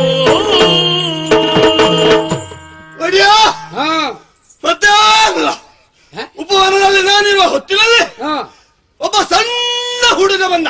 ಸಣ್ಣ ಹುಡುಗ? ಹೌದಪ್ಪ, ಸಣ್ಣ ಹುಡುಗ ಬಂದಿದ್ದು ಮಾತ್ರ ಅಲ್ಲ, ಅವನ ಜೊತೆಯಲ್ಲಿ ದುಳ್ಳು ಹೆಣ್ಣು ಉಂಟು, ಒಬ್ಬಳು ಹೆಣ್ಣು ಸಣ್ಣ ಹುಡುಗ, ಒಂದು ಮಗುವನ್ನ ಕರೆದುಕೊಂಡು ಬಂದಿರಿ. ಹೌದು ಹೌದು.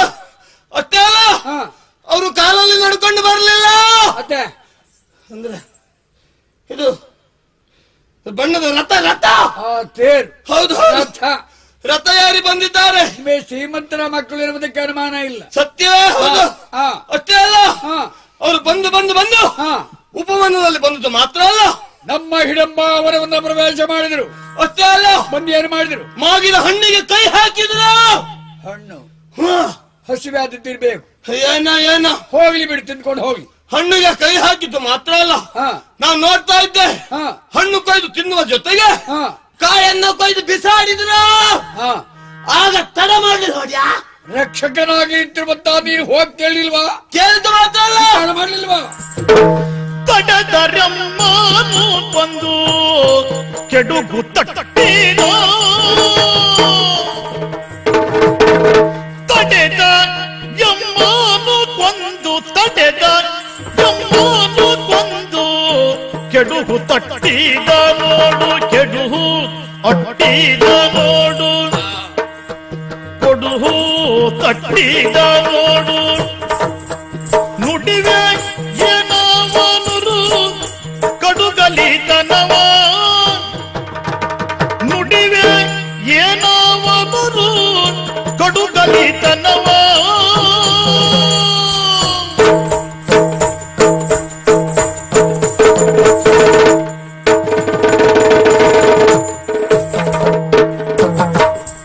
ಕೇಳು ಖಲಗುಣಶೀಲ ನೀನುರಿದು.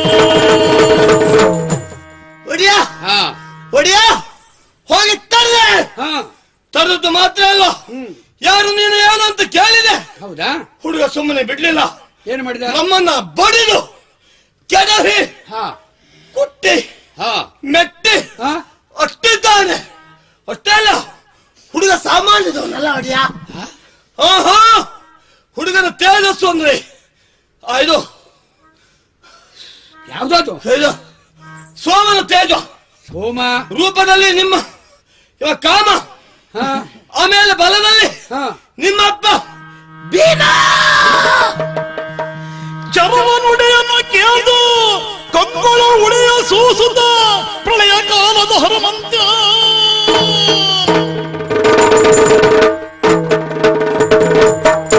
ಉಲ್ಲಪಾಲ, ನಿನ್ನ ಮಾತನ್ನ ಕೇಳಿ ನೇರವಾಗಿ ಹೋಗಿ ಹುಡುಗಿನ ಮೇಲೆ ಎರಗಿ ಬಿಡ್ಲೆ. ಆದಿತ್ತು ಹೋಗುವ. ನೀನು ಹೇಳುತ್ತೀಯ ಭೀಮನ ಹಾಗೆ, ಹೌದಪ್ಪ, ಸೋಮನ ಹಾಗೆ, ಹೌದು ಕಾಮನ ಹಾಗೆ. ಹಾಗೆ. ಆದ್ರೆ ಅದೇ ಪ್ರಧಾನ ಅಲ್ವಲ್ಲ. ಮತ್ತೆ ನೀನು ಆಡಿದ್ದೇ ಪ್ರಧಾನ ಎಂದು ನಂಬಿ ಹೋದೆ, ಹೌದೇ? ಅಲ್ಲಿ ಅನರ್ಥದ ಪರಂಪರೆ ಆದಿತ್ತು. ಹಾ, ಹಾ, ಹಾ. ಹಾಗಾಗಿ ಹೌದು. ಆ ಹುಡುಗರನ್ನು ನೋಡ್ತಾರೆ, ಹಾ. ಮಾತಾಡ್ತಾರೆ, ಮಾತಾಡ್ಸಿ. ಆಮೇಲೆ ವಿಚಾರ ಮಾಡೋಣ. ಹೇಳು. ಆದಿತ್ತು.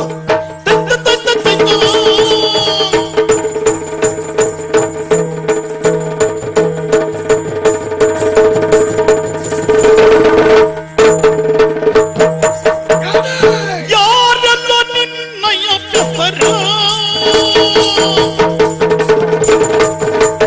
ಯಾರು ನೀ ಯಾರು, ಯಾರೆಲ್ಲ ನಿನ್ನಯ ಹೆಸರೇನಿರುತ್ತಿ, ಊರಾಬುದು ನೀ ಯಾರ ಕುಮಾರ, ಊರಾಬುದು ನೀ ಯಾರ ಕುಮಾರ. ನಾರಿಯು ನಾನಿ ಬಡಾರಿ ಬಿಸಿ ಹೋರನ ನೀ ಐದಿದ್ದೇಕೆ. ಪ್ರವೇಶ ಮಾಡಿದೆಲ್ಲ ನಿನ್ನ ಸಂಬಂಧವಾಗಿ ಕುತೂಹಲ. ಏನು? ನೀನ್ ಯಾರು? ಆ? ಎಲ್ಲಿಯವ? ಹಾ. ಯಾವ ಊರು? ನಿನ್ನ ಮಾತಾಡಿದರೆ ಯಾರು? ಯಾಕೆ ಮತ್ತೆ ಎಂಬುದನ್ನು ಹೇಳು. ಯಾರು ನಾನಾದರೇನು, ಯಾರು ನಾದರೇನು ಎನ್ನೋ ಶೌರ್ಯ ತೋರು, ಎನ್ನೋ ಶೌರ್ಯ ತೋರು. ಇತ್ತ ಬಂದೆ ಯಾಕೆ ಕೇಳು ನಾನು. ನನ್ನ ಪರಿಚಯವ ಹೌದು. ಹೇಳಲಿಕ್ಕಿಲ್ಲ. ಕೇಳಿದವರಿಗೆಲ್ಲ ಪರಿಚಯ ಹೇಳುವುದು ನನ್ನ ಅಭ್ಯಾಸ ಅಲ್ಲ. ಕಂಡವರಿಗೆ ಹೇಳ್ತಾ ತಿರುಗುವುದೂ ಇಲ್ಲ. ನಾನು ಯಾರಾದ್ರೂ ನಿನಗೇನು? ಏನಯ್ಯ ಸಂಸ್ಕಾರ ಮತ್ತು ಮಾತು ನಿನ್ನಲ್ಲಿಲ್ಲ. ಆದ್ರೆ ನಾನೇನು, ನನ್ನ ಎದುರು ನೀನೇನು? ಹಸುಮಗನಾಗಿಗೆ ನೋಡಲು ಪ್ರಯತ್ನದಿಂದ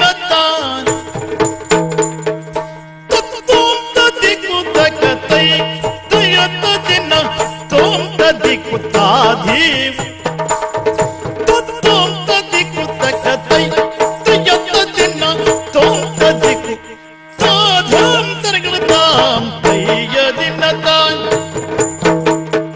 ಹೊಸು ಮಗನಾಗಿಯೇ ನೀ ಹೊಸು ಮಗನಾಗಿಯ ಹೊಸು ಮಗನಾಗಿಯೇ ಹೊಸು ಮಗನಾಗಿಯ ನೋಡಲು ಎನ್ನೆಸುಗೆಯ ತಾಳುವೆ ಇನ್ನೆಂತು ಎನ್ನೆಸುಗೆಯ ತಾಳುವೆ ಇನ್ನೆಂತೋ ಹೊಸು ಮಗನಾಗಿಯ ನೋಡಲು ಎನ್ನೆಸುಗೆಯ ತಾಳುವೆ ಇನ್ನೆಂತೋ ಬಿಸಿನ ತರ ಎಳೆಯ ಹುಡುಗ ತಪ್ಪೇನು ಅಲ್ಲ. ಯಾಕಂದ್ರೆ ಉತ್ತಮ ಅಂತ ಮನತದಲ್ಲಿ ಹುಟ್ಟಿದವನೇ ಆದ್ರೆ ಪರಿಚಯ ಕೇಳಿದಾಗ ಸಮರ್ಥವಾದ ಉತ್ತರ ನೀಡಬೇಕು. ಅದನ್ನು ಕೊಡ್ಲಿಲ್ಲ ಅಂತ ನಾವು ತಿರುಗಿ ಬಿದ್ದರೆ ಆಗ್ತದ. ಸಣ್ಣ ಹುಡುಗ ಹಾಲು ಹಸುಳಿ ಆಗಿರುವ ನಿನ್ನ ಮೇಲೆ ಪರ್ವತ ಪ್ರಾಣ ಅಂತ ನಾನು ಎರಗಿದ್ರೆ ನಿನ್ನ ಜೀವನ ಉಳಿಯಿತು. ಆದ್ರಿಂದ ಹಿತವಾಗಿ ಹೇಳ್ತೇನೆ, ನಡೆಯಲಿಲ್ಲ ಎಲ್ಲವ ಕೂಗಲಾಗ ಸುಮ್ಮನೆ ಕೂಗಲಾಗ ಸುಮ್ಮನೆ ನೀನೀಗ ದೈತ ವಿಶಾಚ ಅದನವ ಬಲ್ಲವೋ ಇನ್ನ ನಿನ್ನ ಕೂಗುವಿಕೆಗೆಲ್ಲ ಭಯ ಪಡುವವ ನಾನಲ್ಲ. ಈ ಅರಣ್ಯದ ಮಧ್ಯದಲ್ಲಿ ನನ್ನನ್ನು ಅಡ್ಡಾಯಿಸಿ ಪ್ರಶ್ನಿಸುತ್ತಾ ಇದ್ದೀಯಲ್ಲ, ನಿನ್ನ ವಿಷಯದಲ್ಲಿ ನನಗೊಂದು ಅನುಮಾನ ಉಂಟು. ಏನದು? ಕೇಳಿದ್ದೇನೆ ನಾನು. ಯಾವುದು? ಕೆಲವರು ದ್ರವ್ಯವನ್ನ ಆಭರಣವನ್ನ ದೋಚುವುದಕ್ಕೆ ಹೀಗೆ ಅಡ್ಡಾಯಿಸುವರಿರ್ತಾರಂತೆ. ಭಯೋತ್ಪಾದಕ. ಹೌದು. ಹಾಗಾಗಿ ಅವರಲ್ಲಿ ಬಹುಶಃ ನೀನು ಯಾವುದೋ ಒಂದು ಜಾತಿ ಕಳ್ಳನಿರ್ಬೇಕು. ಕಳ್ಳನೇನೋ ಹೋಗದಾರೆ ಒಳ್ಳೆದಾಗಿದೆ ಮಾತು ಉತ್ತಮ್ ತಮ್ ಸದನದಿ ತಮ್ ತರಗತಿ ತೈಕುತ್ತಮ್ ಕಳ್ಳನೇನು ಕಳ್ಳನೇನು ಕಳ್ಳನೇನು ಕಳ್ಳನೇನು ಕಳ್ಳನೇನು ಕಳ್ಳನೇನು ಹೋಗಾದರೆ ನಾ ಕಳ್ಳನೇನು ಕಳ್ಳನೇನು ಕಳ್ಳನೇನು ಹೋಗಾದರೆ ಒಳ್ಳೆದಾಗಿದೆ ಈ ಮಾತು ಒಳ್ಳೆದಾಗಿದೆ ಈ ಮಾತು ಕಾಗೆಗಳಿಗೆ ಬಳ್ಳು ಕಾಗೆಗಳಿಗೆ ಗುರಿಯಾದೆಲು ಕಂದ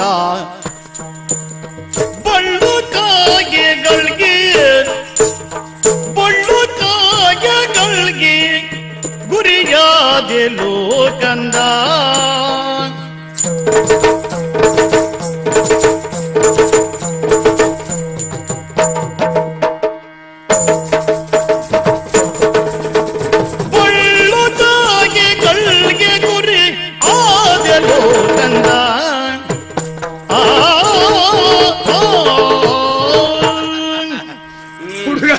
ಏನು? ನಿನ್ನ ಮಾತನ್ನ ಕೇಳಿದಾಗ ಹಾ ನಮ್ಮ ನಗು ಬರ್ತದೆ. ಯಾಕೆ? ಕಾಳೇನು ಮಲ್ಲೆಯ ಬುದ್ಧಿ ಇಲ್ಲ. ವಿಚಾರ ಹೇಳಿ ಕಾರಣ 3 ವಿದ್ಯೆ ಕಾಲಿದ್ದಾರೆ. ದರೋಡೆಕೋರು. ಹೌದು.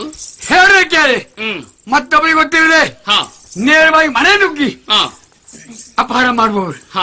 ಹೌದಾ? ದಾರಿಯಲ್ಲಿ ಅಡ್ಡಾಯಿಸಿ ದೋಚುವವರು. ಹೌದು. ಆ 3ರಲ್ಲಿ ನಾನೊಬ್ಬ ತಿಳ್ಕೊಂಡೆ. ಹೌದು. ಆಭರಣ ನನಗೆ ಬೇಕೇನೋ ಬೇಕು ಅಂತಾದ್ರೆ ನಿನ್ನಲ್ಲಿ ನಾನು ಮಾತಾಡ್ತೇನೆ, ಬಡಿಯುತ್ತೇನೆ, ಕೊಂಡು ಹೋಗ್ತೇನೆ. ಅದನ್ನು ಬಿಟ್ಟು ಅಪಾರ್ಥವನ್ನ ಎಣಿಸುತ್ತಿರುವ ನಿನಗೆ ಎಚ್ಚರಿಕೆ ಧ್ವನಿ ಯಾವುದು ಗೊತ್ತಾ? ಏನು? ಇಲ್ಲಿಂದ ಮನೆಗೆ ಹೋಗುದು ಒಳ್ಳೆಯದು. ಮನೆಗೆ ಹೋಗುದು.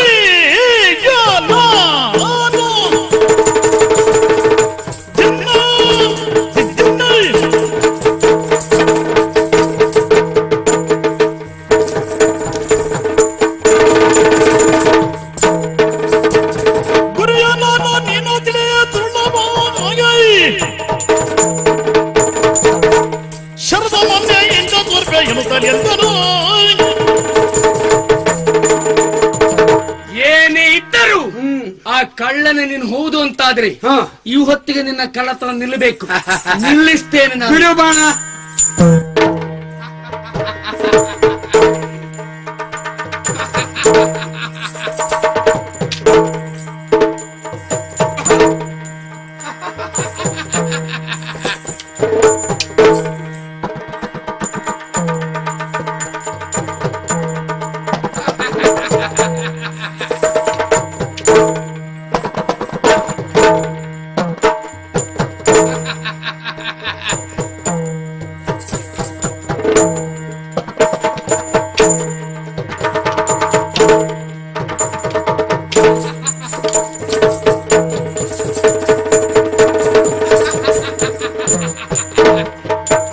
ಆ ಮರವನ್ನ ಕಿತ್ತು ನಿನ್ನ ಮೇಲೆ ಅರಗಿಸುತ್ತೇನೆ.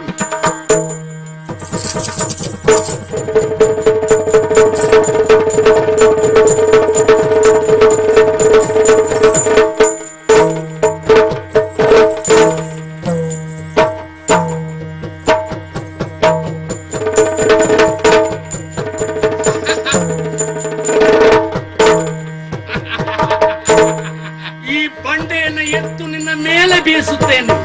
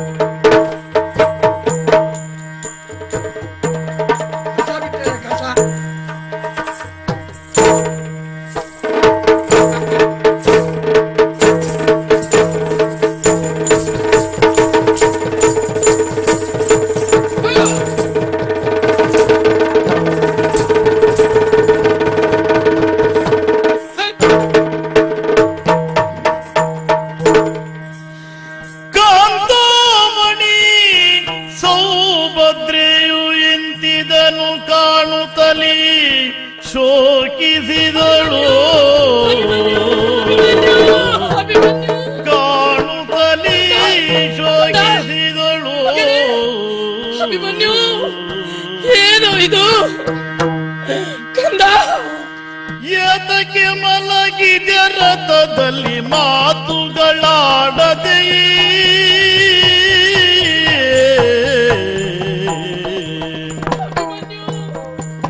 ಯಾತಕ್ಕೆ ಮಲಗಿದೆ ರಥದಲ್ಲಿ ಮಾತುಗಳಾಡದೆ ದೈತ್ಯನು? ಈ ಕರದು ಸುಮ್ಮನೆ ಮಮ ಜಾತನೆ ಜಡದಿಂದ ಭೀತಿಗಳೇ ನಿಧಾನವ ಎದರದೊಡ್ಡಿತು ತಿಳಿಯಲು.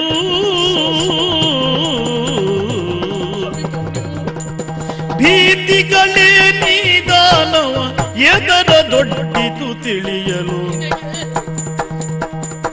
ಭೂತಳದೊಳು ಪರಿಗಿಸಲಿ ಕೋತಿಯು ನಿನಗಿದಿರೆ. ಭೂತಳದೊಳು ಪರಿಗಿಸಲಿ ಕೋತಿಯು ನಿನಗಿದಿರೆ ಮಗನೇ. ಭೂತಳದೊಳು ಪರಿಗಿಸಲಿ ಕೋತಿಯು ನಿನಗಿದಿರೆ ಮಗನೇ. ಅಭಿಮನ್ಯು, ಒಮ್ಮೆ ಕಣ್ಣು ತೆರೆದು ನೋಡು ಮಗನೇ. ಮಾತಾಡು ಕಂದ, ಮಾತಾಡು ಮಗನೇ. ಮುಖ ಕಪ್ಪಾಯ್ತು, ಕೈ ಕಾಲು ತಣ್ಣಗಾಯ್ತು. ಇದೇನು ಮಗನೇ? ಧನುಷರಗಳೆಲ್ಲ ಒಂದೆಡೆಯಲ್ಲಿ ಚಲ್ಲಾಪಿಲ್ಲಿಯಾಗಿ ಬಿದ್ದಿದೆ, ರಥ ಅಜಿಗಜಿ ಆಗಿದೆ. ಇದೇನು ಕಂದ? ಮೌನವನ್ನ ಆವರಿಸಿ ರಥದಲ್ಲಿ ಈ ರೀತಿಯಾಗಿ ಹೊರಗೆ ಬಿಟ್ಟೆ ಮಗನೇ. ಅಯ್ಯೋ ದೇವ್ರೇ, ಇಂಥ ಸ್ಥಿತಿ ನಮ್ಮ ಪಾಲಿಗೆ ಬಂತೆ. ಅದಲ್ಲದೆ ಇದ್ರೆ ಈ ಹಸುರಿನಲ್ಲಿ ಯುದ್ಧ ಮಾಡುತ್ತಿದ್ದಾಗ ನಾನಿನ್ನೇನು ಮತ್ತೊಂದು ಕ್ಷಣದಲ್ಲಿ ಹಸುರನನ್ನು ಬಡಿಯುತ್ತೀಯಾ ಅಂತ ನಾನು ಕುತೂಹಲದಿಂದ ಕಣ್ಣರಳಿಸಿ ಕಾಣುತ್ತಿದ್ರೆ ಇದೆಂತ ದುರ್ಧರ ಪ್ರಸಂಗ ಬಂತು ಶಿವನೇ. ನಾನೊಂದು ನೆನೆಸಿದೆ, ಆದ್ರೆ ದೇವರು ಮತ್ತೊಂದನ್ನು ಬಗೆಯುವಂತ ದುಸ್ತರ ಪ್ರಸಂಗ ಬಂತೆ. ಅಲ್ಲದೆ ಇದ್ರೆ ನೀನೆಂತವರ ಮಗನೇ ಕಥಾ ಕಥಾ. ಅಣ್ಣಘಟೋದ್ಗಜ ತಾನಿರೆ ಚಿಣ್ಣನೆ ಸೈರಿಸುವನಿ. ಅಭಿಮನ್ಯು, ಅಣ್ಣಘಟೋದ್ಗಜ ತಾನಿರೆ ಚಿಣ್ಣನೆ ಸೈರಿಸುವನಿ. ಈ ಪುಣ್ಯ ಗಣೇಶನ ಬಿಡುವನೆ ಬಣ್ಣಿಸಲೇಕಿರದೆ. ಈ ಪುಣ್ಯ ಗಣೇಶನ ಬಿಡುವನೆ ಬಣ್ಣಿಸಲೇಕಿರದೆ. ಹುಣ್ಣಿಮೆ ಚಂದ್ರನ ಕಾಂತಿಯ ಬಣ್ಣದ ಮುಖ ಕಂದಿತೆಗೆ. ಹುಣ್ಣಿಮೆ ಚಂದ್ರನ ಕಾಂತಿಯ ಬಣ್ಣದ ಮುಖ ಕಂದಿತೆ. ಮುಕ್ಕಣ್ಣನ ಕರುಣವು ಕಡೆಯಲಿ ಕಣ್ಣಿಗೆ ಕನಸಾಯ್ತೆ. ಮುಕ್ಕಣ್ಣನ ಕರುಣವು ಕಡೆಯಲಿ ಕಣ್ಣಿಗೆ ಕನಸಾಯ್ತೆ. ಮುಕ್ಕಣ್ಣವ ಕರುಣವು ಕಡೆಯಲಿ ಕಣ್ಣಿಗೆ ಕನಸಾಯ್ತೆ. ನಾನೆಂತಹ ಸಣ್ಣ ಬಾಲಭಾಷೆಯಿಂದ ಸಣ್ಣ ವ್ಯವಹಾರ ಮಾಡಿಬಿಟ್ಟು ಹೇಳು, ನಿನ್ನನ್ನು ಕೂಡಿಕೊಂಡು ಧಾರಾವತಿವರೆಗೆ ಬರುವುದಂತ ಬಂದು ಪಥ ಮಧ್ಯದಲ್ಲಿ ಇಂತಹ ದುಸ್ತರ ಪ್ರಸಂಗ ಆಯ್ತು. ಅಯ್ಯೋ, ಮರಳಿ ಮನೆಗೆ ಹೋಗೋಣವೇ. ಯಾವ ಸುಟ್ಟ ಮುಖ ಹೊತ್ತುಕೊಂಡು ಹೋಗ್ಲಿ? ನನ್ನ ಅತ್ತೆ ಕುಂತಿದೇವಿ ಕೇಳಿದ್ರೆ ಏನ್ ಹೇಳ್ಬೇಕು? ಅದಲ್ಲ, ನನ್ನ ಅಕ್ಕ ದ್ರೌಪದಾದೇವಿ, ನಮ್ಮ ಮಗು ಕುಲದ ಕುಡಿ ಅಭಿಮನ್ಯು ಅಂತ ಕೇಳಿದ್ರೆ ಏನ್ ಹೇಳ್ಬೇಕು? ಅಯ್ಯೋ, ನನ್ನ ಭಾವ ಭಾವ ಧರ್ಮರಾಯ ಕೇಳಿದ್ರೆ ಏನ್ ಹೇಳ್ಬೇಕು? ಭೀಮ ದೇವರು ಕೇಳಿದ್ರೆ ಏನ್ ಹೇಳ್ಬೇಕು? ನಿನ್ನ ಚಿಕ್ಕಪ್ಪಂದಿರು ಕೇಳಿದ್ರೆ ಚಂದ್ರವಂಶದ ಕುಲದ ಕುಡಿ ಎಲ್ಲಿ ಅಂತ ಕೇಳಿದ್ರೆ ಏನ್ ಹೇಳ್ಬೇಕು? ಅಯ್ಯೋ, ಹೋದಲ್ಲಿ ಬಂದಲ್ಲಿ ನಿಂತಲ್ಲಿ ನಮಗೆ ಸಹಕಾರ ಇದೆ, ನಮ್ಮವರ ಸಹಾಯ ಇದೆ ಅಂತ ದೃಢ ಭರವಸೆಯಿಂದ ನಾನು ಬಂದ್ರೆ ಈ ಕಾನೂನ ತನ್ಮಧ್ಯೆ ದೇವರು ನಮ್ಮನ್ನು ಕೈ ಬಿಟ್ಟು ಬಿಟ್ಟಲ್ಲ. ಕಾನನದಲ್ಲಿ ಆದ್ರೂ ನಮಗೆ ಬಂಧು ಬಾಂಧವರ ಬಳಕೆ ಏನಾದ್ರೂ ಕಡಿಮೆ ಇದೆಯಾ ಮಗನೇ? ನಿನ್ನ ದೊಡ್ಡಪ್ಪ ಭೀಮಸೇನ ಅವರು ಕಾನನದಲ್ಲಿ ಹಿಡುಂಬಾವಿವಾದದಲ್ಲಿ ಹಿಡುಂಬೆಯನ್ನು ವರಿಸಿ ಅವಳಿಂದ ಪಡೆದಂತ ಘಟೋತ್ಕಜ ಅಂತ ವೀರ ವಿಕ್ರಮಿ ನಿನ್ನ ಅಣ್ಣ ಇರುತ್ತಿದ್ರೆ ಸಹಕರಿಸುತ್ತಿದ್ದನೋ ಏನೋ. ಅಂತವನ ಸಖ್ಯ ನಮಗಾದ್ರೂ ಎಲ್ಲಿ ಆದೀತು ಶಿವನೇ? ನಾನೀ ಪರಿಸ್ಥಿತಿಯಲ್ಲಿ ನಾನಾದ್ರೂ ಯಾಕಿರಬೇಕು? ಹೆತ್ತ ಹೊಟ್ಟೆಗೆ ಕಿಚ್ಚನ್ನಿಟ್ಟಿ ಪರಿ ಪರಿಯ ದುಃಖಿಸುವ ಪಾರ್ಥನ ತರುಣಿಯನು ಈಕ್ಷಿಸುತ್ತಾ. ಪರಿ ಪರಿಯ ದುಃಖಿಸುವ ಪಾರ್ಥನ ತರುಣಿಯನು ಈಕ್ಷಿಸುತ್ತ ಮತ್ತೆ ಅಚ್ಚರಿಯೊಳ ಕ್ಷಣ ಭೀತಿಯಂತಾದ ಹೊಯ್ಡಿಂಬಿ.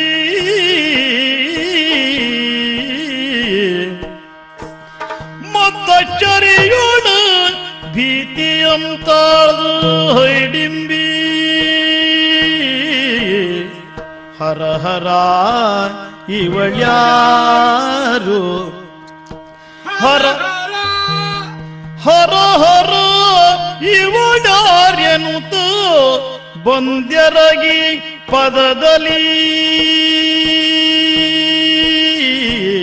ಹರ ಹರ ಇವಳ್ಯಾರೆನುತ ಬಂದ್ಯರಗಿ ಪದದಲ್ಲಿ ಮಧುರ ವಚನದಿ ಸರಸಿ ಜಾಂಬಕಿ ಒಡನೆ ನುಡಿದನು ಪೊಡವಿಪಾಗ್ರಣಿಯೇ. ಆ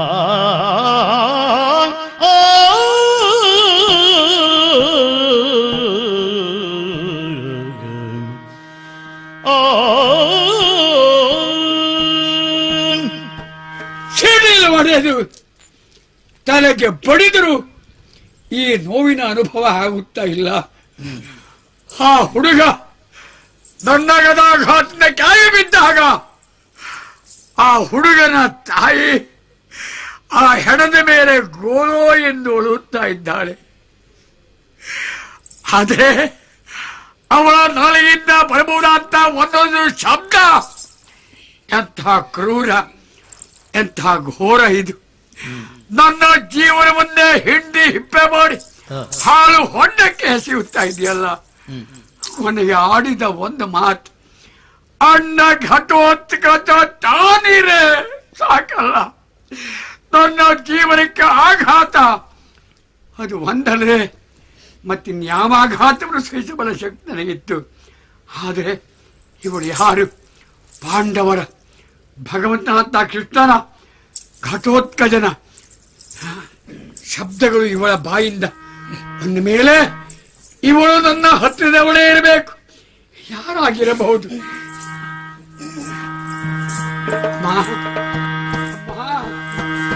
ಯಾರವ್ವ ತಾಯೇ ಯಾರವ್ವ, ಯಾರವ್ವ ತಾಯೇ ಯಾರವ್ವ. ಸುರರು ಮಾನವರು ಸಂಗರ ಶೂರ ನೀತ, ಸುರರೋ ಮಾನವರು ಸಂಗರ ಶೂರ ನೀತ. ದುರದೊಡನೆ ಸೆಣಸಲು ಪ್ರಖ್ಯಾತ, ದುರದೊಡನೆ ಸೆಣಸಲು ಪ್ರಖ್ಯಾತ.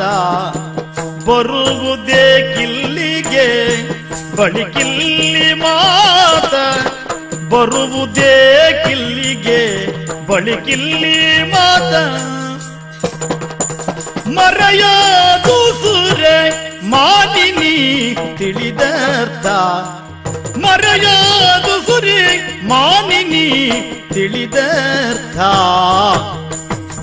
ಯಾರವ್ವ ತಾಯೇ ಯಾರವ್ವ.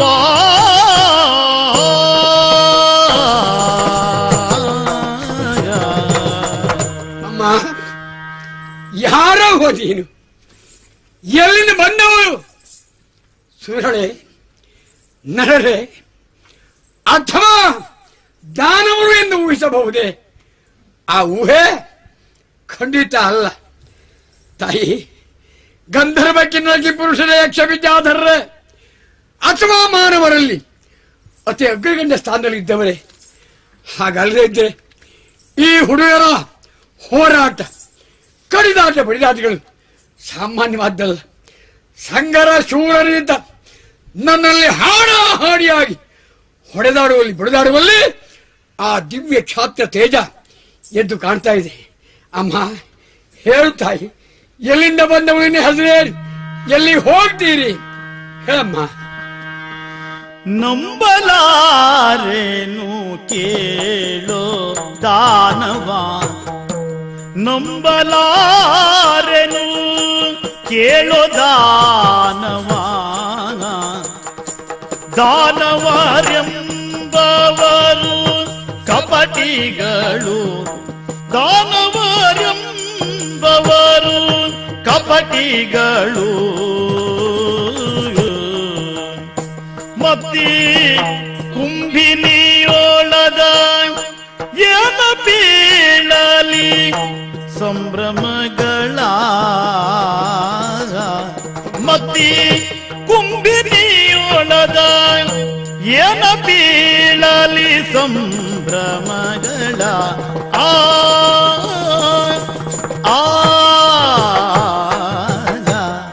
ಬೇಡಪ್ಪ, ಅಮ್ಮ, ನನ್ನನ್ನು ಮಾತಾಡಿಸ್ಬೇಡಪ್ಪ. ನಾನು ಹೊತ್ತೆ ಬರಬಾರ್ದು. ಸರ್ವತಾ ನಾ ನಂಬಲಾರೆ. ಅಯ್ಯೋ, ನಿಂತ ನೆಲವನ್ನು, ಹರಿಯುವ ನೀರನ್ನು, ಬೀಸುವ ಗಾಳಿಯನ್ನು, ಉರಿಯುವ ಬೆಂಕಿಯನ್ನು ನಂಬದ ಸ್ಥಿತಿಗೆ ನಾನು ಒಳಗಾಗಿದ್ದೆ. ಈ ಹಸಗೂಸನ್ನು ಕಟ್ಟಿಕೊಂಡು ನಾನು ಇಲ್ಲಿಗೆ ಬಂದೆ. ಆತ ಬಿದ್ದಿದ್ದ ಹೇಗಾದ್ರೂ ವಂಚಿಸಿ ನನ್ನನ್ನು ತನ್ನ ವಶ ಮಾಡಿಕೊಳ್ಳೋಣ ಅಂತ ನೀನ್ ಈ ರೀತಿಯಾದಂತಹ ಸಂಚನ ಮಾಡ್ತಾ ಇದ್ಯೋ ಏನು ನನಗಂತೂ ತಿಳಿಯದಪ್ಪ.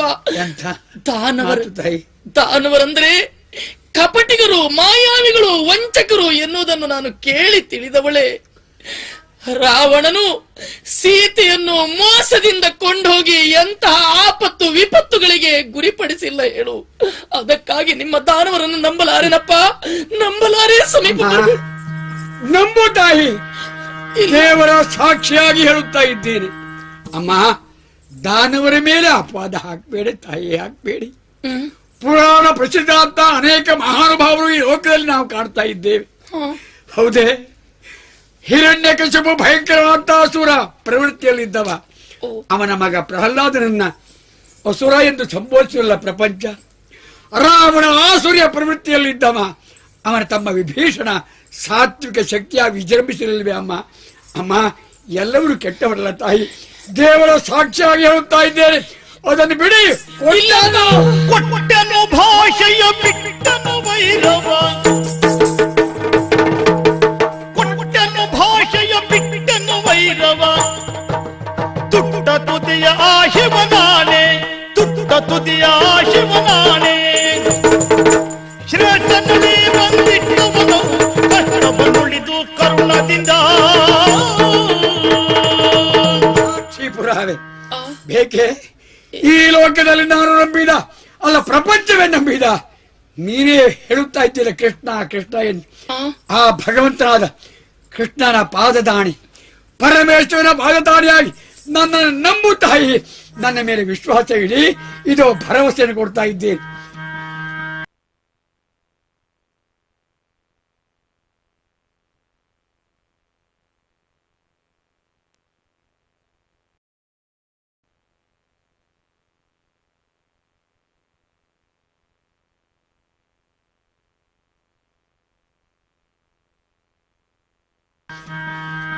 ಹೌದಮ್ಮ.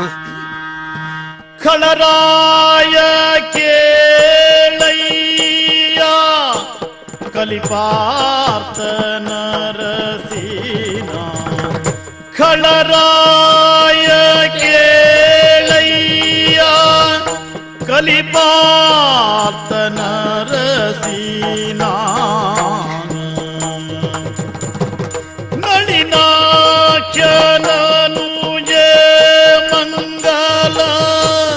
ಮಂಗಲವತಿಯಾದ, ನಳಿನಾಕ್ಷ ಅನುಜೇ ಮಂಗಲವತಿಯಾದ.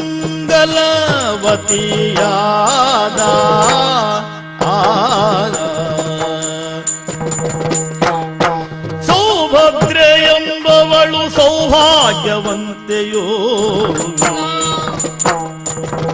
ಸೌಭದ್ರೆ ಎಂಬವಳು ಸೌಭಾಗ್ಯವಂತೆಯು, ಇಂತಹ ದೌರ್ಭಾಗ್ಯಕ್ಕೊಳಗಾದೆನೈ ಬಾಹುಬಲನಿ, ಇಂತಹ ದೌರ್ಭಾಗ್ಯಕ್ಕೊಳಗಾದೆನೈ ಬಾಹುಬಲನಿ.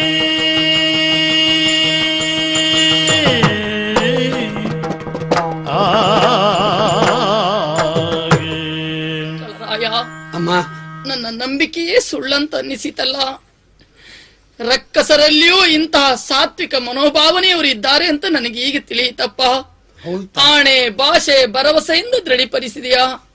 ಕಳರಾಯ, ಕೇಳಿರಬಹುದಪ್ಪ ನೀನು, ಲೋಕದಲ್ಲಿ ಕೀರ್ತಿ ಹೊತ್ತಂತ ಆ ವಂಶ ಸೂರ್ಯವಂಶ, ಚಂದ್ರವಂಶ. ಚಂದ್ರವಂಶದಲ್ಲಿ ಕೀರ್ತಿ ಹೊತ್ತಂತ ಪಾಂಡವರಲ್ಲಿ ಮಧ್ಯ ಪಾಂಡವಿ ಕಲಿ ಪಾರ್ಥನಿಗೆ ಅರಸಿ ನಾನು. ಹೆಸರು ಸೌಭದ್ರೆ ಅಂತ. ಆದ್ರೇನ್ ಮಾಡೋಣ, ನನ್ನ ಈ ವ್ಯವಹಾರ ಸ್ಥಿರ ಮಕ್ಕಳಾಟಿಕೆ ವ್ಯವಹಾರ ಆಗಿ ಹೋಯ್ತು. ಇಂತಹ ದೌರ್ಭಾಗ್ಯಕ್ಕೊಳಗಾದೆ ನಾನು, ಇಂತಹ ದೌರ್ಭಾಗ್ಯ.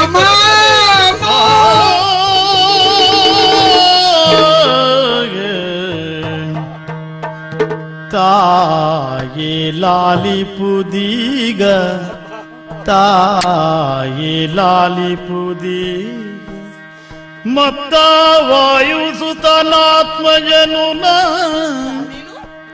ಮತ್ತ ವಾಯುಸುತನಾತ್ಮಜನು, ತಿಳಿಯಲ್ ಆಯತಾಂಬಕಿ ವರಘಟೋದ್ಗಜಯನಿಪ ನಾನಿದಕೋ.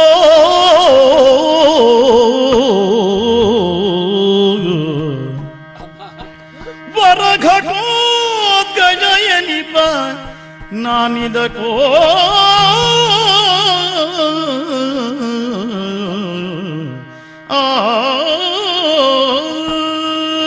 ಈ ರೀತಿಯಾಗಿ ನನ್ನ ಎದೆ ಒಡೆದು ಹೋಗುತ್ತಾ ಇದೆ ತಾಯಿ.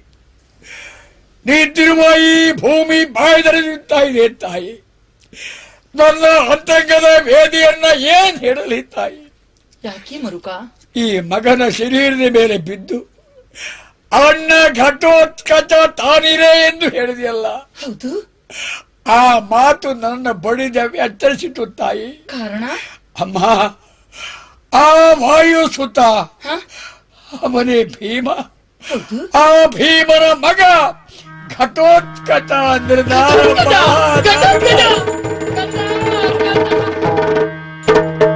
ತಾಯಿ, ಈ ಪಾಪಿಯನ್ನು ಮುಟ್ಟಬೇಡ.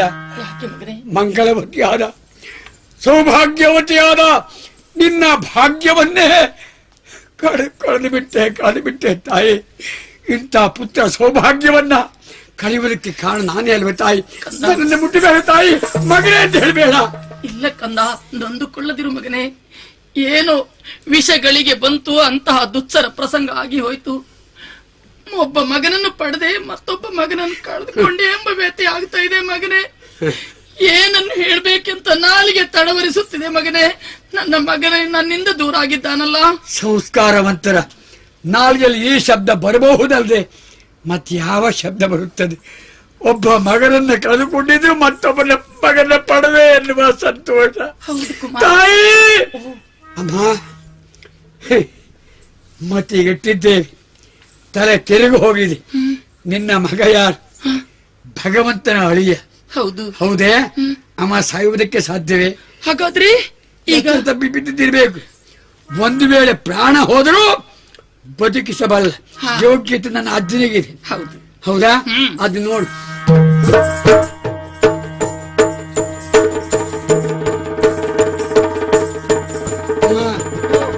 ಅಮ್ಮ ಲಕ್ಷ್ಮಣ ಪ್ರಪಂಚದ ಯಾತ್ರೆ ಬೋಳಿಸಿದಾಗ ಆ ಆಂಜನೇಯ ಹೌದು ಹೋಗಿ ಸಂಜೀವನಿ ತಂದು ಬದುಕಿಸಿದ್ದಾನಂತೆ. ಹಾಗೆ ಹಾ.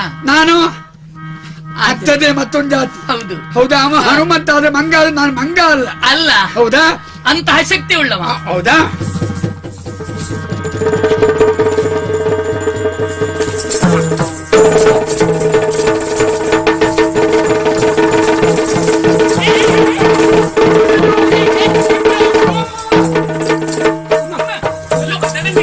ನೀನಲ್ಲಿ ನಿಂತ್ಕೊಂಡು ನೋಡು.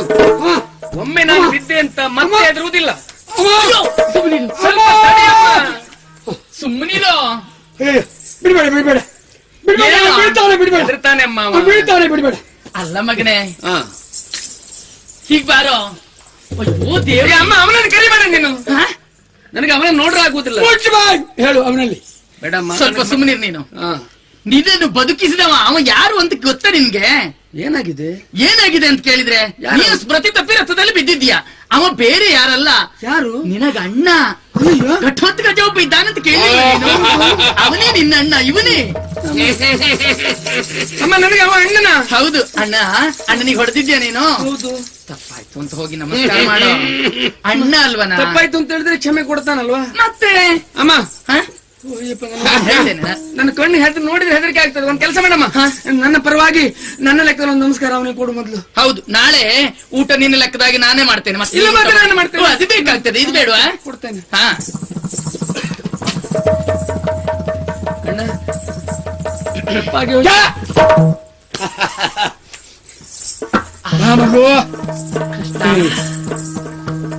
ಏನಮ್ಮ? ನನ್ನ ಮುಖದ ಎರಡು ಕಣ್ಣುಗಳಂತೆ ನಿಮ್ಮಿಬ್ಬರನ್ನು ಕಂಡು ಅದೆಷ್ಟು ಆನಂದವಾಯಿತು ಅಂತ ಹೇಳುವುದಕ್ಕೆ ನಾನೇ ಮೈ ಮರೆಯುತ್ತಿದ್ದೆ. ಮಾರಾಗಲಾಗಿದೆ ತಾಯಿ. ಘಟೋತ್ಕಚ, ಈಗ ಎಲ್ಲಿ ಹೊರಟದ್ ನೀವು? ನಾವು ದ್ವಾರಕ್ಕೆ ಹೊರಟದ್ದು. ಯಾಕೆ? ನಿನ್ನ ತಮ್ಮ ಹ. ಈ ಅಭಿಮನ್ಯುವಿಗೆ ನಿನ್ನ ದೊಡ್ಡ ಮಾವನ ಮಗಳು ಕನಕಾಂಗಿಯನ್ನು ಮದುವೆ ಮಾಡಿಸಬೇಕು ಅಂತ ಸಂಕಲ್ಪ. ಎಲ್ಲಿಗೆ? ಮದುವೆಗೆ.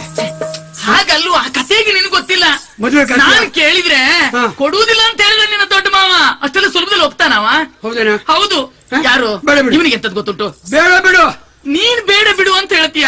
ಸಂಬಂಧ ನಮಗೆ ಆಗ್ಲೇಬೇಕಲ್ಲ. ಕೊಡುವುದು ಯಾರಿಗೆ ಗೊತ್ತಾವ? ಯಾರಿಗೆ? ಬೇರೆ ಯಾರಿಗಲ್ಲ, ಕೌರವನ ಮಗ ಲಕ್ಷಣನಿಗೆ ಮದುವೆ ಮಾಡಿಸಿ ಕೊಡ್ತಾನೆ. ಹೋಗ್ಲೇ. ಅಯ್ಯೋ, ಅವ್ರು ಕೊಟ್ಕೊಂಡು ಹೋಗ್ಲೆ ಅಂತ ಹೇಳ್ತಾನಿವ. ಆದ್ರೆ ನಮಗ ಅಪಮಾನ ಆಗ್ತದಲ್ಲ. ನಮ್ಮ ಬದ್ಧ ವಿರೋಧಿ ಅಲ್ವ ಕೌರವ? ಯಾರು? ಕೌರವ. ಕೌರವ ವಿರೋಧಿಯ? ಮತ್ತೆ ಹೋಗ ಅವನಿಂದ. ಅಯ್ಯೋ, ಹಾಗಲ್ಲ. ಹೋಗ್ಲೇಬಾರ್ದು ಅಲ್ಲಿಗೆ. ನಾವೀಗ ಹೋಗಿ ಸಣ್ಣಣ್ಣನ ಹತ್ರ ಕೇಳಿಕೊಳ್ಬೇಕು. ನಿನ್ನ ಸಣ್ಣ ಮಾವನ ಹತ್ರ ಕೇಳ್ಬೇಕು. ಯಾರ ಸಣ್ಣ ಮಾವ? ಶ್ರೀಕೃಷ್ಣ ಪರಮಾತ್ಮ. ಯಾವ ಸಣ್ಣ ಮಾವ ಹಾಗ ಕೇಳುವುದು? ಹಾ ಅಮ್ಮ. ಹೌದು, ಹೋಗ್ಬೇಕು. ಹೌದು, ಹೋಗ್ಲಿಕ್ಕೆ ನೋಡು ರಥ ಅಜಿಗಜಿ ಆಗಿ ಹೋಗಿದೆ. ಇನ್ನು ಹೋಗುದಾದ್ರೂ ಹೇಗೆ? ಏನಾಗಿದೆ? ಪುಡಿ ಪುಡಿ ಆಗಿದೆ, ಗಜಿಗಜಿಯಾಗಿ ಹೋಗಿದೆ. ಆಗ್ಲಿ, ಹೇಗೆ ಹೋಗುವುದು? ಏನ್ ದೇವರಿಗೆ ಗೊತ್ತು. ಏನ್ ಮಾಡ್ಲಿ, ದೇವರಿಗೆ ಗೊತ್ತುಂಟು. ಹೌದು, ರಥ ಸರಿ ಇಲ್ಲ. ರಥ ಸರಿ ಇಲ್ಲ, ಹೊತ್ತು ಮುಳುಗುತ್ತಾ ಬಂತು. ರಥ ಸರಿ ಇಲ್ಲದ ನಾವು ಸರಿ ಇದ್ದೇವಲ್ಲ. ನಾವು ಸರಿ ಇದ್ದೇವೆ. ಹೌದು, ಹೋಗುವುದು ಹೇಗೆ? ನನ್ನ ಹೇಗಂದೇರಿ ಮಹಾಮಾಯಾಮಯ. ಆಯ್ತಮ್ಮ, ಹೋಗೋಣ.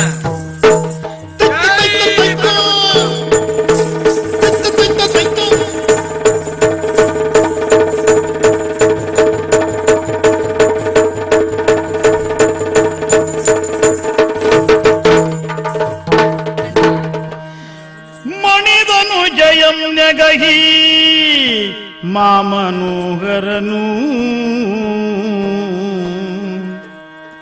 ವಿನಯಜು ಮನ್ನಿಸುತ್ತ ಅವಳ ಸೂನುವನು ಓ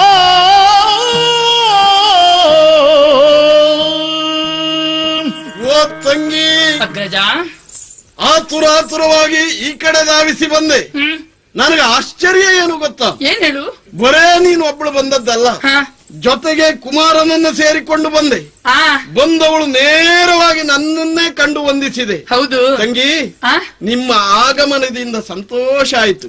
ಅಣ್ಣ. ಹಸಿವೆ ಬಾಯಾರಿಕೆಗಳನ್ನ ನಿವಾರಣೆ ಮಾಡಿಕೊಳ್ಳುವುದಕ್ಕೆ ಹ್ಮ್, ಏನು ಬೇಕಾದರೂ ತೆಗೆದುಕೊಳ್ಳಬಹುದು. ಮಗ ಒಬ್ಬನೇ ಅಲ್ಲ. ಅಲ್ಲೋ, ಆಚೆ ನೋಡು.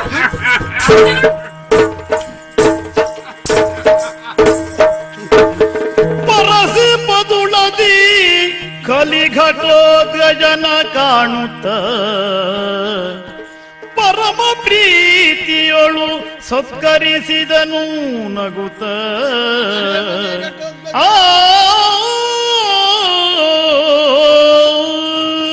ಮುಂದೆ ಬಂದವರು ಇವರಿಬ್ಬರು.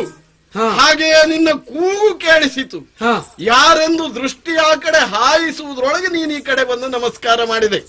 ಘಟೋದ್ಗಜ, ಬಹಳ ಸಂತೋಷ ಆಯ್ತು, ಬಹಳ ಸಂತೋಷ ಆಯ್ತು. ನನಗೂ ಅಷ್ಟೇ ಆಯ್ತು. ಕ್ಷೇಮವೇ? ನಿನ್ನ ನೋಡಿ ಎಷ್ಟು ದಿವಸ ಆಯ್ತು. ಹೌದಲ್ಲ? ಹೌದು. ತಂಗಿ, ವಾ. ಇದೆಲ್ಲ ನನಗೆ ಆಶ್ಚರ್ಯವನ್ನ ತಂದ ವಿಚಾರ. ಏನು? ಬರೇ ಅಭಿಮನ್ಯುವನ್ನು ಸೇರಿಕೊಂಡು ಬಂದದ್ ಮಾತ್ರ ಅಲ್ಲ, ಈ ಘಟೋದ್ಗಜನನ್ನು ಸೇರಿಕೊಂಡು ಬಂದಿರಲ್ಲ. ಹೌದು. ಏನು ಕಾರಣ? ಏನಯ್ಯ ನೀ ಬಂದ ಕಾಜಗನೆನುತ, ಏನಯ್ಯ ಏನಯ್ಯ ಏನಯ್ಯ ನೀ ಬಂದ ಕಾಜಗನೆನುತ, ವೈನತೆಯ ಧ್ವಜನು ಬೆಸಗೊಳ್ಳಲು ದೈತ್ಯ, ವೈನತೆಯ ಧ್ವಜನು ಬೆಸಗೊಳ್ಳಲು ದೈತ್ಯ.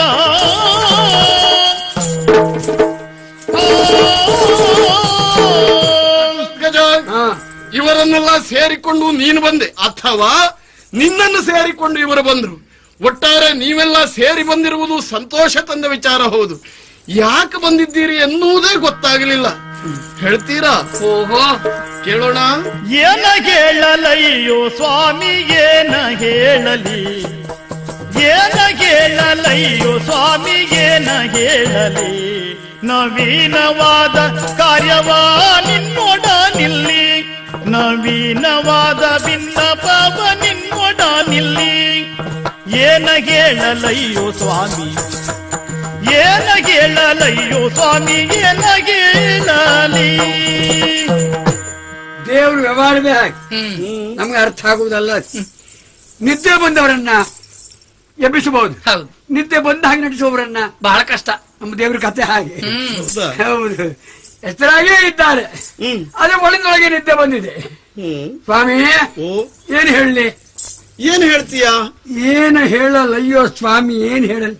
ಅಂದ್ರೆ ಹೇಳು. ನವೀನವಾದ ಕಾರ್ಯ ಭಿನ್ನಪವನ್ನು.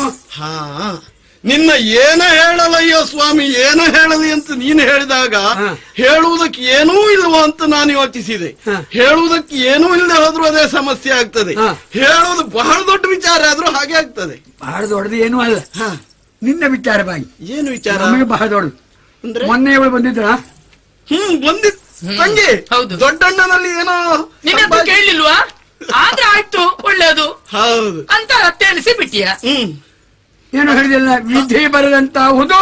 ಹೌದು, ತೆರಳು ಮನೆಗೆ. ಏನೋ ಮದುವೆ ವಿಚಾರ ಮಾತಾಡಿಲ್ಲು, ಏನ ಎಲ್ಲ ವಿಧಿಗೆ ಸಂಬಂಧಪಟ್ಟ ವಿಚಾರ ಅಂತ ಹೇಳಿ ತಂಗಿದ್ರೆ ಮನೆಗೆ ಬಂದಿದ್ದಾರೆ ಹೇಳಿ ಕಳಿಸುದು ಆಗ? ಮತ್ತೆ ನೀನು ಏನು ಮನೆಗೆ ಹೋಗು ಅಂತ ಹೇಳುದ? 4 ದಿವಸ ಉಳಿ ಅಂತ ಹೇಳ್ಬೇಕಿತ್ತು. ಮನೆಗೆ ಹೋಗುವಂತಲ್ಲ, ಮದುವೆ ವಿಚಾರ ವಿಧಿಗೆ ಸಂಬಂಧಪಟ್ಟಿದ್ದು. ಆದ್ರಿಂದ ಹೋಗು ಮನೆಗೆ. ನನಗೆ ಗೊತ್ತಾಯ್ತು ಈಗ. ಮನೆಗೆ ಹೋಗಿ ಇಲ್ಲಿವರೆಗೆ ಬರಬೇಕು ಮುಂದೆ ನಿಮ್ಮ ಸಂಕಲ್ಪ. ಸ್ವಾಮಿ, ಆ ಸಂಬಂಧವಾಗಿ ಬಂದಿದ್ದಾಳೆ ನಿನ್ನ ತಂಗಿ. ನನ್ನ ತಮ್ಮ ಅಭಿಮನ್ಯುವಿಗೆ ಲಗ್ನ ಆಗಬೇಕು. ಅದರಲ್ಲಿ ಅರೆ ಅಲ್ಲ, ಆಗ್ಲೇಬೇಕು, ಆಗತಕ್ಕದ್ದು. ಅದು ಯಾರ್ಯಾರನ್ನಲ್ಲ, ನಿನ್ನ ಅಣ್ಣ ಬಲದೇವ ಅವನ ಮಗಳು. ಹಾಗಾಗಿ ನಮ್ಮಲ್ಲಿವರೆಗೆ ಬಂದು ಅಲ್ಲೇನೋ ಅಚಾತುರ್ಯ ನಡೆದು ಹೋಯ್ತು. ಅದ್ರ ಕಥೆ ಎಲ್ಲ ಬಂದು ನಿಮಗೆ ಗೊತ್ತು ಬಿಡಿ. ಈಗ ಅವಳಿ ಸಮಾಧಾನ ಏನು, ನನಗೆ ಸಮಾಧಾನ ಏನು ಹೇಳಿ. ಓ ಘಟೋತ್ಕಜ, ಲಾಲಿಪುದ ಸುರೇಶ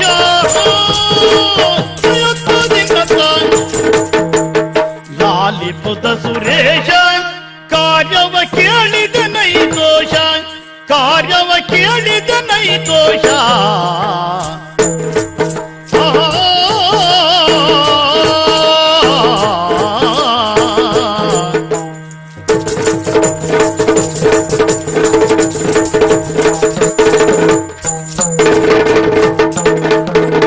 ಮೇಲೂ ಬರಿದಿದೆಯಣ್ಣ ಓಲಾಗದೋಡು ಮೂರ್ಖ, ಮೇಲು ಬರಿದಿದೆಯಣ್ಣ ಓಲಾಗದೋಡು ಮೂರ್ಖ.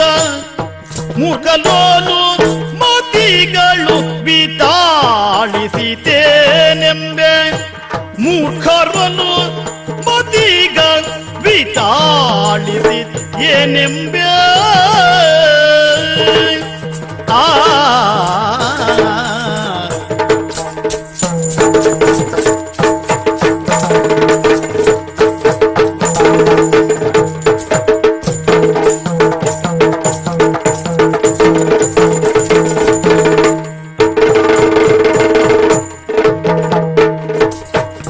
ಲಾಲಿಪುದ ಸುರೇಶ ಕಾರ್ಯವ ಕೇಳಿದ ನೈತೋಷ. ಸುರೇಶ, ಬಹಳ ಸಂತೋಷ ಆಯ್ತು ನಿಮ್ಮ ಮಾತನ್ನು ಕೇಳಿ. ಅಮ್ಮ, ದೇವ್ರಿಗೆ ಸಂತೋಷ ಆಯ್ತಂತೆ. ಅದೇ ನಮ್ಗೆ ನಿಮ್ಗೂ ಸಂತೋಷ ಆಗ್ತದೆ, ನೋಡೋಣ.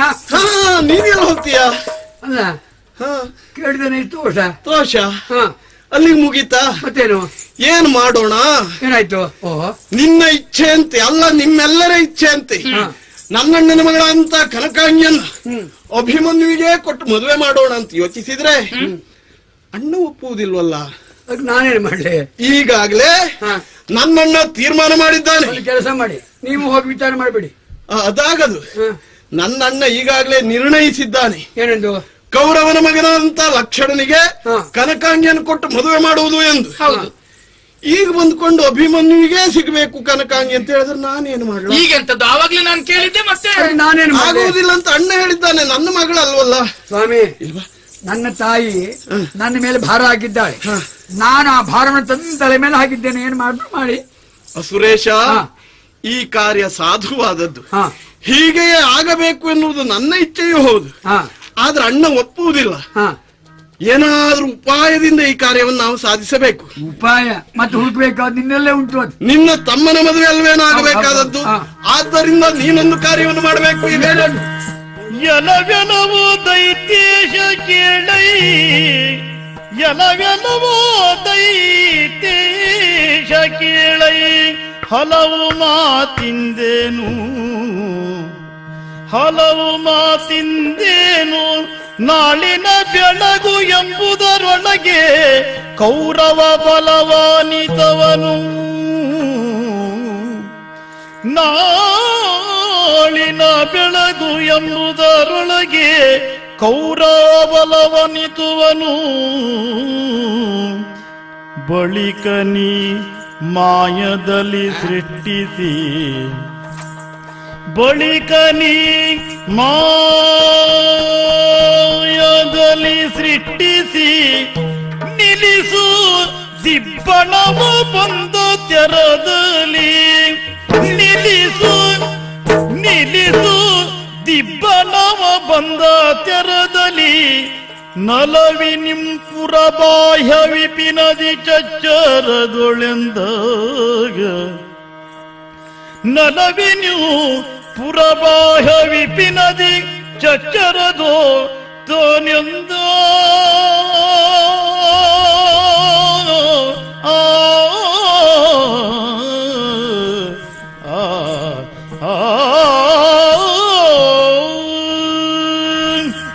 ಮಹಾರಾಜ ಮಹಾಸ್ವಾಮಿ ನನ್ನಣ್ಣನಾದಂತಹ ಬಲಭದ್ರ ಹಾ. ಈಗಾಗಲೇ 2 ಮುಹೂರ್ತವನ್ನು ನಿಶ್ಚಯಿಸಿದ್ದಾನೆ. ಯಾವುದು? ಸೃಷ್ಟಿ ಮುಹೂರ್ತ ತಪ್ಪಿದರೂ ದಶಮಿ ಎಂದು ಷಷ್ಠಿ ದಶಮಿ 2 ಮುಹೂರ್ತ ಇಟ್ಕೊಂಡಿದ್ದಾನೆ. ಹಾ. ಹಾಗಾಗಿ ಹಾ. ಈ ಸಂದರ್ಭವನ್ನು ನಾವು ಸದುಪಯೋಗ ಪಡಿಸಿಕೊಳ್ಳಬೇಕು. ಹಾ. ನಾಳೆ ಎಂದರೆ ಕೌರವ ದಿಬ್ಬಣ ಸಮೇತನಾಗಿ ಬರ್ತಾನೆ. ಹಾ. ಆ ಬರುವ ಕೌರವ ಬರದೇ ಹೋದಾಗ ಮೊದಲು ಮಾಡಬೇಕು. ಅವನನ್ನು ಮುಗಿಸ್ಬೇಕಾ? ನಾಳೆ ಬರುವ ಕೌರವ ನಾಳೆ ಬರಲೇಬಾರದು. ನಾಳೆ ಹಾ. ನಾಳೆ ಆಗಬಾರ್ದು. ನಾಳೆ ಆಗಬಾರದು. ಮಾಯದ ಕತ್ತಲೆ ಮಾಯಾ ವ್ಯಕ್ತಿಯೊಬ್ಬನನ್ನು ಸೃಷ್ಟಿ ಮಾಡು ಮೊದಲು. ಹಾ. ನಮ್ಮ ಕಡೆಯ ದೂತನೊಬ್ಬನನ್ನು ನಿನ್ನ ಮಾಯೆಯಿಂದ ಸೃಷ್ಟಿಸಿ ಮೊದಲು ಕೌರವನಲ್ಲಿಗೆ ಕಳುಹಿಸುವುದು. ಹಾ. ಅಲ್ಲಿಗೆ ಹೋದ ಆ ದೂತ ಏನ್ ಹೇಳಬೇಕು? ಹಾ. ಕೌರವೇಶ್ವರ ಈ ಹೊತ್ತು ಬರುವುದು ಬೇಡವಂತೆ, ದಶಮಿ. ದಶಮಿ ಮುಹೂರ್ತಕ್ಕೆ ಸರಿಯಾಗಿ ಬರಬೇಕಂತೆ ಅಷ್ಟೇ ಹಾ. ಆಗ ಕೌರವ ಅಲ್ಲಿಂದ ಹೊರಡುವುದಿಲ್ಲ. ಹಾ. ಇತ್ತ ಈ ಕಡೆ ಏನ್ ಮಾಡ್ಬೇಕು? ಹಾ. ಕನಕಾಂಗಿಯನ್ನು ನೀನು ಹೋಗಿ ಇಲ್ಲಿ ಹೊತ್ಕೊಂಡು ಬರಬೇಕು. ಹಾ. ಅಲ್ಲಿ ಕನಕಾಂಗಿ ಇಲ್ಲ ಅಂತ ಬೊಬ್ಬೆ ಬೀಳುವುದಿಲ್ವಾ? ಹೊರುವುದು ಮಾಯದ ಕೆಲಸ ಅಲ್ಲ ನಮ್ದು, ಎಲ್ಲ ನಿನ್ನದು. ನಿಂತು ನೋಡು ಕೆಲಸ ನಿಮ್ದು. ಈಗ ನಿಜವಾದ ಕನಕಾಂಗಿಯನ್ನು ನೀನ್ ಇಲ್ಲಿ ತಂದ್ರೆ ಹಾ. ಮಾಯಾ ಕನಕಾಂಗಿಯನ್ನಲ್ಲಿ ಇರಿಸಿ ಬರಬೇಕು. ಅಲ್ಲದೆ ಆದ್ರೂ ಕನಕಾಂಗಿ ಅಲ್ಲ ಅಂತ ಬೊಬ್ಬೆ ಬೀಳ್ತದೆ. ಒಟ್ಟು ಮಾಯ. ಮಾಯಾ ಕನಕಾಂಗಿಯಲ್ಲಿ ಇರಲಿ, ಅಲ್ಲ ಕೃಷ್ಣ ಮಾಯ. ನಿಜವಾದ ಕನಕಾಂಗಿಯನ್ನು ಇಲ್ಲಿ ಕರ್ಕೊಂಡು ಬಾ. ಹಾ. ಮೊದಲು ಮದುವೆ ಮಾಡಿಸೋಣ. ಹಾ. ಆಮೇಲೆ ಹಾ. ನಿನ್ನ ಮಾಯೆಯಿಂದಲೇ ಹಾ. ಕೌರವನ ದಿಬ್ಬಣವನ್ನು ಸೃಷ್ಟಿ ಮಾಡಿ ಹಾ. ನನ್ನಣ್ಣನಲ್ಲಿಗೆ ಕಳಿಸಬೇಕು. ನನ್ನಿಂದ ಆಗ್ತದ? ನಾನಿರ್ತೇನಲ್ಲ ಜೊತೆಗೆ. ಮತ್ ಗರುಡು ನೋಡಿದ್ರೆ ನಾಗರ ಪಂಚಮಿಯ ಮಾಡು. ಓ, ನಿಮ್ಮ ಅಪ್ಪಣೆ ಆಗಿದೆ. ಈ ಮೊದಲು ಪ್ರಧಾನವಾಗಿ ಯಾರು? ದೂತನನ್ನ ಸೃಷ್ಟಿಸಿ ಅಲ್ಲಿ ಕಳಿಸಬೇಕು ಕೌರವನಲ್ಲಿಗೆ. ಜೈ ಮಹಾದೇವ್. ಎಂತ ದೂತ ಹೋದ ಆ ಕಡೆ. ಮತ್ತೆ ಈಗ ಕನಕಾಂಗಿ, ನಿಜವಾದ ಕನಕಾಂಗಿ ಇಲ್ಲಿಗೆ ಬರಬೇಕು. ಷಷ್ಠಿಯಲ್ಲಿ ಮದುವೆ ಆಗ್ತದ? ಖಂಡಿತ ನಾನು ಆಯ್ತು.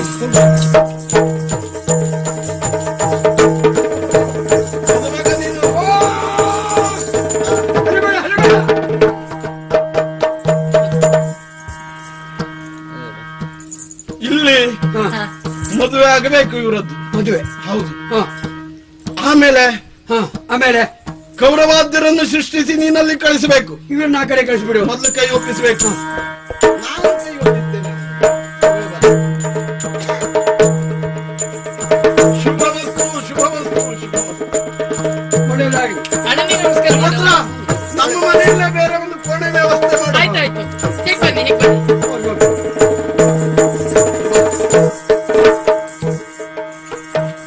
ಕೌರವ ಅವರ ಕಾರ್ಯ ಇಲ್ಲಿ ಮುಗಿಯಿತು. ಹಾ. ಈಗ ನಿನ್ನ ಕಾರ್ಯ ಮುಗಿಲಿಲ್ಲ. ಹಾ. ಕೌರವನ ದಿಬ್ಬಣ ಸೃಷ್ಟಿಯಾಗಲಿ. ಹೌದಾ?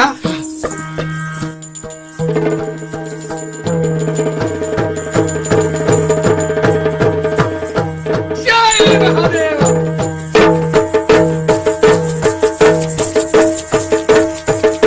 ನಿಲ್ಲಿಸ. ಯಾರೇನು? ಯಾರೇ ಗೊತ್ತು? ಅರೆ, ನಿನ್ನ ಅಪ್ಪ ಯಾರು? ಯಾರೇನು? ಹೌದು, ಅವನಿಗೇನು ಗೊತ್ತಿಲ್ಲ. ಪಾಪ ಅವನಿಗೇನು ಗೊತ್ತು? ನೀವು ಮಾಯದ ಮಾಯವ. ನೀನ್ ಏನೆಂದು ಸೃಷ್ಟಿ ಮಾಡಿದ್ದೆ? ಇವ ಯಾರಂತ ಸೃಷ್ಟಿ ಮಾಡಿ? ಸಮ್ರಾಟ್ ಸುಯೋಧನ. ಗದೆ ಎಲ್ಲ ಹೀಗಿಟ್ಕೊಳ್ತಾನವ. ಓಹೋ, ಎಲ್ಲ ಅಸ್ತವ್ಯಸ್ತ ಆಗಿದೆ ಮಹಾರಾಯ. ಚೆನ್ನಾಗಿ ಅವನನ್ನು ನೋಡ್ಲಿಲ್ವಲ್ಲ. ಸರಿ ಮಾಡು ಇವನನ್ನು ಮೊದಲು. ಜೈ ಮಹಾದೇವ. ಗದೆ ಗದೆ ಗದೆ. ಈಗ ಯಾರು ಕೇಳು? ಯಾರು ನೀನು? ಸುಯೋಧನ. ಎಲ್ಲಿಯವ? ಹಸ್ತಿನಾವತಿ. ಎಲ್ಲಿ ಹೊರಟಿದ್ದೀಯ? ಹೀಗೆ ಹೊರಟಿದ್ದೇನೆ. ಹೀಗೆ ಅಂದ್ರೆ ವನವಿಹಾರಕ್ಕ?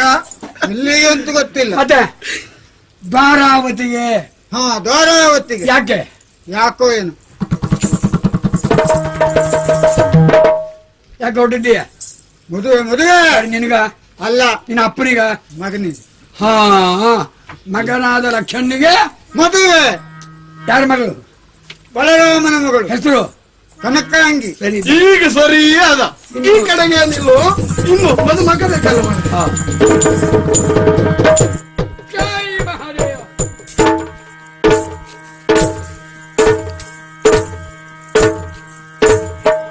ಇದು ಆಸಂತಾನು ಅಂತ 3 ಸುತ್ತು ಒಂದು ಗೊತ್ತ. ಹಾ, ಮಹಾನುಭಾವ. ತಾವ್ಯಾರು? ಹೌದು, ಮೇಲೂ ಗೊತ್ತಿಲ್ಲ, ಕೆಳಗೂ ಗೊತ್ತಿಲ್ಲ ನಮ್ಗೆ. ಜೈ ಮಹಾದೇವ. ಯಾರು ನೀನು? ಕೌರವೇಶ್ವರನ ಮಗ. ಹೆಸರು? ಲಕ್ಷಣ. ಎಲ್ಲಿ ಹೊರಟಿದ್ದೀಯ? ಮದುವೆಗೆ. ಯಾರಿಗೆ? ನನಗೆ. ಹೆಣ್ಣೆಲ್ಲಿದು? ಬಲರಾಮನ ಮಗಳು ಹೆಸರು ಕನಕಾಂಗಿ. ಯಾವಾಗ ಮದುವೆ? ಇವತ್ತೇ? ಹೌದಾ, ಅದು ಗೊತ್ತಾಗ್ಲಿಲ್ಲ ನನಗೆ. ಹಾ, ಇನ್ನು ಇನ್ನು ಇಲ್ಲ ಆ ಕಡೆ ಈ ಕಡೆ ಇವ ನಿನ್ನ ಅಪ್ಪ. ಇವ ಅಪ್ಪನ ಹಾ, ಇನ್ನು ಕನಸು ಹಾ. ಅಪೂರ್ವಪ್ಪ ಅಂತ ಕೆಲಸಗಾರರಿಗೆ ಗಬರಾಗಿರ್ಬೇಕು. ಹಾ, ಜೈ ಮಹಾದೇವ.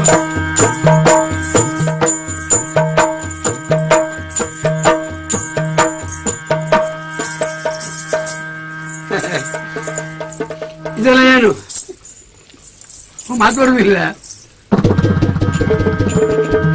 ಏನ್ ತುಂಬಿದೀಯಾ? ಜೈ ಮಹಾದೇವ. ಬುದ್ಧಿ.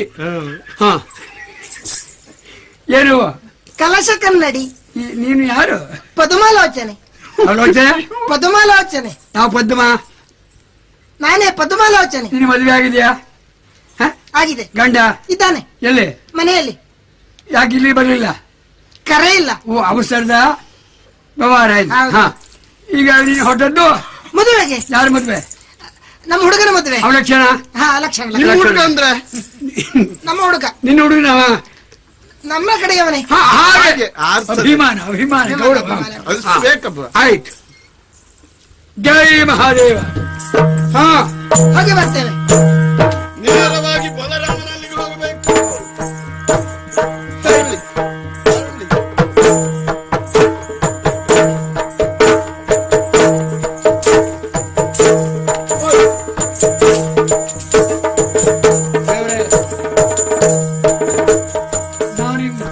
ಕೇವಲ ಮಾಯದಲ್ಲಿ ಇರುತ್ತೇನೆ. ಊಟ ಉಪಚಾರದಲ್ಲಿ ಅಲ್ಲಿಯೂ ನೀನು ಭಾಗವಹಿಸಬೇಕು. ವಿಚಾರ ನೋಡು. ಹೌದು. ಜೈ ಮಹಾದೇವ. ಹೋಗಿ ಬಾ, ಹೋಗಿ ಬಾ.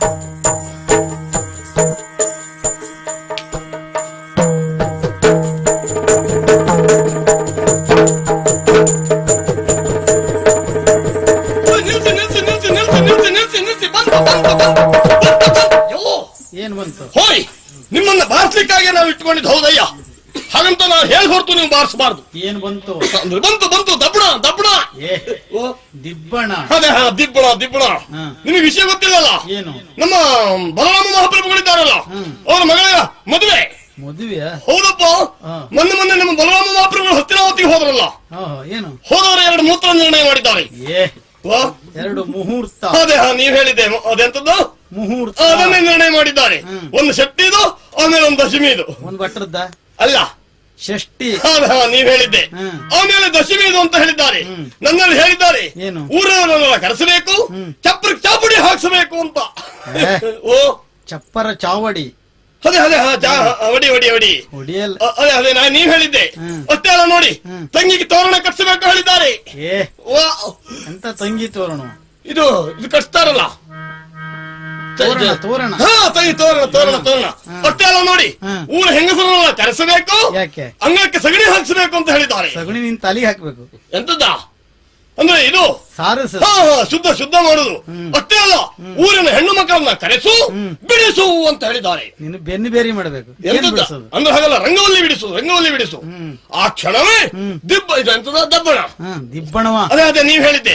ಅದು ಬಂದ ತಕ್ಷಣ ಬಂತು ಬಾರಿಸಬೇಡಿ ಮಾರಾಯ.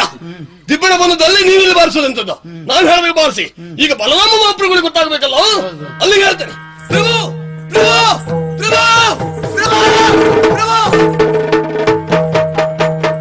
ಏನು ಬುಬ್ಬಿಯೋ? ಯಾದವಾಗ್ರಾಣಿಗೆ ಕೇಳು. ಯಾದವಾಗ್ರಾಣಿಗೆ ಕೇಳು. ಸಂತಸ ನಿದಯದಿಂದ ಏಳು. ಸಂತಸ ನಿದಯದಿಂದ ಏಳು. ಆದರಿಸಿದ ದಿಬ್ಬಣ ಮೈದಾನಿಲ್ಲಿಗೆ ಯಾದವಾಗ್ರಾಣಿಗೆ ಕೇಳು. ಹೊಡಿಯ ಹೇಳಿ ಸ್ಥಳ ಬಿಡಿ ಹೇಳಿ. ಬಾರಿಸಿ ಬಿಟ್ಟೇನು? ಯಾಕೆ ಸ್ಥಳ ಬಿಡುದು? ನೀವು ವಿಷಯ ಗೊತ್ತಾಗ್ಲಿಲ್ಲ? ಯಾವುದು ಒಗ್ಗರಣಿ? ಲಾಲಿಸಿ ಕೇಳು, ಯಾವುದೋ ಒಗ್ಗರಣಿ ಎಷ್ಟೊತ್ತಿಗೂ ಅದೇ ಆಲೋಚನೆ ಅಲ್ವೇನೋ? ಎಂತದ್ದು ಊಟದ್ದೇ ಯೋಚನೆ ನಿನಗೆ? ಯಾದವ ಅಗ್ರಣಿ ಅದು ನಿಮ್ಮನ್ನು ನಾವು ಹೇಳಿದ್ದು. ಎಂತದ್ದು ಅಂದ್ರೆ ಯಾದವ ಅಗ್ರಣಿ. ಕೇಳು ಹೇಳುದು ಮತ್ತಿರಲ್ಲ. ಕೇಳು ಆಮೇಲೆ ಹೇಳು. ಕೇಳೋರು ಯಾರು ಹೇಳೋರು ಯಾರ? ನೀವು ಕೇಳಬೇಕು, ಆಮೇಲೆ ಹೇಳ್ಬೇಕು. ಹೇಳ್ಬೇಕಾ? ಹೌದು ಹೌದು. ಯಾಕೆ? ಮತ್ತೇನಲ್ಲ, ತಾವು ಹೇಳಿದ್ದೀರಲ್ಲ, ಹೊರಬಾವಿಯಲ್ಲಿ ದಿಬ್ಬಣ ಬಂದ ತಕ್ಷಣವೇ ಬಾವಿಯೇ ಬಾಹೆಯಲ್ಲಿ ದಬ್ಬಣ ಇದೆ ಅಂತ ದಿಬ್ಬಣ ಬಂದ ತಕ್ಷಣವೇ ತಿಳಿಸಬೇಕು ಅಂತ ಹೇಳಿದ್ರಲ್ಲ ನೋಡಿಯಾ. ಹೌದು. ಬಂತು ಬಂತು ಬಂತು ದಿಬ್ಬಣ. ಹೌದು ಹೌದು. ಹಾಗಾಗಿ ಏನು ಎದುರುಗೊಳ್ಳುವ, ಹೇಳಿ ಬನ್ನಿ. ಹೇ, ಸತ್ಯವೇನೋ? ಸತ್ಯವೇ. ಮುಹೂರ್ತಕ್ಕೆ ಸರಿಯಾಗಿಯೇ ಬಂದಿದ್ದಾರೆ ಅಂತ ಆಯ್ತು. ಅದೇ ಹೌದು. ಹೇ, ವಾ, ಸಂತೋಷದ ವಿಚಾರ. ಹೌದು ಹೌದು ಹೌದು ನೋಡಿಯಾ. ಬಂದಂತ ದಿಬ್ಬಣವನ್ನು ಆಧರಿಸಲಿಕ್ಕೊಂಡ ಕ್ರಮ ಎನ್ನುವುದಿಲ್ವೇನೋ? ಅಂದ್ರೆ ಅವರು ಬಂದಂತ ಕ್ಷಣದಲ್ಲಿ ನಾವು ಹೊರಟು ಬಿಡುವುದಾ? ಎದುರುಗೊಳ್ಳುವಾಗ ಹೇಗೆ ಹೇಗೆ ಮಂಗಳಾಂಗಿನಿಯರು, ಸುಹಾಸಿನಿಯರು, ಪರಿವಾರದವರು, ಮನೆಯವರು ಎಲ್ಲ ಇರಬೇಕು. ಅಲ್ಲಿ ಬಹಳಷ್ಟು ಮಂದಿ ಬಂದಿದ್ದಾರೆ ಅಲ್ವಾ? ಪೂರ್ಣ ಬಿಟ್ಟಂತ ಭೀಷ್ಮಾಚಾರ್ಯರಿದ್ದಾರೆ. ಪೂರ್ಣ ಬಿಟ್ಟವು ನೀನು. ಅವರು ಬ್ರಹ್ಮಚಾರಿಗಳು ಅಂತ. ಅದೇ ಅದೇ ಅದೇ ಭೀಷ್ಮಾಚಾರ್ಯರು, ಆಮೇಲೆ ದ್ರೋಣಾಚಾರ್ಯಗಳಿದ್ದಾರೆ, ದ್ರೋಣಾಚಾರ್ಯ, ಆಮೇಲೆ ನೀವೆಲ್ಲ ಮಂಗಳಾಂಗಿಯರು ಇದ್ದಾರೆ. ಇದ್ದಾರಾ? ಹಾಗಿದ್ರೆ ನಾವು ಹೋಗುವಾಗ ಎಲ್ಲ ವ್ಯವಸ್ಥೆ ಬೇಕು. ಹೌದು. ಅದಕ್ಕೂ ಮುಖ್ಯವಾಗಿ ಈ ವಿಚಾರ ಒಬ್ಬರಲ್ಲಿ ತಿಳಿಸಲೇಬೇಕು. ಯಾರು ನೋಡಿಯಾ? ಯಾರಲ್ಲಿ? ಯಾರಲ್ಲಿ? ಅವ ಇದ್ದಾನಲ್ಲ. ಯಾರು? ಯಾರೋ ತಮ್ಮ ತಮ್ಮ ತಮ್ಮ ಕೃಷ್ಣರಾಯರು. ಎಲ್ಲಿದ್ದಾನೆ ಅವ? ಎಲ್ಲಿದ್ದಾನೆ? ಕೃಷ್ಣ ಬರ್ಲಿಕ್ಕೆ ಹೇಳವನು.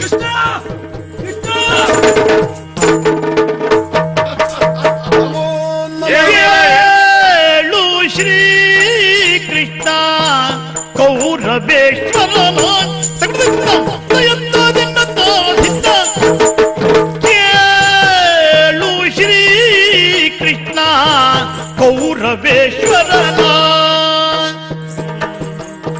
ಕೇಳು ಕೇಳು ಕೇಳು ಶ್ರೀ ಕೃಷ್ಣ ಕೌರವೇಶ್ವರನ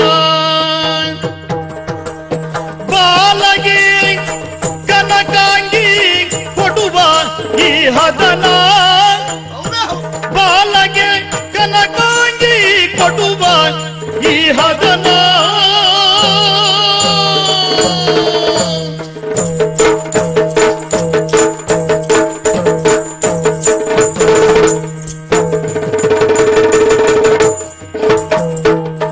ಕೇಳು ಶ್ರೀ ಕೃಷ್ಣ ಕೌರವೇಶ್ವರನ. ಅಣ್ಣಯ್ಯ, ಸಂತೋಷವೇ ಸಂತೋಷ. ನಿಮ್ಮ ಮುಖ ನೋಡಿದಾಗ್ಲೇ ಗೊತ್ತಾಗ್ತಾ ಇದೆ ಅದು. ಅದು ನಿನಗೂ ಗೊತ್ತಾಯ್ತಲ್ಲ. ಇವತ್ತು ಅವ್ರು ತಗೊಂಡಿದ್ದಾರೆ, ಯಾವುದನ್ನ? ಸಂತೋಷ ಸಂತೋಷ ಸಂತೋಷ ಬಂದದ್ದು. ಆದ್ರೆ ಒಂದು ನೋಡು, ನಾವೆಲ್ಲ ಸಂತೋಷ ಸಾಗರದಲ್ಲಿ ತೇಲಾಡ್ತಾ ಇದ್ದೇವೆ. ನೀನು ಮಾತ್ರ ಅದ್ಯಾವುದ್ರ ಗೋಚದಲ್ಲಿಯೂ ಇಲ್ಲ. ನಿಮಗೆ ಸಂತೋಷ ಆಗಿದೆ ಎನ್ನೋ ಕಾರಣಕ್ಕೆ ನನಗೂ ಸ್ವಲ್ಪ ಸಂತೋಷ ಆಯ್ತು. ಈಗ ಹೇಳಿದ್ಮೇಲ ವಿಷಯ ಏನು ಎನ್ನುವುದೇ ಅಲ್ಲದೆ ಹೋದ್ರೆ ಈ ದ್ವಾರಾವತಿಯಲ್ಲಿ ಏನು ನಡೀತಾ ಉಂಟು, ಏನು ಮಾಡಬೇಕು, ಏನು ಆಗಬೇಕಾದದುಂಟು, ಏನಾದ್ರೂ ಯೋಚಿಸಿದ್ದೀಯೇನ? ಏನು ಆಯ್ತು ಈಗ ಗೊತ್ತಿಲ್ಲ.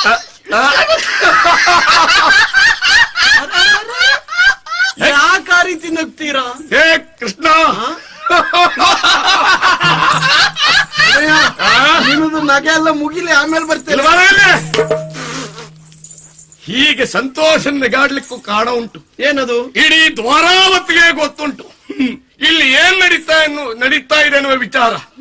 ನಿನಗೆ ಮಾತ್ರ ಗೊತ್ತಿಲ್ವೇನೋ? ನನಗೇನು ಗೊತ್ತೇ ಆಗ್ಲಿಲ್ವಲ್ಲ. ಬಹಳ ಬುದ್ಧಿವಂತ. ಗೊತ್ತಿಲ್ಲ ಎನ್ನುವುದು ಗೊತ್ತಿಲ್ಲ, ಬಹಳ ಬುದ್ಧಿವಂತ. ಬಿಡಿಸಾಳಿ ನೀವು ಹೇಳಿದವ ಅಲ್ವಾ? ಬಿಡಿಸಾಳಿ ಬಿಡಿಸಾಳಿ. ಕೇಳೋ ಶ್ರೀಕೃಷ್ಣ. ಹೇಳೋ ನನ್ನಣ್ಣ ಕೃಷ್ಣ, ಇಲ್ಲಿ ಬಾ ಇಲ್ಲಿ.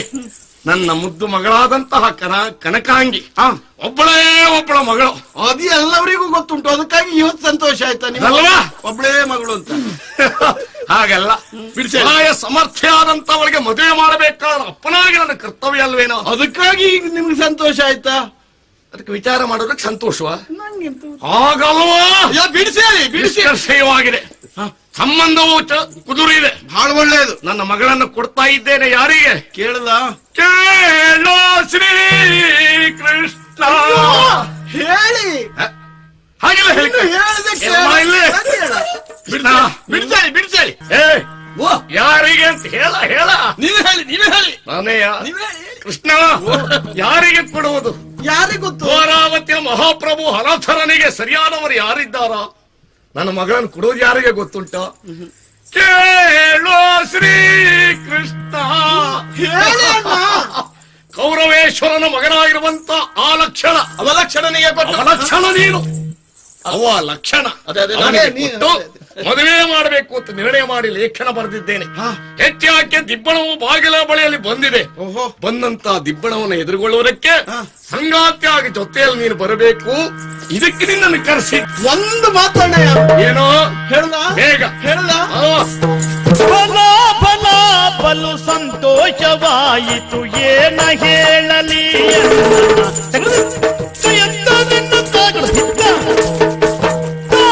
ತಯತ್ತ ಧೀಮ್ ತದ್ದಿನ ತಯತ್ತ ಧೀಮ್ ತಯತ್ತ ಧೀಮ್ ತದ್ದಿನ ತಯ ಧೀಮ್ ತೈತೈತದೀ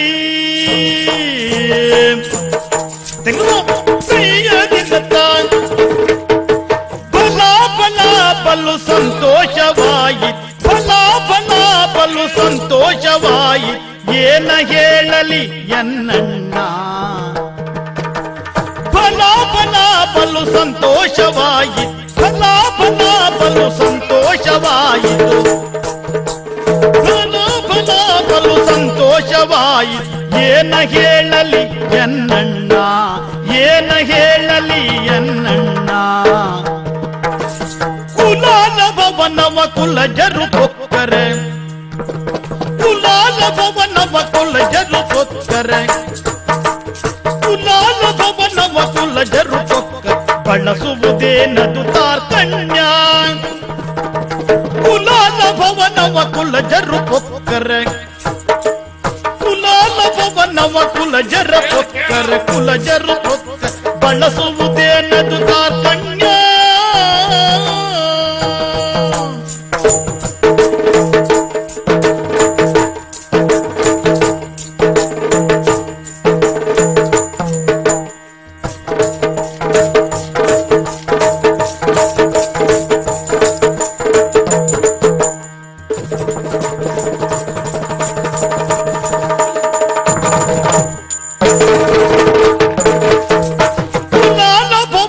ಕುಲಜರು ಕೊಕ್ಕರೆ ಬಳಸುವುದೇನದು ತಾರ್ಕಣ್ಯ ಬಳಸುವುದೇನದು ತಾರ್ಕಣ್ಯ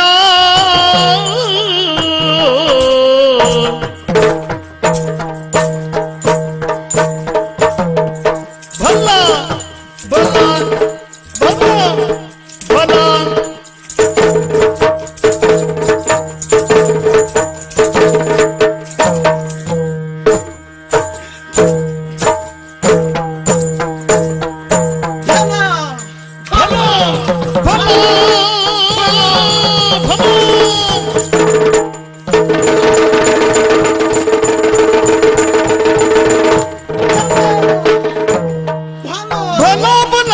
ಸಂತೋಷವಾಯಿತು ಏನ ಹೇಳಲಿ ಎನ್ನಣ್ಣ ಫಲ ಫಲ ಫಲ ಫಲ ಬಲು ಸಂತೋಷವಾಯಿತು.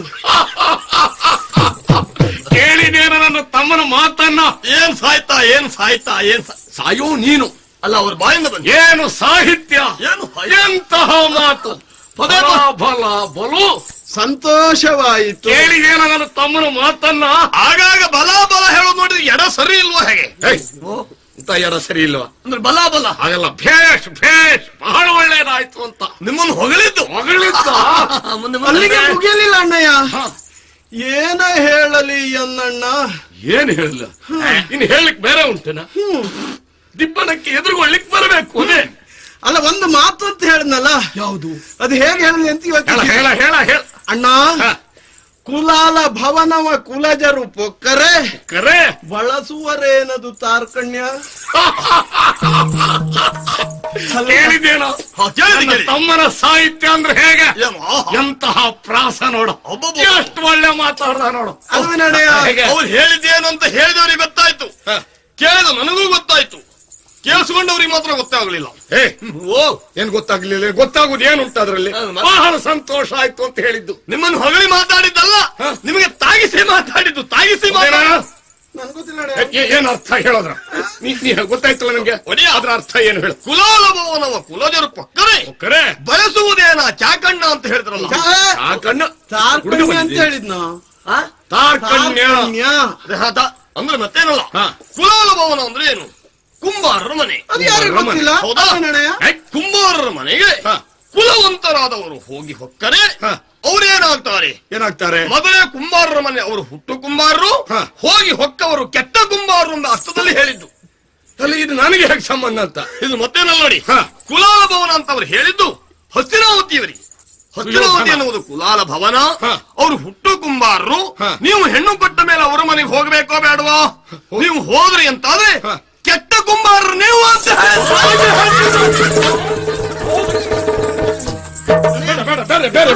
ಇನ್ನು ಈ ಮಾತಾಡಬೇಡಿ, ಇನ್ನು ಈ ಮಾತು ಹೇಳ್ಬೇಡಿ. ಇನ್ನು ನಾನು ಈ ಮಾತಾಡುವುದೇ ಇಲ್ಲ, ಒಳ್ಳೆ ಮಾತಾಡು. ಇನ್ನು ಈ ಒಳ್ಳೆ ಮಾತಾಡು. ಮಾತಿದ್ರೆ ಹೇಳು. ಬೇರೆ ಒಂದು ಮಾತು ಬೇಗ, ಏನಿದ್ರೆ? ಒಳ್ಳೆ ಮನಯಂಗಣದೊಳ್ಳು ಕಲ್ಪತರುಗಳಿರೆ ವನದೊಳ್ಳಗಣ್ಣ ಗಿಡ್ಡಗಣ್ಣ ಬಯಸಿ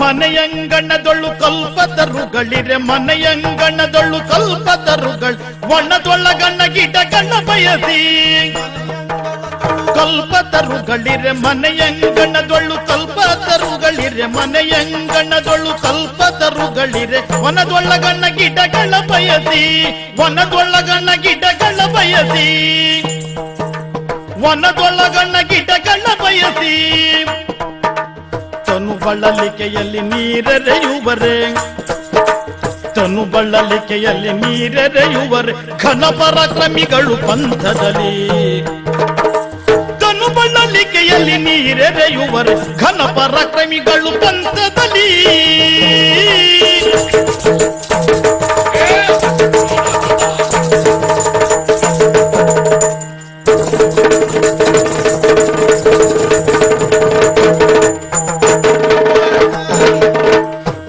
ಬಳಲಿಕೆಯಲ್ಲಿ ತೊಳವರೆ ಕಡೆಯಲ್ಲಿ ಘನ ಪರಾಕ್ರಮಿಗಳು ಪಂಥದಲ್ಲಿ ಘನ ಪರಾಕ್ರಮಿಗಳು ಪಂಥದಲ್ಲಿ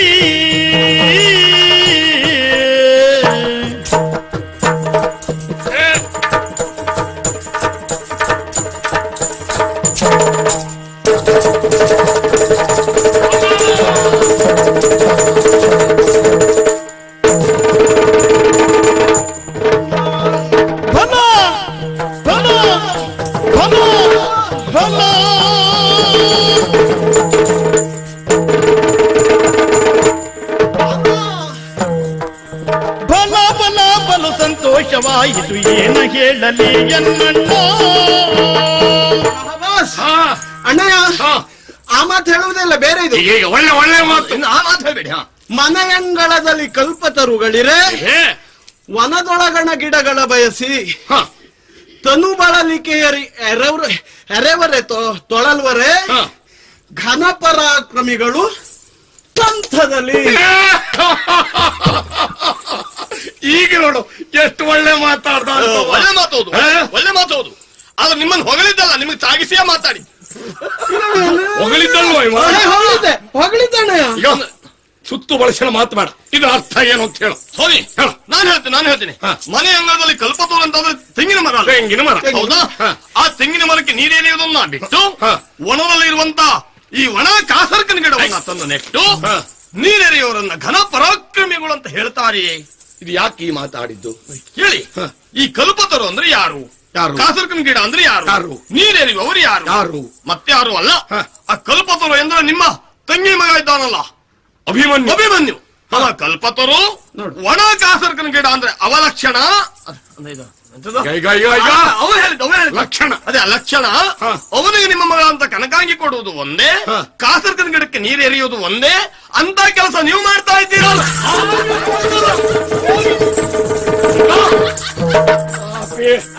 ಹಂಗೈತು ವರ್ಷ ಅವಲಕ್ಷಣ ಹೇಳಿಸ್ಕೊಂಡ ಹಾಗೆ.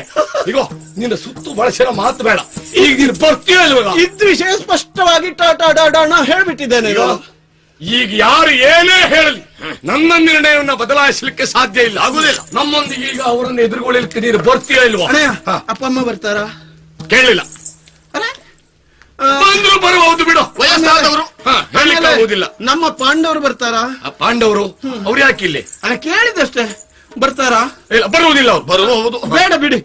ನಮ್ಮ ತಂಗಿ ಸುಭದ್ರ ಬರ್ತಾಳಾ? ಅವ್ರು ಯಾಕೆ ಪಾಂಡವರು ಬಂದ್ರಲ್ಲ ಸುಭದ್ರ ಬರುವುದು ಅವರೇ ಬರ್ತಾರಂತ ಹೇಳಕ್ ಸಾಧ್ಯ ಇಲ್ಲ. ಹೆಂಗಸರು ಸನ್ನೆ ಹೇಳಲಿಕ್ಕೆ ಆಗುದಿಲ್ಲ. ಹೆಂಗಸರ ಸುದ್ದಿ ಅವರಿಗೆ ಬಿಟ್ಟು. ಹೌದು. ಹಾಗಾದ್ರೆ ಅವ್ರು ಯಾರು ಬರದೆ ಹೋದ್ರ ಮದುವೆಗೆ ನಾನು ಬರುವುದಿಲ್ಲ. ಈಗ ಅವ್ರು ಯಾರು ಬರದೆ ಹೋದ್ರೆ ನಾನು ಬರುವುದಿಲ್ವಾ? ನೀನು ಬರುವುದಿಲ್ವಾ? ಕುರಿಯನ್ನು ಕೇಳಿ ಸಂಬಾರ ಅರಿಯುವುದುಂಟೇನಾ? ಮನೆ ಹೆಂಗಳದ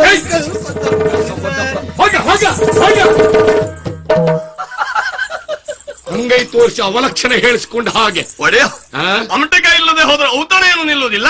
ಅಲ್ಲ ಜೀವ ಬರ ಮಾತ್ರಕ್ಕೇನು ನನ್ನ ಮಗಳ ಮದುವೆ ನಿಲ್ತದ್ಯಾ? ಅಗತ್ಯ ಇಲ್ಲ ಬಿಡು. ಹೌದು. ಆದ್ರೂ ಒಂದು ನಂಜಿನ ಮಾತಾಡಿ ಹೋದ್ನಲ್ಲ ಏನ್ ಮಾಡ್ಯಾ? ನಾಳೆ ದಿವಸ ಏನಾದ್ರೂ ಹೆಚ್ಚು ಕಡಿಮೆ ಆದ್ರೆ ನಾನು ಹೊಣೆಗಾರಲ್ಲ ಅಂತ ಹೇಳಿದ್ನಲ್ಲ. ಅಪ್ಪ ಅಮ್ಮನೆ ತಿಳಿಸಿದ್ದೀರೋ? ಆದ್ರೆ ಅವ್ನು ಸ್ವಲ್ಪ ಜಾಗ್ರತೆ ಬೇಕು. ಮತ್ತೆ ಆದ್ರೂ ಅವ್ನು ಹಿಡಿದು ಒಂದು ಮಾತು ಸತ್ಯ. ಏನು? ಹಿರಿಯರಿ ಮದುವೆಗೆ ಅಗತ್ಯ ಬರಲೇಬೇಕು. ಹೌದು. ನನ್ನ ಅಪ್ಪ ಅಮ್ಮ ಸ್ವಲ್ಪ ಕೇಳ ಬರ್ತಾರ ಕೇಳ. ನೀವೇ ಕರೆದ ನೀವೇ ಓ ಅಪ್ಪ ಅಮ್ಮ ಮಗನೇ ಬರಪಟ್ರ ನಾನೇ ಮಗಳ ಕನಕಾಂಗಿ ಮದುವೆ ಕೌರವನ ಮಗ ಲಕ್ಷಣಿಗೆ ಕೊಟ್ಟು ದಿಬ್ಬಣ ಬಂದಿದೆ. ಬನ್ನಿ ಬನ್ನಿ. ನಮ್ಮ ಮಗ ಕೃಷ್ಣ ಬಂದಣ. ನಾವು ಬರುವುದಿಲ್ಲ. ಕೃಷ್ಣ ಬರುವುದಿಲ್ಲ. ಹಾಗಾದ್ರೂ ನಾನು ಬರುವುದಿಲ್ಲ. ಹಾಳು ಬಿದ್ದು ಹೋಗಿ ಬಾಯಲ್ಲಿ ಹೊಲಿ ಬೇರೆ ಎಲ್ಲ ಮಾತಾಡು ಚಟ. ನಿಮ್ಮ ಅಮ್ಮನ ಕರೀರಿ. ನಿಮ್ಮ ಅಮ್ಮ ನಾನೇ ಮಗ. ನನ್ನ ಮಗಳು ಕನಕಾಂಗಿಯ ಮದುವೆ ದಿಬ್ಬಣ ಬಂದಿದೆ. ಕೌರವೇಶ್ವರನ ಮಗನಿಗೆ ಕೊಟ್ಟು ಮದುವೆ. ಈಗ ಎದುರುಗೊಳ್ಳಿಕ್ ಬರ್ತೀರಾ ಹೇಗೆ? ಕೃಷ್ಣ ಗೊತ್ತಿಲ್ಲ. ನೀನು ಬರುವುದಿಲ್ವಾ? ಕೃಷ್ಣ ಬರುವುದು ಅವರು ಬರುವುದಿಲ್ಲ ಅಂತೆ. ಎಲ್ರಿಗೂ ಒಂದೇ ಕಾಯಿಲೆ. ಅಲ್ಲ ನೀವು ಅದೇ ಯಾವಾಗಾದ್ರೂ ನನ್ನ ತಲೆ ಬಿಸಿ ಆದದ್ದು. ಯಾವುದು? ಯಾರ ಮಗ ಬೋಳ್ರಾಮನೇನೋ ಬೋಳ್ರ. ಅವ್ರು ಹೇಳಿದ್ರು ಅಂತ ನೀನು ಹಾಗೆ ಹೇಳುದು? ಅಲ್ಲ ಅವ್ರು ಬಾಯಲ್ಲಿ ಹೊಲ್ಲಿಲ್ವ ಅವರಿಗೆ? ಬೋಳ್ರಾಮ ಬಲರಾಮ ಬೋಳ್ರಾಮ ಆಯ್ತಾ? ಬಿಡಿ ಅವ್ರು ಬರಬೇಕು ಅಂತಿಲ್ಲ. ವಯಸ್ಸಾದವರು ಕಾಲಿ ಸಿಕ್ಕಿ ಸತ್ರ ನಾಳೆ ನಮಗೂ ತೊಂದ್ರೆ. ಆದ್ರೆ ಒಂದು ಹೌದೌದು ದಿಬ್ಬಣ ಅಂತ ಆಗ್ಬೇಕಿದ್ರೆ ಗಂಡಸರು ಒಂದೇ ಆಗ್ತದೆ. ಅಯ್ಯೋ ಹೆಣ್ಣು ಮಕ್ಕಳು ಬೇಕು. ಹೆಣ್ಣು ಮಕ್ಕಳು ಸುದ್ದಿ ಹೇಳಿದ ಅಕ್ಷರದಲ್ಲಿ ನೋಡಿವನ ಮಂಗಳಾಂಗಿ ನೆರಬೇಕು. ಉಂಟೆಲ್ಲ ರಾಣಿವಾಸ ಅಲ್ಲಿ ಕೃಷ್ಣನದು ಪರಿವಾರ. ಸ್ವಲ್ಪ ಕೇಳೋರ ಎಷ್ಟು ಜನ ಇದ್ದಾರೆ ಅಂತ ಹೇಗಾಗುದಿಲ್ಲ. ಸತ್ಯ ಮಾಮೆ ಹೋಯ್ ಹೋಯ್ ಕೃಷ್ಣನ ಹೆಣ್ಣುದಿರಲ್ಲ.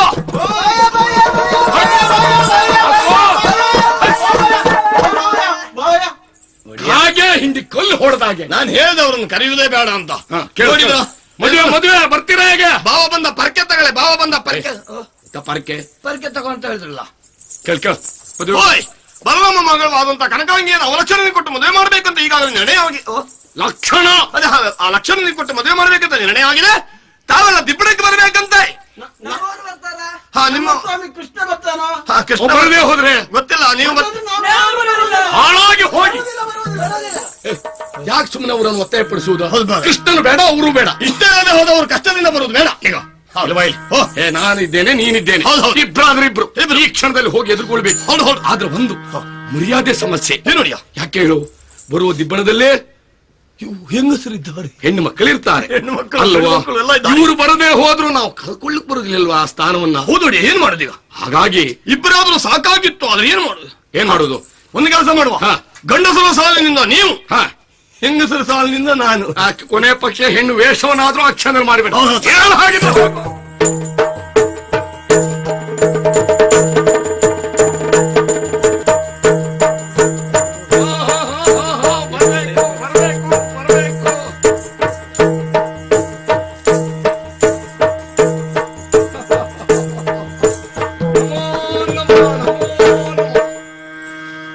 ಚಕ್ರೇಶ್ವರ ಸುಯೋಧನ ನಮ್ಮ ಭಾವಿ ಅಳಿಯ ಲಕ್ಷಣ ದಿಬ್ಬಣಿಗರು ಎಲ್ಲ ಕ್ಷೇಮ ತಾನೆ? ಮುಹೂರ್ತಕ್ಕೆ ಸರಿಯಾಗಿ ಆಗಮಿಸಿದ್ದೀರಿ. ಷಷ್ಠಿ ಹಾಗೂ ದಶಮಿ 2 ಮುಹೂರ್ತದಲ್ಲಿ ಷಷ್ಠಿಯ ಮುಹೂರ್ತಕ್ಕೆ ನೀವು ಸರಿಯಾಗಿ ಬಂದಿದ್ದೀರಲ್ಲ. ಬಂದವರಿಗೆಲ್ಲ ಮಾರ್ಗಾಯಾಸ ನಿವಾರಣೆಗೆ ವ್ಯವಸ್ಥೆ ಆಗಿದೆ. ಎಲ್ಲಿ ಹೋದ?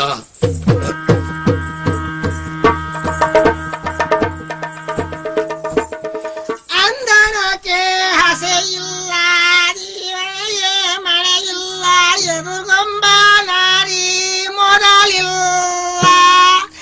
ಇದೆಂತ ಮದುವೆ ನಾ ಕಾಣೆ. ಅವ್ರು ಹೇಳಿದ್ ಕೇಳಿದ್ಯಾ? ಹೆಣ್ಣು ಮಕ್ಕಳಿಲ್ಲ, ಇದೆಂತ ಮದುವೆ ನಾ ಕಾಣೆ ಅಂತ ಹೇಳ್ತಾ ಇದ್ದಾಳೆ. ಹೌದು. ಈಗ ವಿಷಯ ಸತ್ಯ ಇಲ್ಲಿ ಯಾರು ಹೆಂಗಸರಿಲ್ಲ. ನಮ್ಮ ಮರ್ಯಾದೆ ಹೋಗ್ತಾ ಉಂಟು. ಏನ್ ಮಾಡೋಣ? ನಿಮ್ಮ ಮರ್ಯಾದೆ ಹೋಗ್ಲಿಕ್ಕೆ ನಾನು ಬಿಡ್ಬೇಕಲ್ಲ. ಅಂದ್ರೆ ನಾನೊಂದು ಹಾಡು ಹೇಳ್ಬಿಡ್ತೇನೆ. ಹಾಡು ಹೇಗೆ ಸೀರೆ ಉಟ್ಟಿದ್ಯಾ? ಹೇಳ. ಅಂದನಕ್ಕೆ ಚಾಪುಂಟು ಮುಂದೆ ದೀವಿಗೆ ಉಂಟು, ಈ ಇದಿರ್ಗಂಬನಾರಿಯದುರುಂಟು ಇದಿರ್ಗಂಬನಾರಿಯದುರುಂಟು ಬಿಯಗರೆ ಇದಿರ್ಗಂಬೆವು ನಿಮ್ಮ ಒಳಗ್ ಬನ್ನಿ. ಬನ್ನಿ ಬನ್ನಿ ಬನ್ನಿ. ಹಾವು ಬಂತು ಹಾವು ಬಂತು. ಎಲ್ಲಿ ಹಾವು? ಎಲ್ಲಿ ಹಾವು?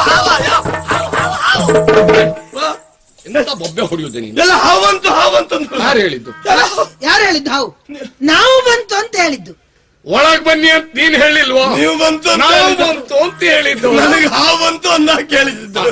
ಮುಹೂರ್ತ ಸರಿಯಾಗಿ ಬಂದಿದೆ. ಮಗನನ್ನ ಶೃಂಗಾರ ಮಾಡಿ ಇದು ಕಲಸ ಕನ್ನಡಿ ಅಂತ ತಗೊಳ್ಬೇಕಲ್ಲ. ಕರ್ಕೋ. ಯಾರು ಏನೇ ಆದ್ರೂ ಈ ಹೆಂಗಸರು ಇಲ್ಲದೆ ಹೋದಂತ ಈ ಸಂದರ್ಭದಲ್ಲಿ ನಾವೀಗ ಸದ್ಯ ತಗೊಳ್ತೇವೆ, ಆಮೇಲೆ ಹೆಂಗಸರಿಗೆ ಕೊಡಲ್ಪಡುವುದು. ಆಯ್ತು.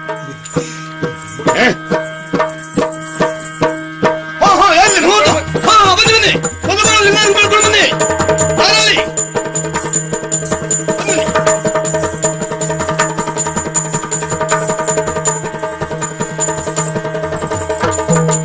ಕೈ ಆಫೀಸ್ ಕೊಟ್ಟಾಯ್ತಲ್ಲ, ಕೈ ಆಫೀಸ್ ಕೊಟ್ರ ಕೊಟ್ಟಾಯ್ತು ತಗೊಳ್ಳಿ. ಮದುವೆ ಆಯ್ತು. ಮದುವೆ ಏನೇ 3 ವರ್ಷ ಚೆನ್ನಾಗಿ ಬಾಳಿ. ವನ ದಂಪತಿಗಳು ಒಳ್ಳೆಯ ನವ ದಂಪತಿ ನವದಂಪತಿಗಳು. ಮದುವೆಯನ್ನು ಒಳ್ಳೆಯದಾಯ್ತು. ಊಟ ಉಪಚಾರ ವ್ಯವಸ್ಥೆ ಊಟದ್ದು. ಊಟ ಊಟ ಊಟ ಊಟ ಅಲ್ಲ, ಊಟ ಊಟ ಆಗ್ಬೇಕು ಊಟ ಆಗ್ಬೇಕು ಊಟ ಆಗ್ಬೇಕು ಊಟ ಆಗ್ಬೇಕು ಊಟ ಊಟ ಊಟ ಕೂತ್ಕೊಳ್ಳಿ. ಊಟ ಊಟ ಊಟ ಪಂಕ್ತಿಯಲ್ಲಿ ಕುಡಿಸುವುದು. ಕುಡಿಸ್ತೀಯಾ? ಎಲೆ ಕೊಡು, ಬಾಳೆ ತೊಳಸು. ಆದೀತು ತಗೊಳ್ಳಿ.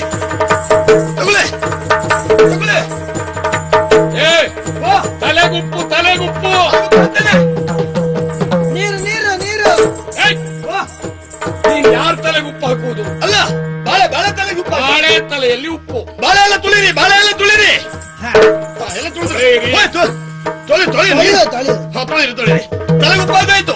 ಇನ್ನೊಂದು ಉಪ್ಪಿನಕಾಯಿ ಹಪ್ಪಳ. ಉಪ್ಪಿನಕಾಯಿ ಹಪ್ಪಳದ ಹೆಣಿಕೆಗಳ ಉಪ್ಪಿನಕಾಯಿ ಹಪ್ಪಳದ ಹೆಣಿಕೆಗಳ ತುಪ್ಪಗಳ ಕೊಡಗಳನ್ನು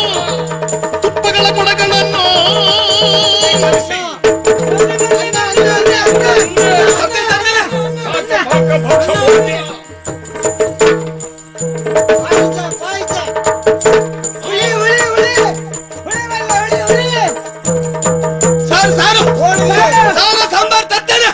ಗಡಿಬಿಡಿ ಮಾಡಬೇಡಿ. ಪಂಕ್ತಿ ಮಧ್ಯೆ ನೃತ್ಯ ನೋಡಿದ್ದು ನೋಡ್ತಾರೆ. ಗಡಿಬಿಡಿ.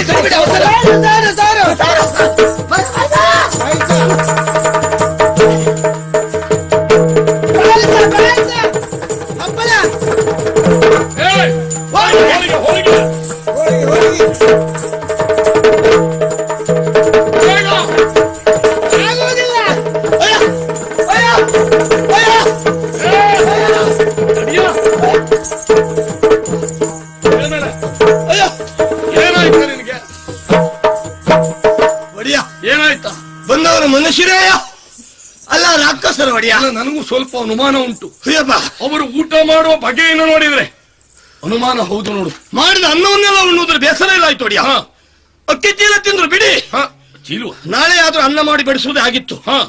ಹೋಗಿ ಅಡಿಗೆ ಭಟ್ಟರನ್ನ ತಿಂದು ಬಿಟ್ಟರಲ್ಲ. ಇವರೇನು ಮನುಷ್ಯರೇ? ಒಂದು ಕೆಲಸ ಮಾಡು. ಅಲ್ಲ ರಾಕ್ಷಸರೇ. ಇದ್ದದ್ರೊಳಗೆ ಹಸಿದ್ದ, ಹಳಸಿದ್ದ, ಬೇಯಿಸಿದ್ದ ಏನುಂಟೆ ಎಲ್ಲ ವ್ಯವಸ್ಥೆ ಮಾಡು. ಮಗಳ ಮದುವೆಯನ್ನು ಸಂಭ್ರಮದಿಂದ ಪೂರೈಸಿದ್ದಾಯ್ತು. ನನಗೊಂದು ಸ್ವಲ್ಪ ವಿಶ್ರಾಂತಿ ಬೇಕು. ನಿಮ್ಮ ಮಗಳ ಮದುವೆ ಅಂದ್ರೆ ಆದದ್ದು ಹೇಗೆ? ನೀ ಭೂತ, ನಾ ಭವಿಷ್ಯ. ನೀನು ಭೂತ ಅಲ್ಲ ಇದೆ ಅಂತ ಹೇಳ್ತಾರಲ್ಲ. ನ ಭೂತೋನೋ ಭವಿಷ್ಯತಿ. ಹಾಗೆ ಆದದ್ದು. ಹೌದು. 1 ತಿಂಗಳ ಕಾಲ ನಾನು ಎಬ್ಬಿಸಲಿಕ್ಕಿಲ್ಲ. ಆದಿತ್ತು. ಆ ಸಂತೋಷದಲ್ಲಿ ಹೋಗಿ ವಿಶ್ರಾಂತಿ ಪಡೆದು ಬಿಡ್ತೇನೆ. ಹೊಣೆಗಾರಿಕೆ ನಮ್ಮದು. ಆದಿತ್ತು.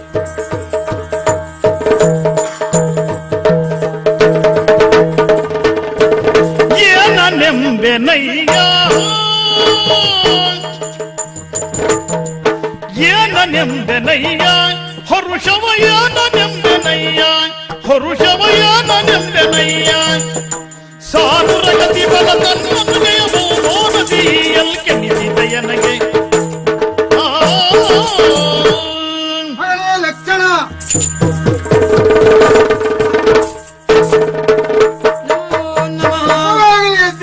ಅಪ್ಪ ಏನೇನೆಂಬೇನಯ್ಯ ಯಾವುದು? ಯಾಕೆ ಯಾರು ಸಹ ನೋಡಿದೆ ನಮ್ಮ ಈ ಹಸ್ತಿನಾವತಿಯಲ್ಲಿ ಎಲ್ಲೆಲ್ಲೂ ಸಂಭ್ರಮದಿಂದ ಕುಣಿಯುತ್ತಾ ಇದ್ದಾರೆ. ಯಾಕೆ ಮಗನೇ ನಿನ್ನ ಮದುವೆ? ಹೌದು, ದ್ವಾರಾವತಿ ಅರಸನಾಗಿರುವಂತಹ ಬಲಭದ್ರನ ಮಗಳು ಕನಕಾಂಗಿಯನ್ನ ನಿನಗೆ ಕೊಟ್ಟು ಮದುವೆ ಮಾಡುವುದು. ಹಾಗಾಗಿ ತಡೆ ಮಾಡುವುದಲ್ಲ, ದಿಪ್ಪಣಿಗಾಗಿ ಬರಬೇಕು ಅಂತ ಹೇಳಿದ್ದಾರಲ್ಲ.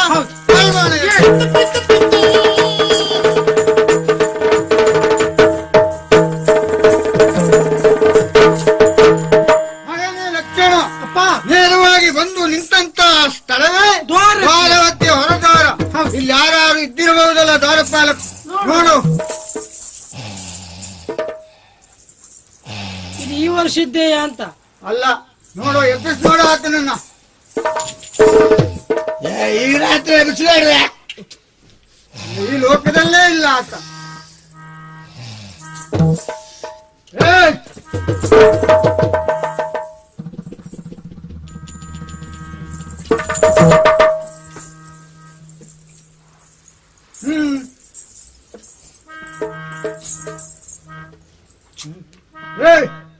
ಯಾರ ನೀನು ಇಲ್ಲಿ? ಕೌರವೇಶ್ವರ ಇದು ದಿಬ್ಬಣ ಸಮೇತನಾಗಿ ಹೊರದ್ವಾರದಲ್ಲಿ ಬಂದಿದ್ದಾನೆ. ಎದುರುಗೊಳ್ಳುವುದಕ್ಕಾಗಿ ಬರಬೇಕೆಂದು ನಿಮ್ಮ ದಾರಿಯಲ್ಲಿ ಹೇಳು.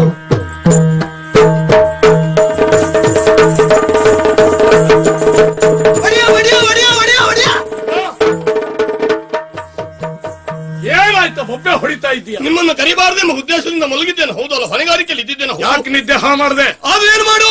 ಏನಾಯ್ತು? ಅಂತ ಒಂದು ಪ್ರಸಂಗ ಸೃಷ್ಟಿಯಾಗೋಯ್ತು ಒಡೆಯ. ಏನಾಯ್ತು? ಮತ್ತೇನಲ್ಲ, ನಿಮ್ಮಲ್ಲಿ ಒಂದು ಸಮಸ್ಯೆ ನಾನು ಕೇಳ್ಕೊಳ್ತಾ ಇದ್ದೇನೆ. ಸಂಶಯ? ಹೌದು. ಏನು? ಈ ಮತ್ತೇನಲ್ಲ, ಈ ಬ್ರಹ್ಮಾಂಡ ಪಿಂಡಾಂಡದಲ್ಲಿ ಈ ಸೃಷ್ಟಿ ಮಾಡಿದಾನಲ್ಲ ಬ್ರಹ್ಮ, ಈ ಬ್ರಹ್ಮಾಂಡ ಪಿಂಡಾಂಡದಲ್ಲಿ ಈ ಭೂಲೋಕ ಎನ್ನುವುದು ಎಷ್ಟುಂಟು ಒಡೆಯ? 10 ಹಲವಾರು ಇರ್ತದೆಯಾ? ನನಗೆ ಗೊತ್ತಿಲ್ಲ. ಬ್ರಹ್ಮಾಂಡ ಅಂದ್ರೆ ಒಂದು, ಇದ್ದದ್ದೇ ಒಂದು. ಅದೇ ಆ ಪಿಂಡಾಂಡ, ಆ ಪಿಂಡಾಂಡದಲ್ಲಿ ಭೂಲೋಕ ಎಲ್ಲ ಒಂದೇ. ಅದು ಒಂದೇ. ಭೂಲೋಕ ಅಂದ್ರೆ ಒಂದು ಅಂತ ನಾವು ನಿಂತಿರುವಂತ ಈ ಭೂಲೋಕದಲ್ಲಿ ಆ ಹಸ್ತಿನಾವತಿ ಎನ್ನುವುದು ಎಷ್ಟುಂಟು ಒಡೆಯ? ಭೂಲೋಕದಲ್ಲಿ ಹಸ್ತಿನಾವತಿ ಒಂದೇ. ಯಾಕೆ ಮಾತು? ಒಂದೇ. ಆ ಹಸ್ತಿನಾವತಿಯಲ್ಲಿ ಸುಯೋಧನ ಎನ್ನುವರು ಎಷ್ಟು ಜನರು ಇದ್ದಾರೆ ಒಡೆಯ? ಕೌರವರು 100 ಮಂದಿ ಇರಬಹುದು. ಸುಯೋಧನ ಎನಿಸಿಕೊಂಡವ ಒಬ್ಬನೇ. ಸುಳ್ಳು. ಅನುಮಾನ ಯಾಕ? ಸುಳ್ಳು. ಇಬ್ಬರಿದ್ದಾರೆ. ಎಲ್ ಕಂಡೆ? ಇವತ್ತು ದ್ವಾರದಲ್ಲಿ ಕಂಡೆ. ಹೌದಪ್ಪ, ದ್ವಾರದಲ್ಲಿ? ಹೌದಪ್ಪ, ಸುಯೋಧನ ನಾನು ಕಂಡಿದ್ದೇನೆ. ಯಾಕೆ ಬಂದಿದ್ದಾನಂತ? ನಾನು ಎಣ್ಣೆ ಹಾಕಿ ನೋಡಿದ್ದೇನೆ. ಯಾವುದಕ್ಕೆ? ಕಣ್ಣಿಗೆ. ಎಚ್ಚರಿಕೆಯಿಂದ. ಹೌದು. ಏನಂತೆ? ಮತ್ತೇನಲ್ಲ, ಇವತ್ತು ದಶಮಿಯ ಮುಹೂರ್ತ. ಹಾಗಾಗಿ ನಿಮ್ಮ ಒಡೆಗೆ ಹೇಳು. ಮಾತ್ರ ಅಲ್ಲ, ಕನಕಾಂಗಿಯನ್ನು ಕೊಟ್ಟು ಮದುವೆ ಮಾಡ್ಲಿಕ್ಕೆ ಹೇಳು ಅಂತ ಹೇಳ್ತಾರೆ. ಅಂದ್ರೆ ದಿಬ್ಬಣ ತೀರ್ಕೊಂಡು ಮದುವೆಗಾಗಿ? ಹೌದು. ಮೊನ್ನೆ ಸೃಷ್ಟಿ ಮುಹೂರ್ತಕ್ಕೆ ಮಾತ್ರ ಮದುವೆ ಮಾಡಿ ಕೊಟ್ಟಿದ್ದೇನಲ್ಲ. ಅದೇ ನನಗೆ ಹೇಳಿದ್ದು. 2 ಜನ ಆಗಿದ್ರೆ ಆ ಕೌರವ ಯಾರಿಗೂ ಇವನು ಸಮಸ್ಯೆ ಬಹಳ ದೊಡ್ಡದಾಯ್ತು ಇದು. ಏನು? ನನಗೊಂದು ಸಣ್ಣ ಅನುಮಾನ ಕಾಡ್ತಾ ಇದೆ. ಏನು? ಕೃಷ್ಣ ಆ ದಿವಸ ಹೋಗುವಾಗ ಏನ್ ಹೇಳಿ ಹೋಗಿದ್ದಾನೆ? ಹೆಚ್ಚು ಕಡಿಮೆ ಆದ ನನ್ನನ್ನು ಕೇಳಬೇಡ. ಅವನದೇ ಅನ್ನೋ ಕಾರಸ್ಥಾನ ಇರಲೇಬೇಕು. ಅವನೇನು ಸರಿ ಮದ್ದರಿಬೇಕು. ಹೌದು. ಎಲ್ಲಿ ಹೋಗ್ಬೇಕಾರೆ ಅವನನ್ನ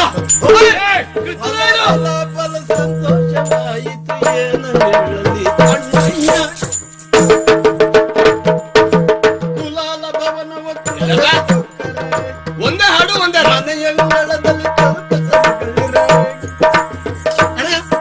ನಿನ್ನ ಸಂತೋಷ ಮನೆ ಬೆಂಕಿ ಬಿತ್ತು.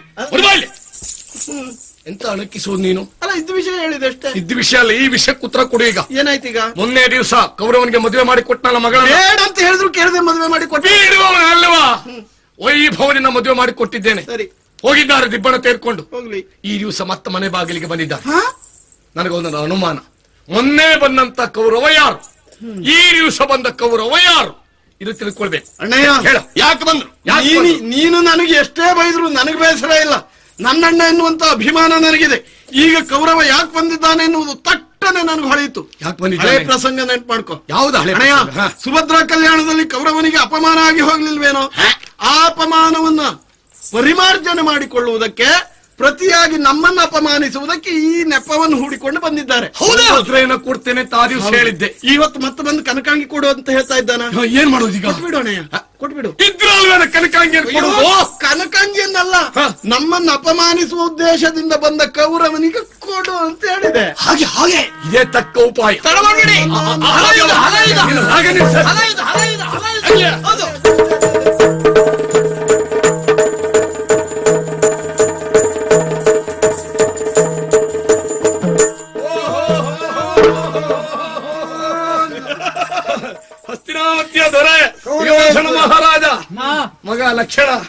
ಓ ದಿಬ್ಬಣಿಗರು ಹಾ. ಎಲ್ಲ ಕ್ಷೇಮವಾಗಿ ಬಂದಿದ್ದೀರ ಅಲ್ಲ ಮತ್ತೆ ಏನ್ ಬಂದ್ರಿ ಏನು ಅಲ್ಲ ನೀವೆಲ್ಲ ಇಲ್ಲಿ ನೀವೇ ಅಲ್ವ ಲೇಖನವನ್ನ ಕಳಿಸಿಕೊಟ್ಟದ್ದು? ನಾನು ಹೌದು. ಲೇಖನ ಅಲ್ಲಿ ಯಾಕಾಯ್ತು ಕಳಿಸಿದ್ದು ತನ್ನ ಮಗಳಾಗಿರುವಂತ ಕನಕಾಂಗಿಯನ್ನ ಓ ನಿಮ್ಮ ಮದುವೆ ಮದುವೆ. ಈಗ ನೀವು ಮದುವೆಗೆ ಬಂದವ್ರ ತಡ ಮಾಡಬೇಡಿ ತಡ ಮಾಡುವುದೇ ಕೊಡ್ಲೇಬೇಕು.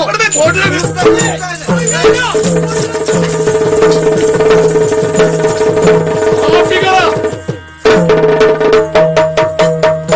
ಬಲ ಬಲ ಬಲು ಸಂತೋಷವಾಯಿತು ಏನು ಹೇಳಲಿ ಗೋಮರಾಯ, ಕುಲದಿರು ಪೊಕ್ಕನ್. ಅಣ್ಣಯ್ಯ, ಸತ್ಯವಾಗಿ ಹೇಳು, ನನಗೂ ಮುಖಕ್ಕೆ ಭಂಗ ಮಾಡಬೇಕು ಅಂತ ಎಷ್ಟು ದಿವಸದಿಂದ ಹರಕೆ ಹೊತ್ತಿದ್ದೇನೆ. ನಿರಣ್ಣಯ್ಯ, ಇಂಥದ್ದೊಂದು ಸಂದರ್ಭ ಸೃಷ್ಟಿ ಮಾಡಬೇಕು ಅಂತ ಯಾವ ದೇವರಿಗೆ ಹರಕೆ ಹೊತ್ತಿದ್ದೆ? ಆವತ್ತು ತಂಗಿ ಸುಭದ್ರ ಬಂದು ಕೇಳಿದ್ಲು ಅಭಿಮನ್ಯುವಿಗೆ ಕನಕಾಂಗಿಯನ್ನು ಕೊಡು ಎಂದು. ಒಪ್ಪಿದ್ಯಾ ನೀನು? ಕೊಡುವುದಿಲ್ಲ ಅಂತ ಹೇಳಿದೆ. ಅದಕ್ಕಾಗಿ ಇಷ್ಟೆಲ್ಲ ಆಯ್ತು. ಓ ಅಂದ್ರೆ ಅವಳ ಆಸೆಗೆ ಒತ್ತಾಸೆಯಾಗಿ ನಿಂತು ನೀನೇ ಮಾಡಿದ್ದು ಅಂತ ಹೇಳು. ಏನು ಯೋಚನೆ ಮಾಡಬೇಡ ಅಣ್ಣ. ಕೃಷ್ಣ, ಆ? ನನಗೊಂದು ಅನುಮಾನ ಈಗ. ಏನು? ಮಗಳನ್ನ ಕೌರವನಿಗೆ ಕೊಡಬೇಕು ಅಂತ ಮಾಡಿದ್ದೂ ಹೌದು, ಮದುವೆ ಮಾಡಿಕೊಟ್ಟದ್ದು ಹೌದು, ಈ ದಿವಸ ಬಂದ ಕೌರವರಿಗೆ ಪೆಟ್ಟು ಕೊಟ್ಟು ಕಳಿಸಿದ್ದು ಹೌದು. ಈ ಮಗಳನ್ನ ನಾನು ಕೊಟ್ಟಿದ್ದು ಯಾರಿಗಾಯ್ತು ಅಂತಲೇ ಅನುಮಾನ ಈಗ.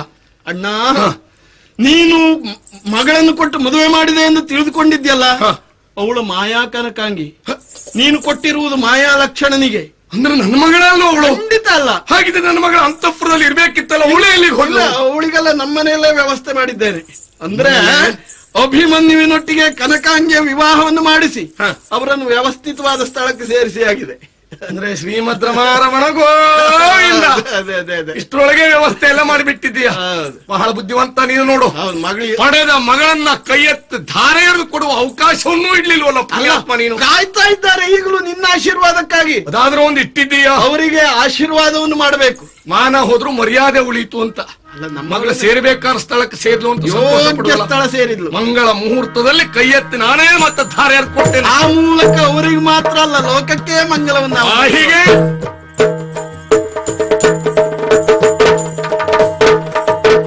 ಕಾಮಿನಿ ರನ್ನೆಗೆ ಸೋಮ ಸುಂದರಗೆ ಕಾಮಾರಿಗೆ ಸುರ ಸೋಮ ಬಂದಿತೆಗೆ ಕಾಮಿನಿಯರು ಸುಪ್ರೇಮದಿ ಪಾಡು ಹೇಮಾದಾರತಿಯ ಬೆಳಗಿದರು